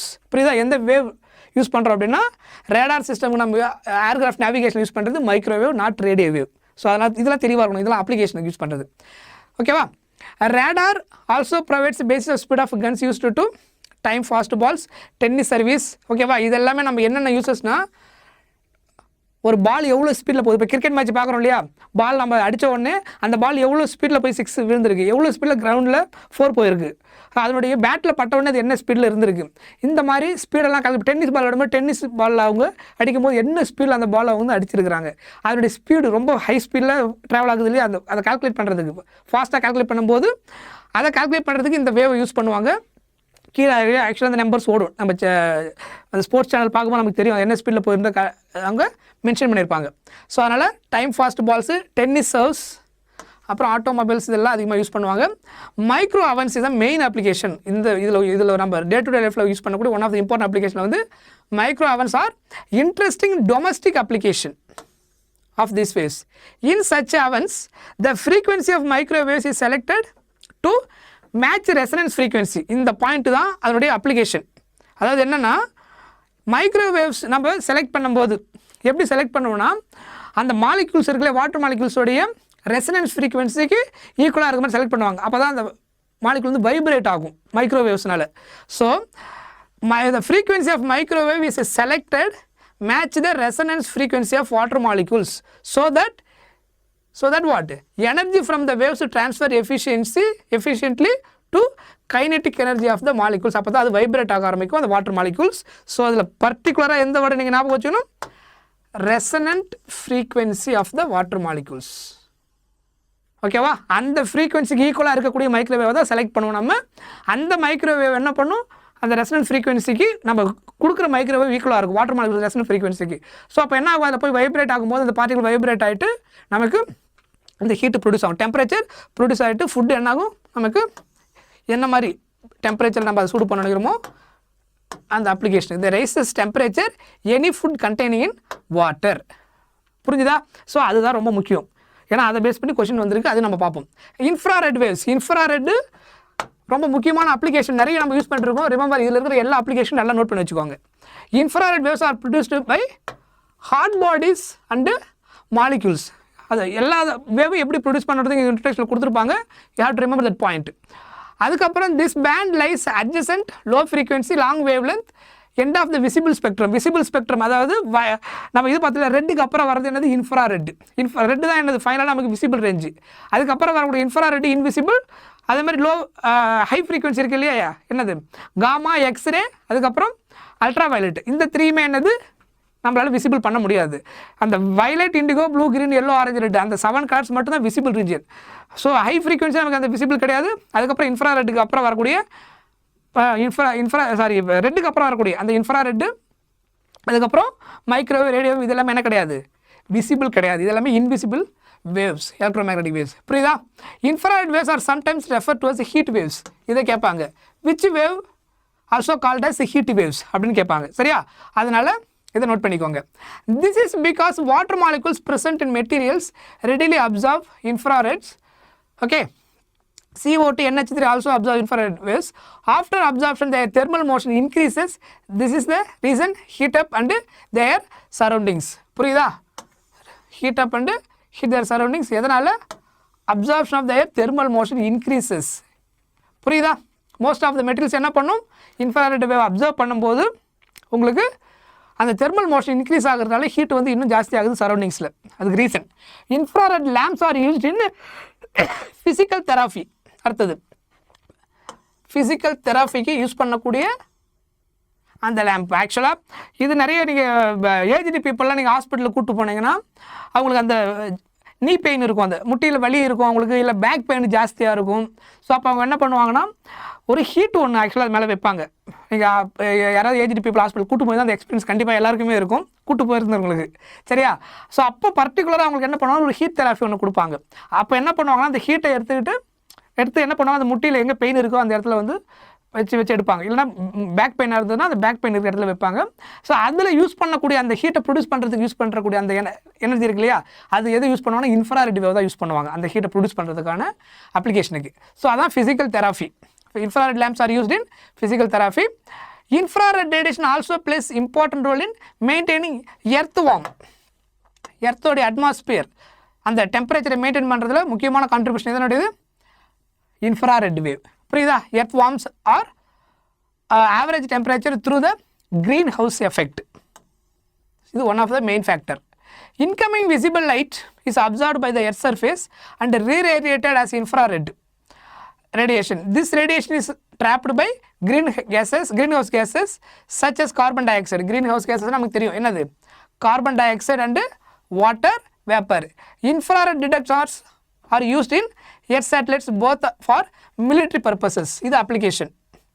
military purposes infrared satellite use பண்ணுவாங்க. எதுக்குன்னா மிலிட்டரியில் particular ஆர்மியில் அது அதிகமாக யூஸ் பண்ணுவாங்க. அதுக்காக observe growth of crops கிராப்ஸோடைய growth எப்படி இருக்குன்ற ஸ்டடி பண்ணுறதுக்கு என்ன பண்ணுவாங்க, இன்ஃப்ராரெட் வேவ்ஸ் தான் யூஸ் பண்ணுவாங்க. அதுக்கப்புறம் எலக்ட்ரானிக் டிவைசஸ், ஓகேவா, semiconductor light emitting diodes, semiconductor light emitting diodes LED also emit infrared. எல்இடியும் எந்த ரேஞ்சில் எமிட் பண்ணும், ஜென்ரலாக இன்ஃப்ராரெட்டில் தான் எமிட் பண்ணும். வைட்லி யூஸ்ட் இன் ரிமோட் சுவிட்சஸ், இது ஆக்சுவலாக நம்ம அதிகமாக யூஸ் பண்ணக்கூடிய அப்ளிகேஷன் சச்சஸ் டிவி வீடியோ, புரியுதா? அது என்னென்னா நம்ம யூஸ் பண்ணக்கூடிய ரிமோட் இருக்கு இல்லையா, அந்த ரிமோட்டோடைய அந்த அதில் ஒரு ஸ்மால் லைட் ஒன்று இருக்கும். அந்த லைட்டு வந்து என்ன பார்த்தீங்கன்னா அதுலேருந்து வரக்கூடிய சிக்னல், நம்ம ஒரு பட்டன் அமுக்குறோம், சவுண்டு இன்க்ரீஸ் ஆகுது டிவியில், இல்லை ஏசியில் வந்து நம்ம எந்த பட்டன்ஸை ப்ரெஸ் பண்ணுறோமோ அதுக்கேற்ற மாதிரி ஏசியோடைய அந்த டெம்பரேச்சர் இன்க்ரீஸோ டிக்ரீஸோ இல்லை மோடு மாற்றுறது. அதே மாதிரி டிவியில் நம்ம மல்டிபிள் சேனல் மாற்றுறது, அதுக்கப்புறம் அதில் அந்த சவுண்டு மாற்றுறது, இது எல்லாமே நம்ம இங்கேருந்து டைரக்ட் கான்டாக்ட் இல்லாமல் டேரெக்டாக டச் பண்ணாமல் ரிமோட்டில் ஜஸ்ட் ப்ரெஸ் பண்ண ஆட்டோமேட்டிக்காக அங்கே ஒர்க் ஆகுது இல்லையா, இங்கேருந்து அங்கே போகக்கூடிய சிக்னல் நம்ம ரிமோட்டில் ப்ரெஸ் பண்ணதுக்கப்புறம் ஒரு சிக்னல் ஜென்ரேட் ஆகும். அந்த சிக்னல் என்னது, இன்ஃப்ராரெட். அந்த இன்ஃப்ராரெட் தான் போய்ட்டு என்ன பண்ணும், அதில் நம்ம எந்த சேனலை வேணும்னு ப்ரெஸ் பண்ணுமோ அந்த சேனலுடைய வேவ் லென்த்து கூட போய்ட்டு என்ன ஆகிடும், மேட்ச் ஆகும். ஒன்ஸ் அது மேட்ச் ஆனதுக்கப்புறம் அந்த டிவியில் என்ன ஆகும், அந்த சேனல் ஷோ ஆகும், இல்லை வால்யூமாக இருந்தால் அந்த வால்யூம் சேஞ்ச் ஆகும். புரியுதா? ஆக்சுவலாக இன்ஃப்ராரெட் வந்து பார்த்தீங்கன்னா ஒரு ஃபியூ மீட்டர் டிஸ்டன்ஸ் தான் ட்ராவல் ஆகும். நீங்கள் ரிமோட்டை ரொம்ப தூரம் வச்சுட்டு நீங்கள் டிவி சேனலில் மாற்றிங்கன்னா மாறாது. ஒரு ரூமுக்குள்ளே ஒரு பர்டிகுலர் டிஸ்டன்ஸ் வரைக்கும் தான் ரிமோட் வந்து உங்களுக்கு ஒர்க் ஆகாது, மேலே சேஞ்ச் ஆகாது. பிகாஸ் ஆஃப் இன்ஃப்ராரெட் வந்து ஷார்ட்டர் வேவ் லென்த்து, அந்த ஓவரால் வேவ் லென்த் அந்த ரேஞ்சில் infrared microwave radio wave compare பண்ணும்போது ஷார்ட்டர் வேவ் லென்த் எது, இதில் இன்ஃப்ராரெட் அது ஒரு ஃபியூ மீட்டர் டிஸ்டன்ஸ் தான் ஒர்க் ஆகும். சொல்லப்போனால் சிம்பிளாக ஒரு 100 மீட்டர் இருந்தால் ட்ராவலே ஆகும், அதுக்கு மேலே ஆகாது மேக்ஸிமம் நான் சொல்கிறது. மைக்ரோவேவ் எடுத்திங்கன்னா ஒரு 5 கிலோமீட்டர் அந்த மாதிரி ரேஞ்சுக்கு ட்ராவல் ஆகும். மைக்ரோவேவ் நம்ம ஜென்ரலாக எதில் யூஸ் பண்ணுவோம்னா, அதில் நம்ம டவர் யூஸ் பண்ணுற பாருங்க, அங்கங்கே ஒரு டவர் இருக்கும் பார்த்துருக்கீங்களா, அந்த டவருடைய டாப்பில் வந்து ட்ரம் ஷேப்பில் ஒன்று இருக்கும் பார்த்தீங்கன்னா தெரியும், அது ஆக்சுவலாக என்னது மைக்ரோவேவ் ஆண்டனா. டவர் வந்து ஃபிக்ஸ்டாக சிங்கிள் டவராக இருக்காது. டவர் என்ன பண்ணியிருப்பாங்க, ஒரு பர்டிகுலர் டிஸ்டன்ஸ் ஒரு இடத்துல ஒரு டவர் வச்சுருப்பாங்க. ஏன் அப்படின்னா டவர்லேருந்து வரக்கூடிய மைக்ரோவேவ் வந்து அப் டு ஒரு ஃபியூ கிலோமீட்டர்ஸ் வரைக்கும் தான் ட்ராவல் ஆகும். அதுக்கப்புறம் உங்களுக்கு என்ன ஆகாது, சிக்னல் கிடைக்காது. அப்போ தான் அங்கே இன்னொரு டவர் வைப்பாங்க, அந்த டவர்லேருந்து இந்த டவர் சிக்னல் ட்ரான்ஸ்மிட் ஆகும், அப்புறம் அங்கேருந்து இன்னொரு டவருக்கு. இப்படி தான் ஆக்சுவலாக மைக்ரோவேவ் ஒர்க் ஆகுது. ஸோ அதனால தான் டவர் நிறைய அங்கங்கே ஒரு குறிப்பிட்ட டிஸ்டன்ஸ் வச்சிருக்க ரீசன் வந்து because of microwave travel up to some few kilometre distance. Satellite launch பண்ணுறாங்கல்ல, அதுதான் ஆக்சுவலாக என்னது, ரேடியோ வேவ். ரேடியோ ஒரே ஒரு சேட்டலைட் லான்ச் பண்ணிட்டீங்கன்னா அது எர்த்தோட எல்லா இடத்துக்கும் உங்களுக்கு என்ன ஆகும், ஸ்ப்ரெட் ஆகும். ஸோ நீங்கள் அதை வந்து கரெக்டாக அந்த சிக்னல் எடிட் பண்ணிங்கன்னா உங்களுக்கு என்ன வேணாலும் யூஸ் பண்ணிக்க முடியும். அப்ளிகேஷன் நம்ம யூஸ் பண்ணுற டிஷ்ஷு, இப்போ நம்ம நிறைய யூஸ் பண்ணுறோம் இல்லையா, சன் டைரக்ட், ஏர்டெல், அந்த மாதிரி நிறைய டிஷ் யூஸ் பண்ணுறோம். அது எல்லாமே ஜஸ்ட் அந்த டிஷ் யூஸ் பண்ணும். அவங்க என்ன பண்ணுவாங்க, அந்த சேட்டலைட் லான்ச் பண்ணியிருப்பாங்க. ஈவன் நம்ம ஜியோ யூஸ் பண்ணுறோம் இல்லையா, ஜியோவே என்னது, ஜியோ ஆக்சுவலாக எங்கேயுமே டவர் பார்த்துருக்க மாட்டீங்க. நார்மலாக ஏர்டெல் வோடஃபோன் பார்க்குற மாதிரி டவர் வந்து ஜியோக்கு பார்த்துருக்க மாதிரி, ஜியோடைய சிக்னல் கெட் பண்ணுறதுக்கு என்னது சேட்டலைட். ஸோ அந்த சேட்டலைட்லேருந்து நம்ம சிக்னலை கெட் பண்ணிக்கிறோம், அங்கங்கே டவர் வச்சிருக்க மாட்டாங்க. ஸோ அதில் ஒர்க் ஆகிறது எல்லாமே என்னது, ரேடியோ வேவ். அது என்டையர் எர்த்துக்கும் ஸ்ப்ரெட் ஆகும். ஏன்னா அது வெரி லாங் டிஸ்டன்ஸ், அது ரொம்ப தூரத்துக்கு ட்ராவல் பண்ண வைக்க முடியும் ரேடியோ வேவை. புரியுதா? இன்ஃப்ராரெட் ஷார்ட் டிஸ்டன்ஸ், இப்போ அந்த ரிமோட்டில் யூஸ் பண்ணக்கூடிய வேவ்ஸ் எல்லாமே என்னது, எக்ஸாம்பிள் இன்ஃப்ராரெட். ஸோ அதுக்கு தான் கொடுத்துருக்காங்க அது, ரைட். அதுக்கப்புறம் விசிபிள் ரீஜியன், இது நமக்கு நிறைய அப்ளிகேஷன் இருக்குது. It is the most familiar form of electromagnetic waves. நமக்கு நல்லா தெரிஞ்ச கண்ணால் பார்க்கக்கூடிய எலக்ட்ரோமேக்னெட்டிக் வேவ்ஸாக இப்போதைக்கு எது இருக்குது, visible spectrum. Okay, it is a part of the spectrum that is detected human eye. நம்ம கண்ணால் பார்க்கக்கூடிய ஒரே கலர் இப்போதைக்கு அது ஒன்று தான். ஓகேவா? It runs from about 4 × 10⁻14 hertz, about 7 × 10⁻14 hertz. இது ஃப்ரீக்வன்சி ரேஞ்சு. வேவ் லென்த்தில் சொல்லும் போது அரௌண்ட் 700 நானோமீட்டர் டு 400 நானோமீட்டர், இது ஜென்ரலாக கொடுக்குற ஆவரேஜ். இது வந்து வேவ் லென்த்தில் சொல்லும் போது. இந்த ரேஞ்ச் என்னது, ஃப்ரீக்வன்சி ரேஞ்ச் சொல்லும் போது. புரியுதா? விசிபிள் லைட்டோடைய ஃப்ரீக்வன்சி ரேஞ்சில் ஜென்ரலாக எப்படி சொல்லுவோம், இந்த ரேஞ்சில். வேவ் லென்த் அந்த 400 to 700. ஓகேவா? Right. Visible light emitted or reflected from the objects around us previous as information about the world. ஆக்சுவலாக அந்த விசிபிள் லைட்னால தான் நமக்கு என்ன தெரியுது, ஒரு ஆப்ஜெக்டோடைய கலர் என்ன, அது எப்படி இருக்குதுன்றதுலாம், அது எவ்வளோ சைஸில் இருக்குது நம்ம இமேஜின் பண்ணோம்னா முதல்ல அதோட கலர் ஃபுல்லாக தெரிஞ்சால் தான் அது எவ்வளோ சைஸில் இருக்குதுன்றதை கம்ப்ளீட்டாக நம்மளால் என்ன பண்ண முடியும், வியூ பண்ண முடியும். கரெக்டாக? நீங்கள் கம்ப்ளீட்டாக ஒரு டார்க் ரூம் ஃபுல்லாக இருட்டாகிட்டு உள்ளே ஏதோ ஒரு ஆப்ஜெக்ட் வச்சிங்கன்னா அந்த ஆப்ஜெக்ட் எதுவுமே தெரியாது உங்களுக்கு, அதோட கலர் என்னன்னு தெரியாது, அங்கே ஒரு ஆப்ஜெக்ட் இருக்கிறதும் தெரியாது. இருட்டில் எங்கே போனாலும் நம்ம இடிச்சுக்கணும். கம்ப்ளீட்டாக கரண்ட் ஆஃப் ஆகிடுச்சு, எதுவுமே தெரியலனா எது எங்கே இருக்கு நமக்கு தெரியாமலே என்ன பண்ணுவோம், தடுமாறி உள்ளே போவோம். கரெக்டாக? ஏன்னா கரெக்டாக நம்மளுக்கு அங்கே என்ன ஆப்ஜெக்ட் எக்ஸாக்ட் எந்த இடத்துல இருக்குது நமக்கு தெரியாமல் போச்சுன்னா இடிச்சுப்போம். கரெக்டாக? அப்போது அந்த ஆப்ஜெக்ட் என்னன்னு தெரியறதுக்கு காரணம், நம்ம லைட்டை ஆன் பண்ண உடனே, இப்போ ஒயிட் லைட் வருதுன்னு வச்சுக்கோங்க, அதுலேருந்து எல்லா கலரும் வரும். அந்த லைட்டு போய்ட்டு அந்த ஆப்ஜெக்ட்டில் இன்சிடென்ட் ஆன உடனே அந்த ஆப்ஜெக்ட் என்ன பண்ணும், அது என்ன பர்டிகுலர் கலரோ அதை மட்டும் ரிஃப்ளெக்ட் பண்ணும். இப்போ ஒரு ஆப்ஜெக்ட் இப்போ ஆப்பிள் எடுக்கிறீங்க, ஒரு ரெட் கலரில் இருக்குன்னு வச்சுக்கோங்க. டார்க் ரூமில் உங்களுக்கு எதுவுமே தெரியல அந்த ஆப்பிள். ஆனால் லைட் ஆனதுக்கப்புறம் ஆன் பண்ணதுக்கப்புறம் ஆப்பிள் தெரியுதுன்னா அந்த லைட்லேருந்து வரக்கூடிய எல்லா கலரும் அந்த ஆப்பிள் அப்சர்வ் பண்ணிடும். எதை மட்டும் ரிஃப்ளெக்ட் பண்ணணும்னா அதனுடைய வேவ் லென்த், அது என்ன கலரில் இருக்குதோ அதை மட்டும் என்ன பண்ணும், ரிஃப்ளெக்ட் பண்ணும். அதானது இப்போ ரெட் கலர்ன்றதுனால ரெட்டை ரிஃப்ளெக்ட் பண்ணும். அந்த கலர் நம்ம ஐயில் சென்ஸ் ஆகும்போது அந்த ஆப்ஜெக்டோட கலர் நமக்கு ரெட்டுன்னு தெரியுது. டார்க் ரூமில் தெரியாத காரணம் அங்கே கலர் இன்சிடென்ட் ஆகல, அதனால் அதில் ரிஃப்ளெக்ட் பண்ண முடியல.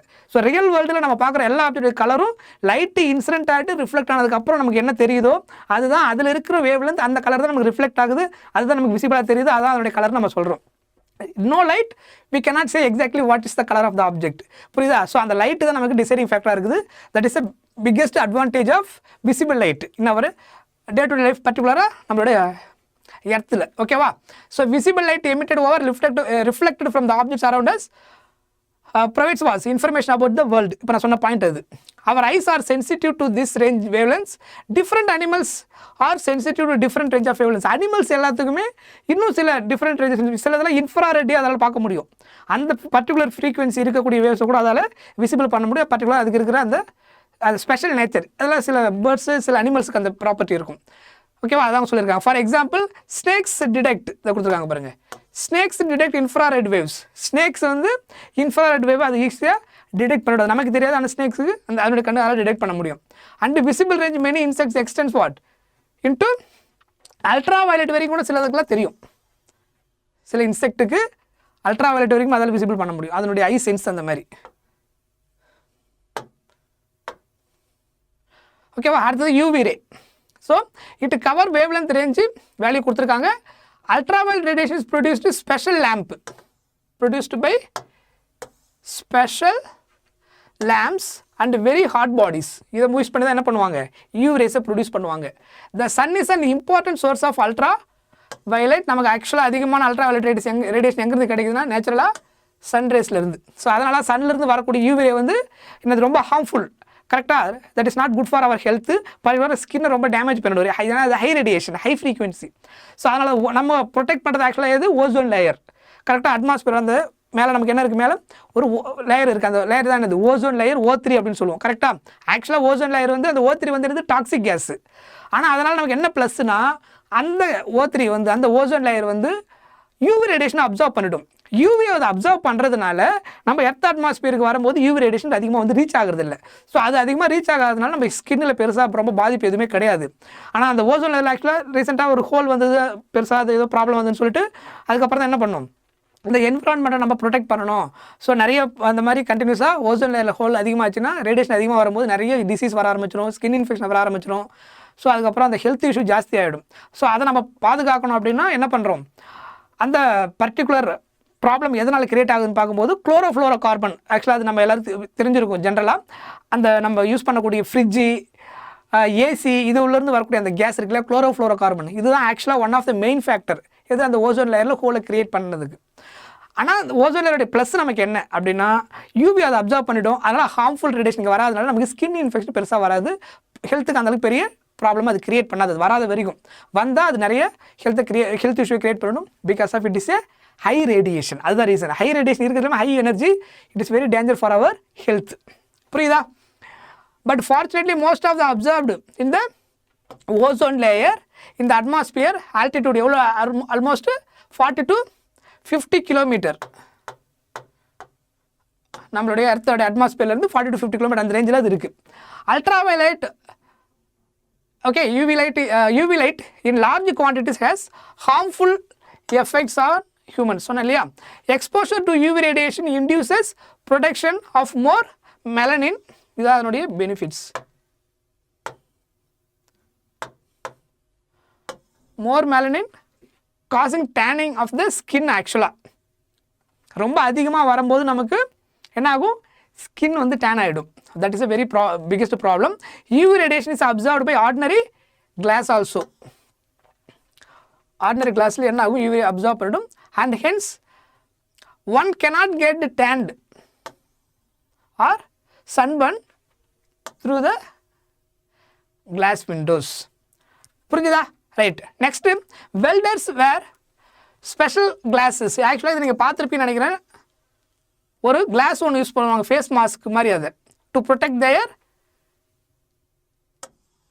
எதுக்காகனா to protect their eyes from large amount of UV produced by welding arc. ஆக்சுவலாக அந்த வெல்டிங் ட்ரீட்மெண்ட் இப்போ கனெக்ஷன் கொடுக்கும்போது அதாவது 2 கம்பி இருக்குது, என்ன பண்ணுவாங்க, அதை ஜாயின் பண்ணுவாங்க. அதானே இப்போ நீங்கள் ஜன்னல் இல்லை அந்த மாதிரி ஏதாவது இப்போ அப்ஸ்டேர்ஸுக்கு வந்து சைடில் நீங்கள் கம்பி டிசைன் பண்ணோம் அப்படின்னா சேஃப்டிக்கு அதை என்ன பண்ணணும், மல்டிபிளாக இருக்கக்கூடிய அந்த இண்டிவிஜுவலாக இருக்கக்கூடிய ஒரு ராடாக எடுத்து என்ன பண்ணுவாங்க, ஜாயின் பண்ணுவாங்க.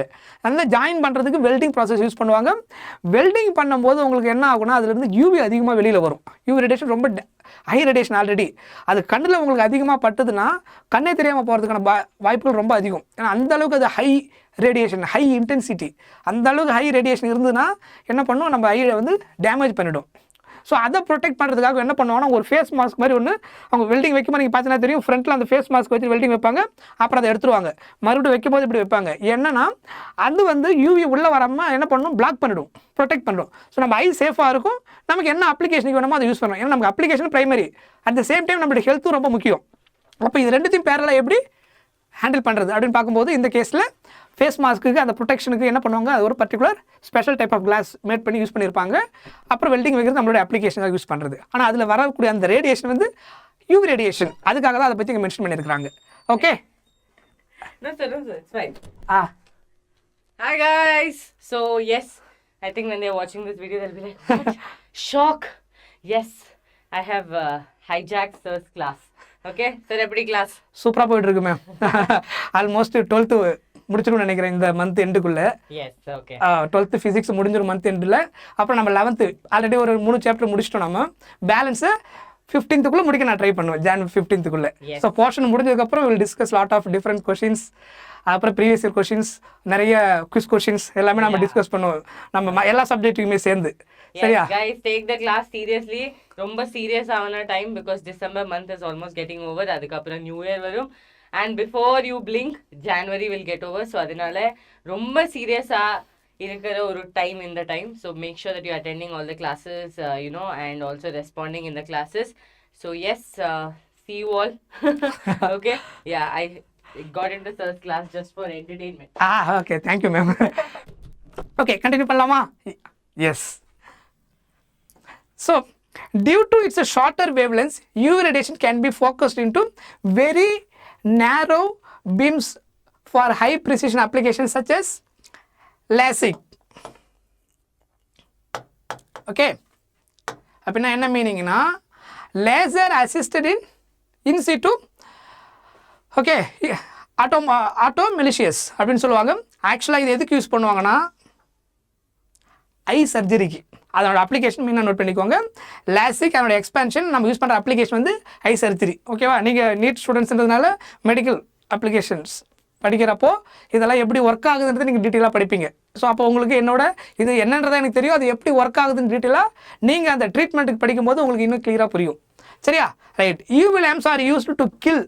இது மெயின் அப்ளிகேஷன். இது ஆக்சுவலாக ஸ்டில் நம்ம யூஸ் பண்ணிட்டுருக்கிறோம். Are used to kill germs in water purifiers. ஆக்சுவலாக நீங்கள் வாட்டர் அந்த பியூரிஃபயர் வாட்டர் நீங்கள் பர்ச்சேஸ் பண்ணிங்கன்னா ஆக்சுவலாக அதில் நிறைய கேட்டகரி இருக்கும். அதில் பர்டிகுலராக ஒரு டேர்ம் இருக்கும். அதில் யூவி ட்ரீட்மெண்ட்டுன்னு ஒன்று இருக்கும். அதாவது நீங்கள் இப்போ ஏதாவது நிறைய டிஃப்ரெண்ட் பிராண்ட் இருக்கும், புரியுதா உங்களுக்கு? அது ஒரு பிராண்ட்லேயும் ஒரு ஸ்பெஷல் இருக்கும். அதில் எது ரொம்ப காஸ்ட்லியாக இருக்கும்னு பார்த்தீங்கன்னா அந்த யூவி ட்ரீட்மெண்ட் பண்ணக்கூடிய அந்த ஆரோ வாட்டருடைய பிராண்டில் நீங்கள் வாங்கினீங்கன்னா உங்களுக்கு அது காஸ்ட்லியாக இருக்கும். அந்த யூவி ட்ரீட்மெண்ட் என்ன பண்ணுன்னா, இப்போ நம்ம வாட்டரை ஃபில்டர் பண்ணி வந்ததுக்கப்புறம் அதில் ஏதாவது இன்ஃபெக்ஷனை க்ரியேட் பண்ணக்கூடிய ஏதாவது ஜெம்ஸ் இருந்துச்சுன்னா அந்த யூவி ஹை ரேடியேஷன்றதுனால யூவி ட்ரீட்மெண்ட் பண்ணும்போது என்ன ஆகிடும், அது எல்லாமே அதில் நம்மளுக்கு டேமேஜை க்ரியேட் பண்ணாமல் அது டெத் ஆகிடும். அதுக்காக நம்ம ப்ரொடெக்ட் பண்ணுறதுக்காக யூவி ட்ரீட்மெண்ட் கொடுப்பாங்க. இட் இஸ் பியூர்லி அது அந்த இன்ஃபெக்ஷன் ஆகாத அளவுக்கு நம்ம அந்த வாட்டரை கெட் பண்ண முடியும், புரியுதா? அந்த அப்ளிகேஷன் நம்ம இப்போ யூஸ் பண்ணிட்டு இருக்கிறோம், யூவி ட்ரீட்மெண்ட் பேஸ்டு வாட்டர்ஸ். நீங்கள் பார்த்தீங்கன்னா தெரியும். அதுக்கப்புறம் ஓசோன் லேயர் இந்த atmosphere plays protective role. So இதுவும் நமக்கு தெரியும். ஓசோன் லேயர் என்ன பண்ணுது, முன்னாடி நான் சொல்லிட்டேன். And hence it depletion by chlorofluorocarbon, CFC. இதான் முன்னாடி சொன்னேன். இந்த கேஸ் தான் என்னது மெயின் ரீசன் அந்த ஓசோன் லேயரில் அந்த ஹோல் வந்ததுக்கான காரணம். ஏன்னா நம்ம அப்ளிகேஷன் யூஸ் பண்ண நிறைய மல்டிபிள் அப்ளிகேஷன் நம்ம யூஸ் பண்ணும்போது அந்த பேரில் நமக்கு என்ன ஆகும், நமக்கு என்விரான்மெண்ட்டில் பாதிப்பை க்ரியேட் பண்ணக்கூடிய விஷயங்களும் க்ரியேட் ஆகும். நம்ம எவ்வளோ அட்வான்டேஜாக சயின்ஸாக ப்ளஸ்ஸாக எடுத்துக்கிறோமோ பேரலாக அதுக்கு என்ன நடக்கும், இங்கே அழிவு உண்டாக்கக்கூடிய பல விஷயங்கள் சைடில் நடக்க தான் செய்யும். We can't avoid it. அது ரெண்டும் பேரலாக இருக்க தான் செய்யும். புரியுதா? எந்த அளவுக்கு சயின்ஸ் வளருதோ பேரலாக அதுக்கு பாதிப்பும் இருக்க தான் செய்யும். But anyway evolution it's very important. So நம்ம அதுக்கு ப்ரொடெக்ட் பண்ணுறதுக்கு வேறு என்ன ஆப்ஷன் தான் நம்ம பார்ப்போமே தவிர சயின்ஸை ஸ்டாப் பண்ண முடியாது. ஓகேவா? That is more powerful. Okay, that is also important. Right. So அதுக்கப்புறம் எக்ஸ்ரேஸ். ஓகேவா?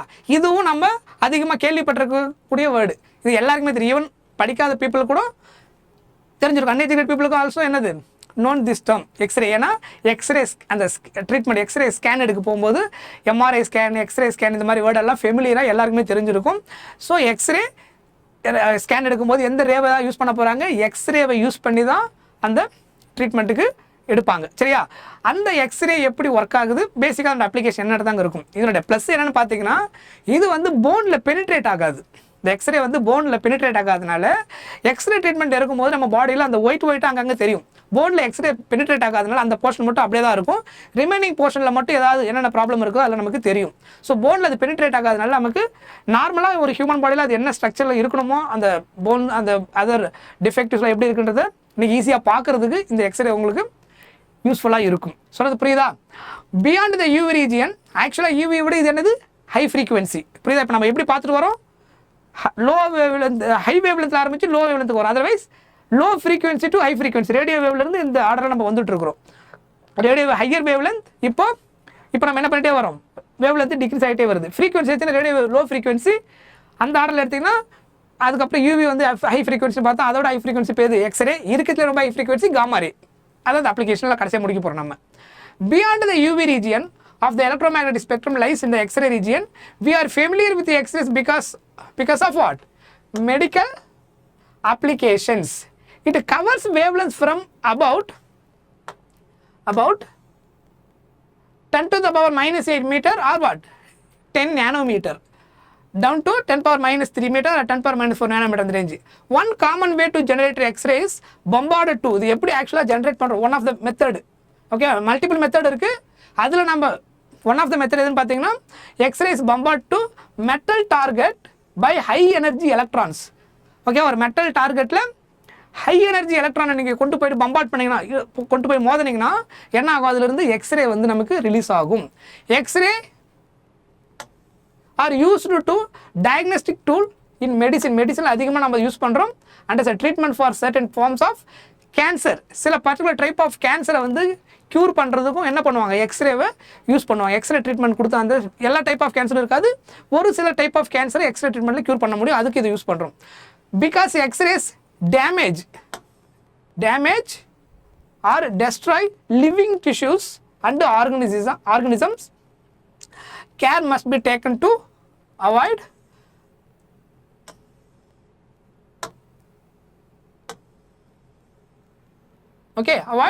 unnecessary or over exposure. Okay, இதுதான் ஆக்சுவலாக எக்ஸ்ரேயோட மெயின் அட்வான்டேஜ் அப்ளிகேஷன்ஸுக்கு நம்ம யூஸ் பண்ணுறதுக்கு. ஓகேவா? அதுக்கப்புறம் பார்த்தீங்கன்னா காமா ரே லாஸ்ட்டாக இதுதான் என்னது இருக்கிறதுல நமக்கு upper frequency range of the electromagnetic spectrum and have wave length of from about 10 power minus 10 meter less than 10 power minus 14 meter. This high frequency radiation produced in nuclear reaction, அந்த atoms அந்த nuclear chapter பார்ப்போம் இல்லையா, அதில் பர்டிகுலராக ஆட்டம்ஸில் வந்து உங்களுக்கு அந்த fission reaction நடக்கும்போது அதில் நிறைய கேசஸ் நிறைய ரே ரிலீஸ் ஆகும். அதில் ஒன் ஆஃப் த பாசிபிள் கேஸில் என்ன இருக்குன்னா நமக்கு காமா ரே வந்து ரிலீஸ் ஆகும். புரியுதா? அப்போ நியூக்ளியர் ரியாக்ஷன் யூஸ் பண்ணி நம்ம என்ன பண்ணலாம், காமா ரேவை எமிட் பண்ண வைக்கலாம். Also emitted by radio active நியூக்ளியை, uranium radio active type of material என்ன ஆகும், ஃபிஷன் ரியாக்ஷன் நடக்கும்போது நமக்கு காமா ரேவை ஈஸியாக கெட் பண்ண முடியும். Clear? They are used in medicine. இதுவும் மெடிசனில் யூஸ் பண்ணுவாங்க கேன்சர் செல்லுக்கு, கேன்சர் செல்லை கில் பண்ணுறதுக்காக.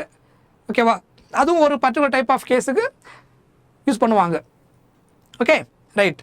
So summarize the different types of electromagnetic waves, their production and deductions. As mentioned earlier, the between the different regions. Okay, இதெல்லாம் அவ்வளோதான், point overall முடிஞ்சது, அதில் எதுவும் இம்பார்ட்டன்ட் கிடையாது. See that classification ஃபைனலாக radio, microwave, infrared, light, ultraviolet, x ray, அப்புறம் என்னது gamma ரே. மெயினாக அந்த ப்ரொடக்ஷன் தனியாக அவங்க டேப்லேஷன் பண்ணி கொடுத்துருக்காங்க. ஸோ இதெல்லாம் படித்து வச்சுக்கோங்க. இதெல்லாம் டேரக்ட் பாயிண்ட்ஸ் முன்னாடி பார்த்தது தான் இப்போ ஃபைனலாக ஃபில்டர் பண்ணி கொடுத்துருக்காங்க. இதெல்லாமே என்னது ப்ரொடக்ஷன், அதை எப்படி ப்ரொடக்ஷன் பண்ணுறாங்கிறது கொடுத்துருக்காங்க. அதுக்கப்புறம் டிடக்ஷன், ஓகேவா? ஸோ இதெல்லாமே இன்ஃபர்மேஷன், இதெல்லாம் ஜஸ்ட்டு கோத்ரூ பண்ணி வச்சுக்கோங்க. இதெல்லாம் ஸ்டாண்டர்ட் இன்ஃபர்மேஷன். அப்படியே டேரெக்டாக கொஸ்டின் கேட்டாங்கன்னா இதை வச்சு அப்படியே ஆன்சர் பண்ண வேண்டியதான். இதில் எதுவும் கான்செப்ட்லாம் கிடையாது. நமக்கு ஜஸ்ட் ஃபைனலாக கன்க்ளூட் பண்ணி அதில் என்னென்ன யூஸ் பண்ணுறோம், ப்ரொடெக்ஷன் எப்படி பண்ணுறோம், ப்ரொடெக்ஷன் எப்படி பண்ணுறோம், அதுக்கப்புறம் டிடெக்ஷன் எப்படி பண்ணுறோம், அதை பற்றி மட்டும் இங்கே கொடுத்துருக்காங்க. ஓகேவா? ஸோ இப்போ நம்ம கொஸ்டின்ஸ் போக போகிறோம். இது வரைக்கும் நம்ம அந்த எலக்ட்ரோ மேக்னெட்டிக் வேவ்ஸோடைய அந்த ஃபுல் கான்செப்ட் நம்ம கிளியராக பார்த்து முடிச்சிட்டோம். Now will enter problems. இந்த சாப்டரில் கொஸ்டின்ஸ் எப்படி வந்திருக்கு, எப்படியெல்லாம் வர சான்சஸ் இருக்குது, எப்படி ஈஸியாக ஆன்சர் கண்டுபிடிக்கும். ரொம்ப சிம்பிள் சாப்டர் இது. ஓகேவா? நமக்கு நீட்டில் 1 கொஸ்டின்ஸ் வரக்கூடிய ஒரு சாப்டர் இது. சிம்பிளாக இருக்கும் கான்செப்ட், ரொம்ப காம்ப்ளிகேட்டாக எதுவுமே இருக்காது. ஸோ கொஸ்டின் கொடுத்துருக்காங்க, எலக்ட்ரிக் ஃபீல்டு கொடுத்துருக்காங்க. இது பாருங்கள், எந்த வருஷம் கொஸ்டின் ஃபஸ்ட்டு பாருங்கள்.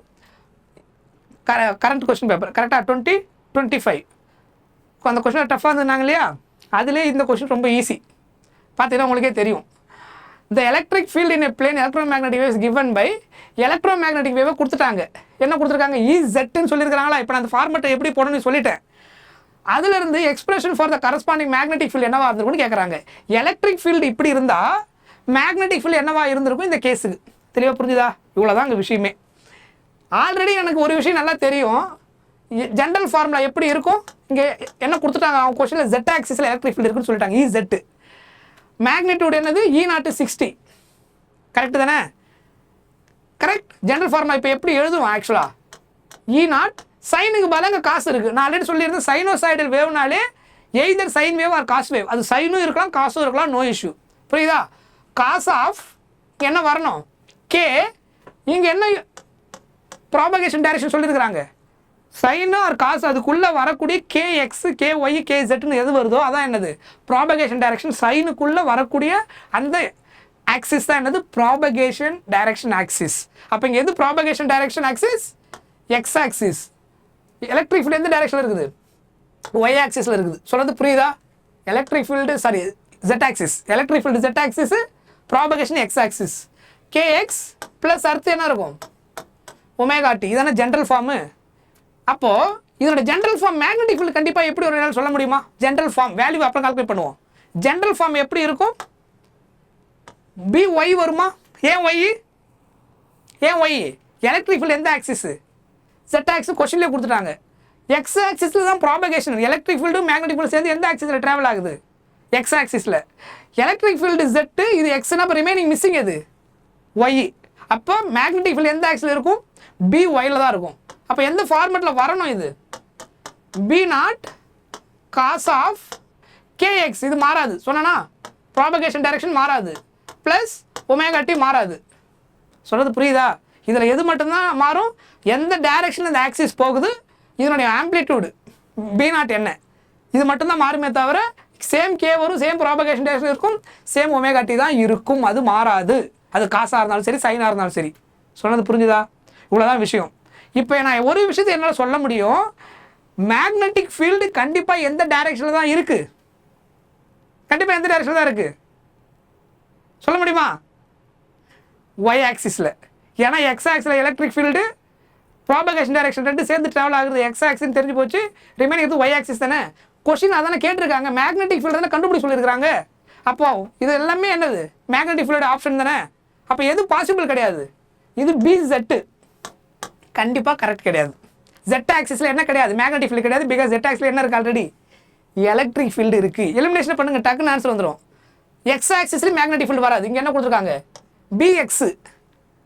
அது எந்த ஆக்சிஸ் கன்ஃபார்ம் பண்ணிட்டேன். ஒய்ன்னு எனக்கு தெரிஞ்சு போச்சு. இது ரெண்டுத்தில் தான் ஒய் இருக்குது. இது ரெண்டுத்தில் தான் ஏதோ ஒரு ஆன்சர் கரெக்டு. கரெக்டாக? இதில் எங்கேயுமே மாறாது. தெரியுதா? இங்கே எந்த டேர்மும் மாறி இருக்காது பாருங்கள். ரீசன் அதுதான். KX plus 𝐿𝐴𝑡. இங்கே எங்கேயுமே அந்த டேர்ம்லாம் சேஞ்ச் ஆகாது உள்ள. இப்போ நம்ம எதை மட்டும் தான் கண்டுபிடிக்கணும்? B0 கண்டுபிடிக்கணும். B0 கண்டுபிடிச்சா வேலை முடிஞ்சது.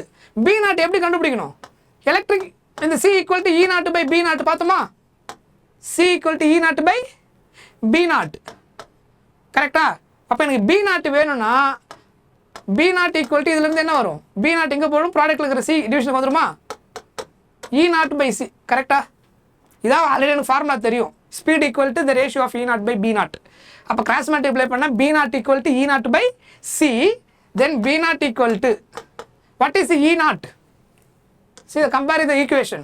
இந்த ஜெனரல் ஃபார்முலா கம்பேர் பண்ணி E0க்கு பதிலாக என்ன இருக்குது? 16 இருக்குது. By what is speed of light? Cன்றது என்னது?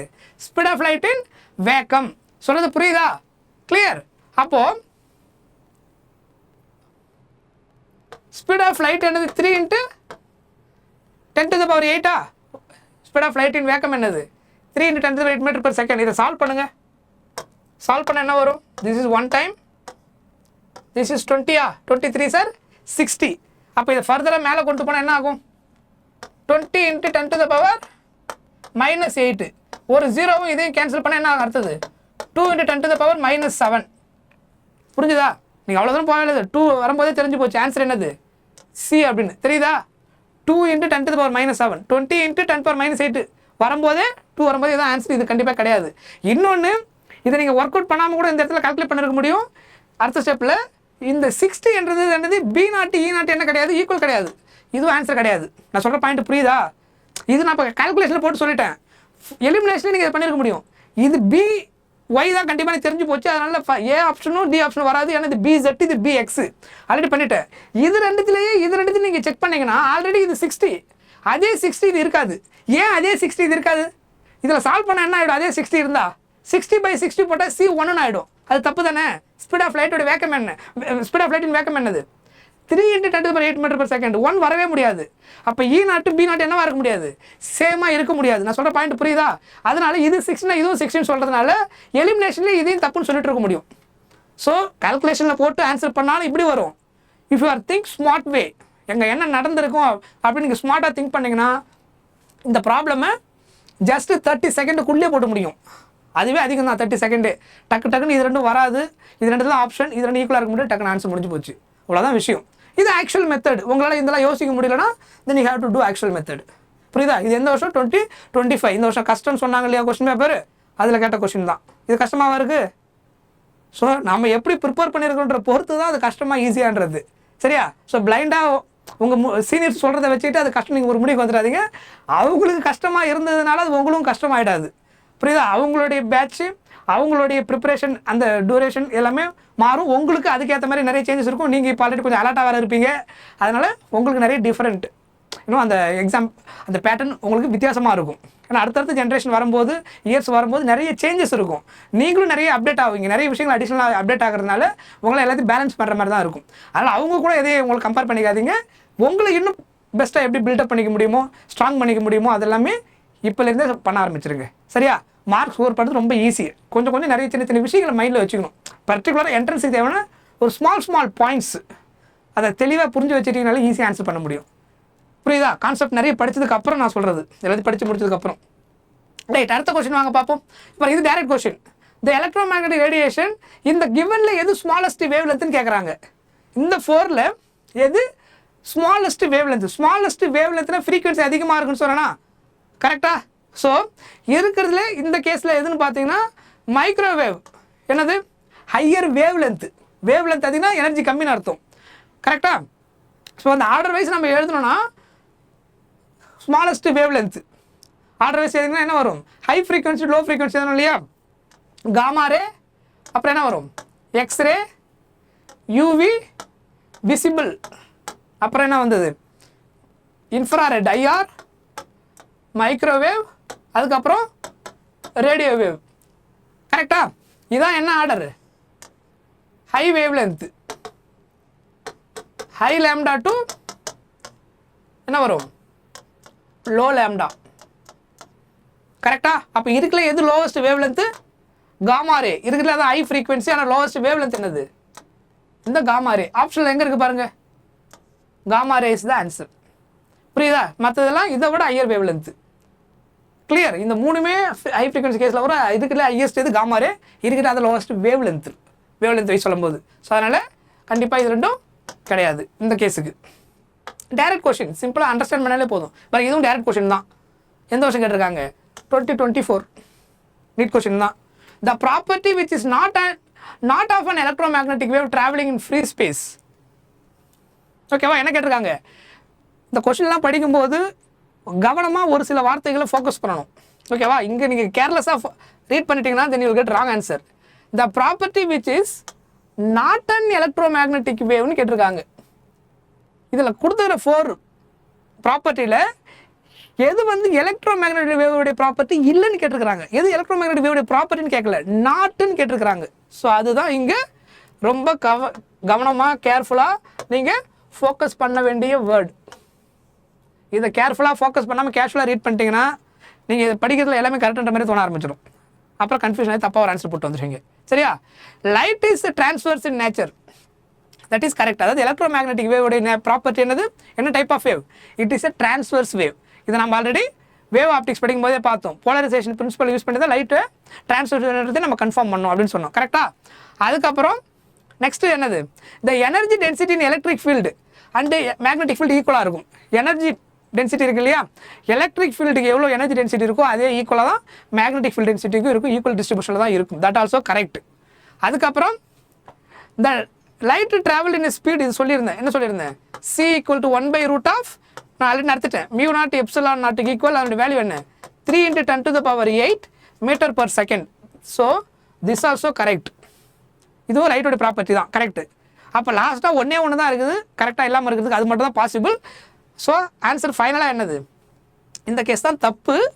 நாட்டுன்னு சொன்ன ப்ராப்பர்ட்டியில் தப்பு, ஆன்சரில் எது கரெக்டு? இதான் நான் சொல்கிறது புரியுதா? இங்கே ரைட்டுன்னு போட்டுக்கிறதெல்லாம் என்னது, லைட்டோடைய ப்ராப்பர்ட்டிக்கு அதெல்லாம் கரெக்டு. புரியுதா? இதுதான் லைட்டோடைய ப்ராப்பர்ட்டி கிடையாது, அவங்க நாட்டுன்னு கேட்டதுனால. ஸோ நாட்டுன்னு கேட்டதுனால இதுதான் ஆன்சர்.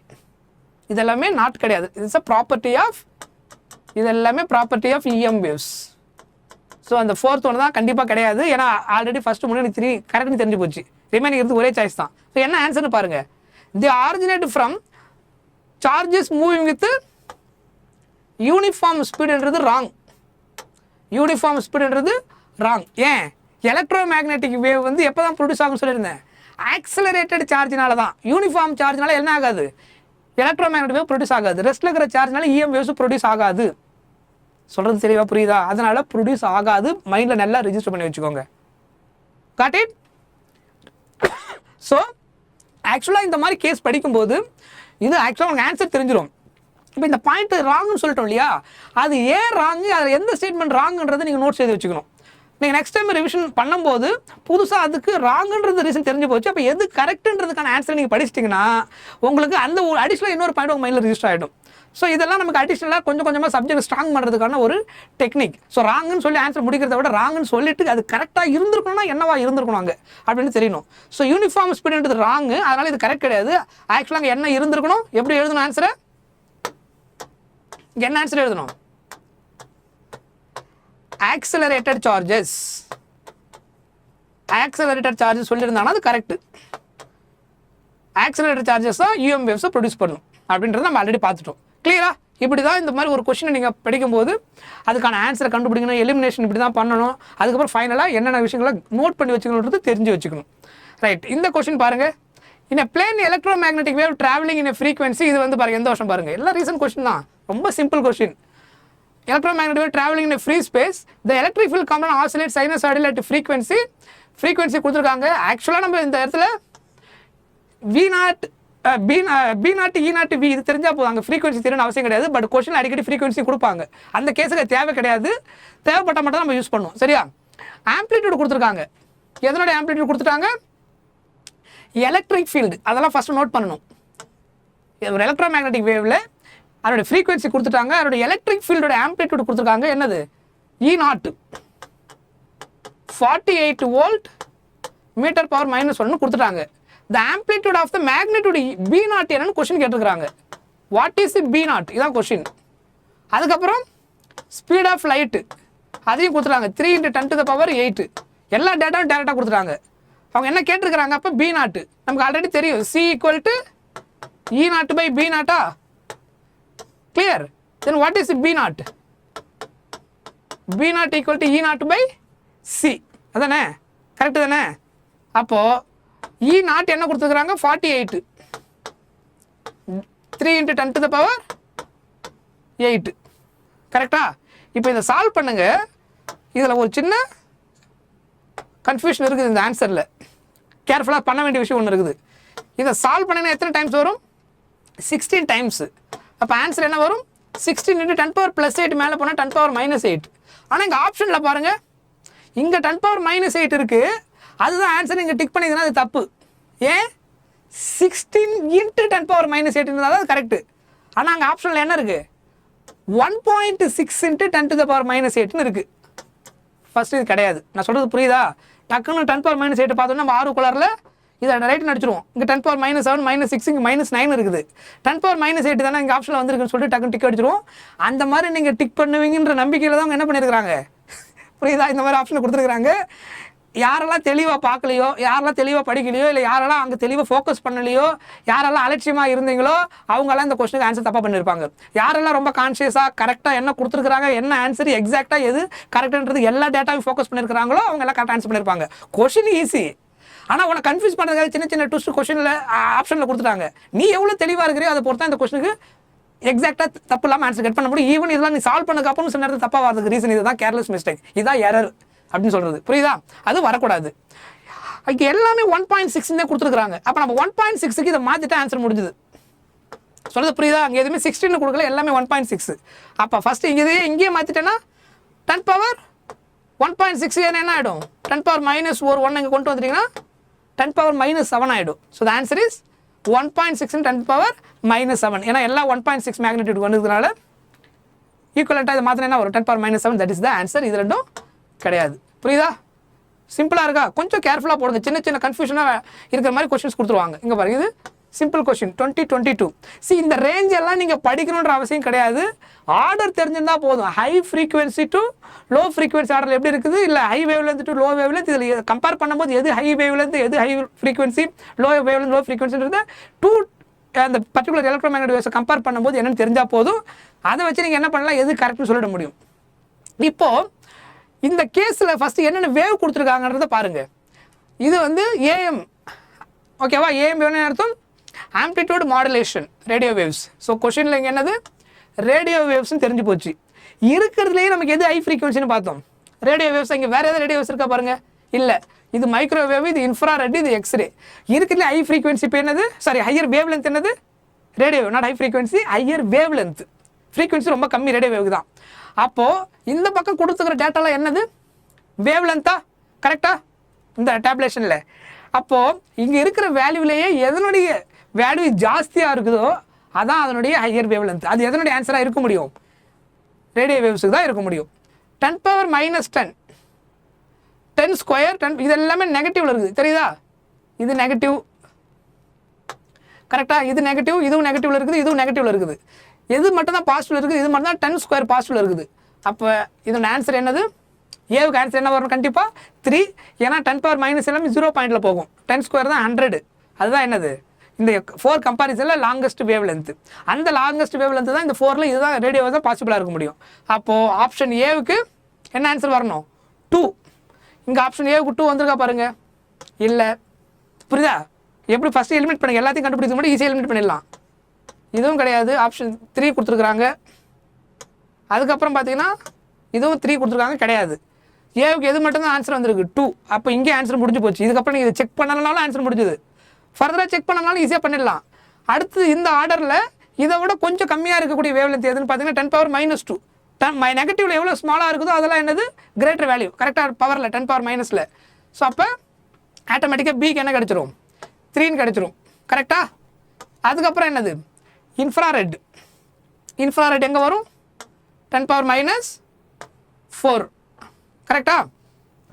எக்ஸ்ரே எங்கே வரும், 10⁻- இருக்குது ஷார்ட்டஸ்ட்டு. இந்த 4 கேஸில் ஷார்ட்டஸ்ட் வேவ் லென்த்தாக தான், அதான் ஹை ஃப்ரீக்வன்சி. டிக்கு ஆன்சர் என்ன, 1. ஸோ நீங்கள் ஆன்சரை ஃபஸ்ட்டு 1 கண்டுபிடிக்கும் போது ஆன்சர் முடிஞ்சுது. அது நீங்கள் எப்படி திங்க் பண்ணி ஆன்சர் கெட் பண்ணுறது பொறுத்து தான். ரைட்டு, இங்கே பாருங்கள், இதை நான் ஆல்ரெடி எக்ஸ்பிளைன் பண்ணிட்டேன். இதுவும் நீட் 2020 கொஸ்டின். நான் இந்த டெரிவேஷன் நடத்திருக்கிறேன் உங்களுக்கு. நடத்தினா when light propagates through a material medium அப்படின்னு சொல்லிட்டாங்க. Relative permittivity εr, relative permeability μrனா வெலாசிட்டி ஆஃப் லைட் என்னவா இருக்கும் இன் டர்ம்ஸ் ஆஃப் c கூட கம்பேர் பண்ணினான்னு கேட்டிருக்காங்க. இந்த ஃபார்முலா டெரைவ் பண்ணேன். என்ன சொல்லியிருந்தேன், v is equal to √μr εrன்னு ஆல்ரெடி டெரிவேஷன் போட்டிருக்கேன் நான். புரியுதா? அது ஆக்சுவலாக அந்த டெரிவேஷன் ரிசல்ட். வேக்கம்னுக்கும் மீடியம் கூட இது கம்பேர் பண்ணிங்கன்னா ரிலேட்டிவ் பெர்மிட்டிவிட்டி கொடுத்துட்டு, பெர்மியபிலிட்டி அண்ட் பெர்மிட்டிவிட்டி கொடுத்துட்டு. So answer is D. That is the formula, direct formula. அப்படியே கேட்டிருக்காங்க, அதை நான் ஆல்ரெடி எக்ஸ்பிளைன் பண்ணியிருக்கேன். அதை வந்து okay.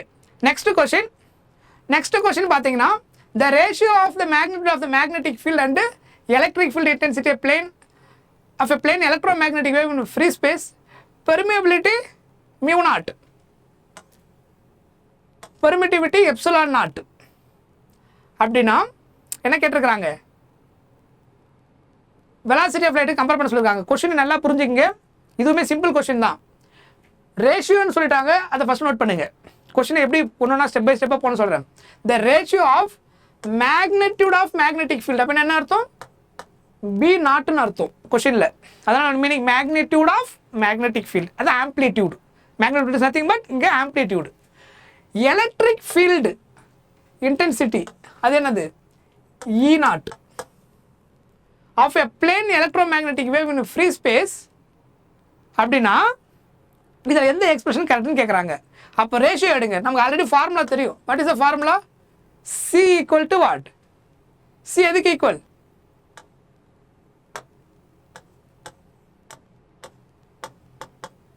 B naught by E நாட்டா, நான் சொல்கிறது புரியுதா, C equal to E naught by, sorry மாற்றி எழுதிட்டேன் இங்கே, அவங்க இதை நம்ம மாற்றி இப்போ எழுதணும், E naught by B naught, இதான ரேஷியோ. பேசிக் ஃபார்முலா நமக்கு தெரியும்ல, speed, speed of light v is equal to or any medium சொல்லியிருந்தேன் e by b, வேகமாக இருந்தால் c equal to e naught by b naught. இதில் அவங்க என்ன கேட்டிருக்காங்க, b நாட்டுக்கு e நாட்டுக்கு ரேஷியோ கேட்டிருக்காங்க. அப்போ ரெசிப்ரோக்கல் எழுதுங்க, இதை 1/c எழுதுனா b நாட் மேலே போயிடுமா, b naught by e naught, இவ்வளோதான். அவங்க இதோட ரேஷியோ தான் என்னன்னு கேட்டிருக்காங்க, c கூட கனெக்ட் பண்ணும்போது. What is the ratio of b naught and e naught, இதோட ரேஷியோ எடுத்து என்ன ஒரு answer, 1/c is the answer. சொல்கிறது புரியுதா? ஸோ இப்படி தான் அதை கனெக்ட் பண்ணுவாங்க. என்ன சொல்லியிருக்கிறாங்களோ அதை அப்படியே நான் எழுதியிருக்கிறேன். இது ஆல்ரெடி தெரிஞ்ச ஃபார்முலா. அவங்க கன்ஃபியூஸ் பண்ணுறதுக்காக உங்களுக்கு சி ஆன்சர் நீங்கள் டக்குன்னு டிக் பண்ணிவிடுவீங்க. இல்லை ஆல்ரெடி உங்களுக்கு ஃபெமிலியரான இந்த ஒரு ஃபார்முலாவில் ஏதாவது கன்ஃபியூஸ் பண்ணி கொடுத்துருக்காங்க. ஸோ இ நாட்டு பை பி நாட்டு தான் ஆக்சுவல் ஃபார்முலா. எதுக்கு, டேரெக்டாக சி கூட கனெக்ட் பண்ணும்போது. அவங்க கேட்டது பி நாட்டுக்கும் இ நாட்டுக்கும் ரேஷியோ எடுத்து ஒரு மேக்னெட்டிக் ஃபீல்டுக்கும் எலக்ட்ரிக் ஃபீல்டு ரேஷியோ எடுத்து ஒரு கேட்டதுனால என்ன மாறுது, நம்ம மாற்றி எழுதுறோம், ரெசிப்ரோக்கல் எடுத்து எழுதுறோம். அப்போ நீங்கள் மாற்றி எழுதும்போது 1/c equal to B naught by E naught ஆகிடும். B naught by E naught தான் கொஸ்டின். அப்போ ஆன்சர் இஸ் 1/c. ரொம்ப கேர்ஃபுல்லாக கொஸ்டினை படித்து புரிஞ்சிட்டிங்கன்னா you get the answer. Careless mistake இல்லாமல், நெகட்டிவ் மார்க் வராமல் கரெக்டான ஆன்சர் கொண்டு வந்துடலாம், கன்ஃபியூஷன் இல்லாமல். ரைட்டு, இங்கே பாருங்கள், a capacitor of capacitance C, இது வந்து நீ 2021 question. C is connected across an AC source of voltage V given by V equal to V naught sin of omega t அப்படின்னு கொடுத்துட்டாங்க. ஓகேவா? ஆக்சுவலாக அவங்க என்ன கேட்டிருக்கிறாங்க, the displacement current between the plates of the capacitor என்னவா இருந்திருக்குன்னு கேட்டிருக்கிறாங்க. சரியா? அப்போ டிஸ்பிளேஸ்மெண்ட் கரண்ட் கண்டுபிடிக்கணும்னா ஃபர்ஸ்ட் கெப்பாசிட்டருக்கும் சார்ஜுக்குள்ள ரிலேஷன் நம்ம உள்ள கொண்டு வர போகிறோம். ஏன்னா எனக்கு பொட்டன்ஷியல் கொடுத்துட்டாங்க. புரியுதா? What is the formula of capacitance, C is equal to Q by வியா. கரெக்ட்? கெப்பாசிட்டன்ஸ் செகண்ட் சாப்டர் நம்ம பார்த்துருக்கோம். கரெக்டா? Capacity C equal to Q by V. இதிலிருந்து கியூ என்ன வரும், கிராஸ் மல்டிப்ளை பண்ணால் சிவி. சொல்ல பாயிண்ட் புரியுதா? ஸோ எனக்கு கரண்ட் வேணும். கரண்ட் நான் இப்போ என்ன பண்ணணும், டிஃப்ரென்ஷியேட் பண்ணி ஆகணும். இப்போ இதை differentiate with respect to time பண்ணிங்கன்னா உங்களுக்கு என்ன ஆகும், இதை டிஃப்ரென்ஷியேட் பண்ணிங்கன்னா dq by dt. Correct? dq by dt. c constant, இதை டிஃப்ரென்ஷியேட் பண்ண என்ன வரும், dv by dt. புரியுதா? அவங்க கொஸ்டினில் என்ன கேட்டிருக்காங்க, டிஸ்பிளேஸ்மெண்ட் கரண்ட் கேட்டிருக்காங்க.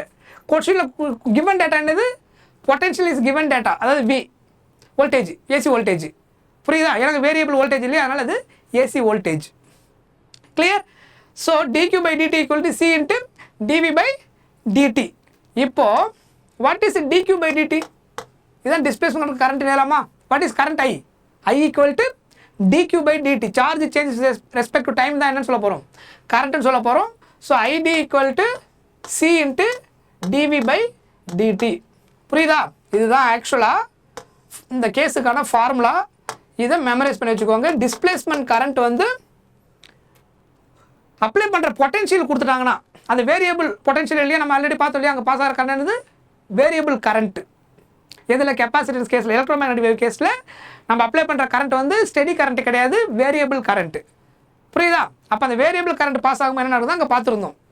அப்போ C into dV by dt displacement கண்டுபிடிக்கணும் எப்போ அப்ளைடு ஏசி வோல்டேஜ் கொடுத்துட்டாங்கன்னா இந்த ஃபார்முலாவில் சப்ஸ்டிட் பண்ணுங்க நீங்கள் V வந்து இப்போ என்ன பண்ணணும் நீங்கள் டிஃப்ரென்ஷியேட் பண்ணணும் இதானே V அப்போ இதிலேருந்து dV/dt கண்டுபிடிங்க பார்ப்போம் what is dV/dt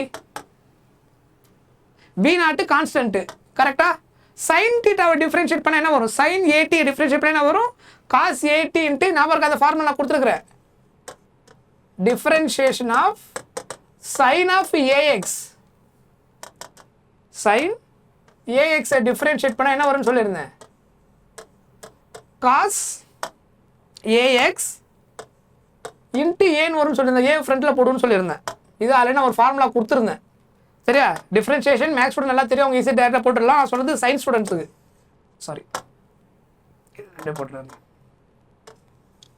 so remember this formula என்னது sin AX டிஃப்ரென்ஷியேட் பண்ணால் A இன்ட்டு காஸ் AX அங்கே என்ன ஏ வருதோ ஃப்ரண்ட்டில் போட்டுடணும் புரியுதா இப்போது இதை டிஃப்ரென்ஷியேட் பண்ணுங்க பார்ப்போம் இந்த ஃபார்மெட்டில் தான் இது இருக்குது V0 கான்ஸ்டன்ட் sin AX இங்கே sin 𝜔t அப்போ டிஃப்ரென்ஷியேட் பண்ண என்ன வரும் C ஒமேகா இன்ட்டு என்ன வரும் ஒமேகா 3 தான் இல்லையா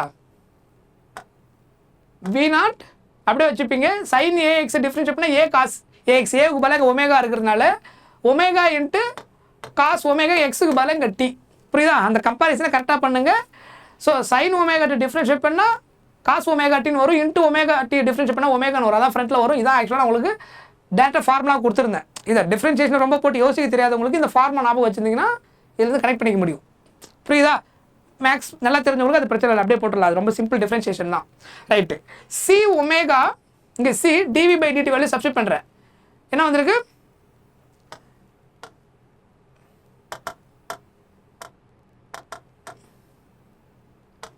omega V0 into cos of omega t அப்படின்னு கிடச்சிருக்கு புரியுதா இதான் என்னது ட்ரிஃப்ட் கரண்ட்டு ஸோ ஆப்ஷனில் ஒன்றுனா பாருங்கள் drift current ID equal to இந்த ஆர்டரில் எழுதினீங்கன்னா V0 omega C into cos omega t option எல்லாமே V0 ஃபஸ்ட்டில் இருக்குது இல்லையா அதனால் ஐடி ஸோ இங்கே ஒமேகா சி டினாமினேட்டர் வந்திருக்கு இது ரெண்டும் கண்டிப்பாக கிடையாது ப்ராடக்ட்டில் வந்திருக்கு தெரியுதா ஆன்சரில் இது ரெண்டு தான் பாசிபிள் இது ஆக்சுவலாக இது ஒமேகா சி இது பிரிண்டிங் மிஸ்டேக்கு இது ஆக்சுவலாக என்னது ஒமேகா சி சரியா அது எப்சிலான் மாதிரி போட்டாங்க பிரிண்டிங் மிஸ்டேக் இது ஓகே ஸோ இங்கே என்ன வந்திருக்கு பாருங்கள் ஐடி V0 இங்கே sin ஒமேகா டி கேர்ஃபுல்லாக செக் பண்ணணும் ஆன்சர் இங்கே என்ன வரணும் டிஃப்ரென்ஷியேட் பண்ண என்ன ஆகிடும் சைனு காசாக மாறிடும் அதனால் இதுவும் ஆன்சர் கிடையாது ஸோ இப்போ ஆன்சர் என்னது V0 omega C cos omega t இது வந்திருக்கா இது நீட் 2021 கொஷின் புரிஞ்சுதா ரைட்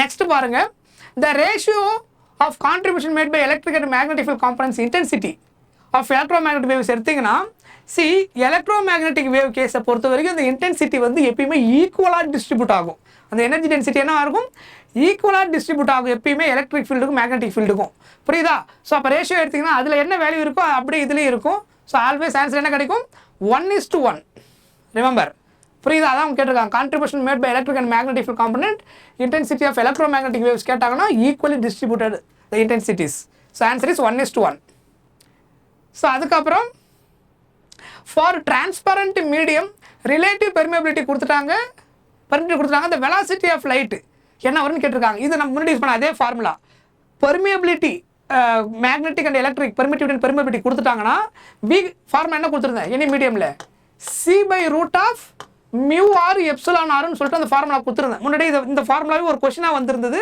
இது எப்படி டெரைவ் பண்ணுறது நான் முன்னாடி எக்ஸ்பிளைன் பண்ணி வச்சுருந்தேன் சியோட வேல்யூ வந்து 3 × 10⁸ by root of what is mu r question என்ன கொடுத்துருக்குறாங்க இது mu r ரிலேட்டிவ் பெர்மியபிலிட்டி இது எலக்ட்ரிக் பெர்மிட்டிவிட்டி எப்சிலான் ஆர் தெரியுதா see here ரெஸ்பெக்டிவ்னா அடுத்தடுத்து வருதுன்னு அர்த்தம் கரெக்ட் இதனோட வேல்யூ 1.0னா 1 இது 1.44 கரெக்டா this is 1.44 அப்போ இதை ஃபர்தராக சால்வ் பண்ணுங்க என்ன வரும் 3 × 10⁸ by 1 × 1.44 என்ன வரும் 1.44 தான் வரும் அப்போ அது ரூட் எடுத்தால் என்ன வரும் 1.2 ஏ வாட் இஸ் 12² 12² என்னது 144 அப்போ 1.2 ஹோல் ஸ்கொயர் பண்ணால் என்ன வரும் 144 2 டெசிமல் பாயிண்ட் வைக்கணுமா? ஸோ 144ன்ற வேல்யூ பார்த்த உடனே உங்களுக்கு என்ன ஞாபகம் வந்திருக்கணும்? That is 12 square. புரியுதா? அதுக்கப்புறம் டெசிமல் எப்படி வரும்ன்றதை டேலி பண்ணணும் கரெக்டாக பார்த்து. ஸோ 1.2. ஸோ இதை சிம்பிளிஃபை பண்ண என்ன வரும்? 0.4. ஸோ 1 இந்த 10/10 மல்டிப்ளை பண்ணிட்டா 1/4ன்னு வச்சுக்கலாமா? Into 10 to the power 9. நான் எப்படி டேலி பண்ணுறேன்னு தெரியுதா? இது 0.4 10/10 மல்டிப்ளை பண்ணால் 10⁻8 ப்ளஸ் இன்ட்டு 10 என்ன ஆகிடும்? 10⁻9 ஆகிடும். 0.4 into 10 பண்ணால் டெசிமல் கேன்சல் ஆகிடும் 1/4. புரியுதா? ரைட். இப்போ இந்த 1/4 வேல்யூ என்ன தெரியும் எனக்கு? ஆல்ரெடி நான் ஸ்டாண்டர்ட் மேக்ஸ்வெல்லாம் ஆல்ரெடி சொல்லி வச்சிருக்கிறேன். எதெல்லாம் ஞாபகம் வச்சுக்கணும்னு சொல்லிட்டு 1/4 எப்படி எழுதலாம்? 0.25 ஞாபகம் இருக்கா? 1/2னா 0.5, 1/4னா 0.25 வச்சு சொல்லியிருந்தேன். 1/8னா இதுக்கு ஈக்குவல் 0.125, 1/16னா 0.0625. இந்த 4 வேல்யூஸ் நல்லா ஞாபகம் வச்சு அடிக்கடி யூஸ் பண்ணணும்னு சொல்லியிருந்தேன். நான் கால்குலேஷன் ஒர்க் அவுட் பண்ணும்போது ஸ்டாண்டர்ட் மேத்தமேட்டிக்ஸ் டேட்டா இதெல்லாம் ஞாபகம் வச்சுன்னு சொல்லிட்டு உங்களுக்கு நான் பேசிக் மேக்ஸ் கிளாஸ் தனியாக ஒரு இதில் எல்லாத்தையும் நடத்திருந்தேன். யாராவது அதை பார்க்கலன்னா திரும்ப போய் பாருங்கள். அதில் இருக்கக்கூடிய பேசிக் மேக்ஸ் தெரிஞ்சால் தான் நான் கால்குலேஷன் போடும்போது உங்களால் ஃபாஸ்ட்டாக ஃபாலோ பண்ண முடியும். நான் திரும்ப அதை நடத்த முடியாது. அதுக்கு தான் தனியாக ஒரு கிளாஸில் எடுத்துகிறேன். ஏன்னா நம்ம எல்லா சாப்டர்லையுமே நம்ம என்ன பண்ண போகிறோம்? மேத்தமேட்டிக்கல் கான்செப்ட் அப்ளை பண்ணுவோம். ஸோ எதெல்லாம் ஃப்ரீக்வெண்ட்டாக ரிப்பீட் ஆகுமோ நான் ஆல்ரெடி கொடுத்துருக்குறேன். அதனால் நீங்கள் மறக்காமல் அதில் வந்து அட்டன் பண்ணணும். சரியா? Right. Into 10 to the power 9. அப்போது ஆப்ஷனில் எல்லாமே எதில் இருக்குது பாருங்கள்? சிங்கிள் டெசிமல் வேல்யூ தானே வருது. 2 3 இது கண்டிப்பாக கிடையாது. ஏன்? லைட்டோடைய ஸ்பீடு வேக்கமில் தான் அதிகமாக இருக்குது, மீடியமில் கண்டிப்பாக குறையும். அதே வேல்யூ ஈக்குவலாக இருக்க முடியாது. 3 into 10 to the power 8ன்றது சியோடைய value, maximum speed of electromagnetic wave. அதுக்கு மீடியமில் என்ன கிடைக்காது, அதே வேல்யூ கிடைக்காது. அதனால் டெஃபினட்டாக தப்புன்னு சொல்லிடலாம். ஸோ சிங்கிள் டெசிமல் வேணால் ஒரு 10 இங்கே மல்டிப்ளை பண்ணிக்குவாங்க. அப்போ 2.5 into 10 to the power 8. புரியுதா? அது நீங்கள் மேக்ஸ் எவ்வளோ ஸ்ட்ராங்காக இருக்குன்னு பொறுத்து நீங்கள் எவ்வளோ ஈஸியாக வேணாலும் போட்டு வரலாம். உங்களுக்கு புரியுதுன்னா சும்மா ஸ்டெப் பை ஸ்டெப்பாக அவ்வளோ போட்டு போகிறேன். If you are very good in mathematics you can find the answer within this first step. அங்கே நீங்கள் முடிச்சிடலாம் ஆன்சரை. கொஞ்சம் ஸ்மார்ட்டாக யோசிச்சு ஆன்சர் பண்ண முடியும், உங்களுடைய கெப்பாசிட்டியை பொறுத்தது. ஸோ இப்போ ஆன்சர் எது வரும்? 2.5 into 10 to the power 8 மீட்டர்/செகண்ட். இது ரெண்டும் கண்டிப்பாக கிடையாது. புரியுதா? ஸோ அதுக்கப்புறம் EM wave is propagation in medium with velocity. இங்கே பாருங்க V வெக்டார் கொடுத்துட்டாங்க. இது NEET 2018 question. VI cap any medium. ஏன்னா சிஏ போடலன்னா எனி மீடியம்னா வீன் போடும் சிம்பிளாக. வேகமாக தான் நம்ம சி யூஸ் பண்ண போகிறோம். The instantaneous oscillating electric field EM wave. Electric field எந்த ஆக்சிஸில் இருக்கான்? Y ஆக்சிஸில் இருக்குன்னு சொல்லிட்டாங்க. எலக்ட்ரிக் ஃபீல்டு Y ஆக்சிஸில் இருந்துச்சுன்னா the direction of magnetic field என்னவா இருக்குன்னு கொஸ்டின் கேட்டிருக்கிறாங்க. அப்போது எலக்ட்ரிக் ஃபீல்டோட டைரக்ஷன் எந்த ஆக்சிஸில் இருக்குது? Y ஆக்சிஸ்னா என்ன அர்த்தம்? ஜே கேப்பா? ஜே கேப் வருமா? ஜே கேப் அதான Y ஆக்சிஸ் நான் சொல்லியிருந்தேன் இல்லையா?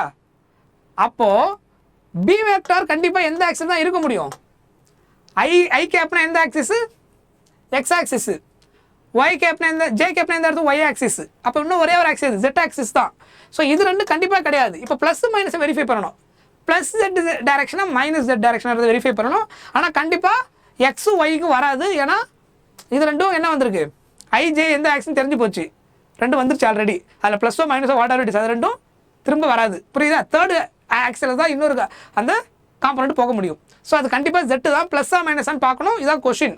ஸோ நமக்கு ஆல்ரெடி தெரியும் formula. V vector equal to E vector cross B vector. அதாவது C vector equal to E cross பின்னு பார்த்தோம் அந்த டைரக்ஷன் கண்டுபிடிக்கிறதுக்கு. புரியுதா? வெக்டார் டைரக்ஷன் கண்டுபிடிக்கிறதுக்கு. ரைட். E வெக்டார் இங்கே எதுக்கு equal? J cap. V vector already எந்த ஆக்சிஸில்? I gap. அப்போ இது I கேப்னா இங்கே கண்டிப்பாக என்ன வந்திருந்தா IJK ஆர்டரில் IJK இந்த ஆர்டரில் சைக்கிளிக் ஆர்டர் பார்த்தோம் இல்லையா முன்னாடியே? இப்படி தானே வரணும்னு சொல்லியிருந்தேன். எனக்கு ஆன்சர் I கேப் வரணும். ஃபஸ்ட்டு ஜேவில் ஸ்டார்ட் ஆயிருந்தா அடுத்தது கண்டிப்பாக என்ன வரணும்? K. கரெக்டா? J cross K. J cap cross K cap எடுத்து எனக்கு என்ன கிடச்சிருக்க முடியும்? I கேப் கிடச்சிருக்க முடியும். அப்போ இங்கே என்ன வந்திருக்கணும்? ப்ளஸில் K கேப் வந்திருக்கணும். ப்ளஸ் K கேப்னா என்ன அர்த்தம்? Plus Z axis. The answer is plus Z direction. சொல்கிறது புரியுதா? ரொம்ப சிம்பிள் சாப்டர் இது. கொஞ்சம் பேசிக் வெக்டர் கொஞ்சம் நல்லா புரிஞ்சுன்னா இன்னும் ஈஸியாக ஆன்சர் பண்ணிடலாம். Next question.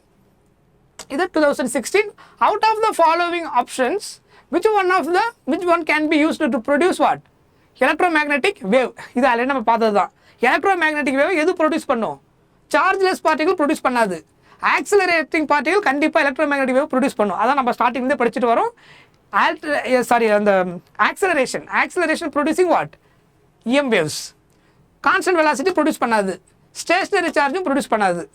கரெக்டாக ஸ்டேஷனரி சார்ஜ் எதை ப்ரொடியூஸ் பண்ணும்? எலக்ட்ரிக் ஃபீல்டை ப்ரொடியூஸ் பண்ணும். கான்ஸ்டன்ட் வெலாசிட்டி எதை ப்ரொடியூஸ் பண்ணும்? மேக்னெட்டிக் ஃபீல்டை ப்ரொடியூஸ் பண்ணும். ஆக்சிலரேட்டட் சார்ஜ் என்னது? EM வேவ்ஸை ப்ரொடியூஸ் பண்ணும். சார்ஜஸ் பார்ட்டிகல் எதையும் ப்ரொடியூஸ் பண்ணாது. கரெக்டாக? So the answer is B. Very simple. பாருங்க, இது 2013 question. The condition under which a micro oven heats up the food item containing water molecules most effectively எப்போ பார்த்தோம் இல்லையா? எந்த ஸ்டேட்மெண்ட் பாருங்க கரெக்டா? மைக்ரோவேவ்ஸ் ஆர் ஹீட் வேவ்னு சொன்னால் என்ன அர்த்தம்? தப்பு. நான் ஆல்ரெடி ஒரு விஷயம் சொல்லியிருந்தேன். என்ன சொல்லியிருந்தேன்? இது ராங்குன்னு சொல்லிட்டு அது கரெக்டு. அப்போ எந்த வேவுக்கு பேர் ஹீட் வேவ் அப்படின்றது நம்ம தெரிஞ்சு வச்சிருக்கோம்னு சொன்னா, மைக்ரோவேவ்ஸ் ஆர் ஹீட் வேவ்ஸ்ன்றது ராங். எந்த வேவ் ஹீட் வேவ்? இன்ஃப்ராரெட். ஐஆருக்கு இன்னொரு நேம் என்னன்னு சொல்லியிருந்தேன்? ஹீட் வேவ்ஸ்னு சொல்லியிருந்தேன். கரெக்டா? அதனால இது தப்பு. இங்கே முடிஞ்சு போச்சு. Infrared waves produce heating in micro oven. வாய்ப்பே இல்லை. கரெக்டாக? மைக்ரோ ஓவனில் இன்ஃப்ராரெட் வேவ்ஸ் ப்ரொடியூஸ் ஆகுது. மைக்ரோவேவ் தான் யூஸ் பண்ணுவோம். மைக்ரோ ஓவன்லேயே இன்ஃப்ராரெட் வரப்போகுது. ஸோ அதுவும் wrong. The frequency of microwaves must match. இங்கே அந்த டெக்னிக் வேர்டு என்னன்னு சொல்லியிருந்தாங்க? இங்கே resonant frequency of the water molecules. That is the answer. ஏன்னா வாட்டர் மாலிகூலோட ரெசனன்ஸ் ஃப்ரீக்வன்சிக்கு ஈக்குவலாக மைக்ரோவேவ் நம்ம கொடுத்தோம்னா என்ன நடக்கும்? அங்கே பார்ட்டிகல்ஸ் வைப்ரேட் ஆக ஆரம்பிக்கும். தென் ஹீட் ப்ரொடியூஸ் ஆகிட்டு ஃபுட்டு வந்து நமக்கு என்ன ஆகும்? நமக்கு என்ன தேவையோ அதுக்கேற்ற மாதிரி அதை ப்ரிப்ரேஷன் பண்ணிக்கலாம். The frequency of microwaves has no relation. Natural ஃப்ரீக்வன்சிக்கு நோ ரிலேஷன்றது தப்பு. புரியுதா? That is wrong. நோ ரிலேஷன்றது வேர்டு ராங். புரியுதா? Of water molecules. The answer is C. So C நீங்கள் கன்ஃபார்மாக ஆன்சர் கரெக்ட்னு சொல்லிட முடியும். புரிஞ்சுதா? எஸ்.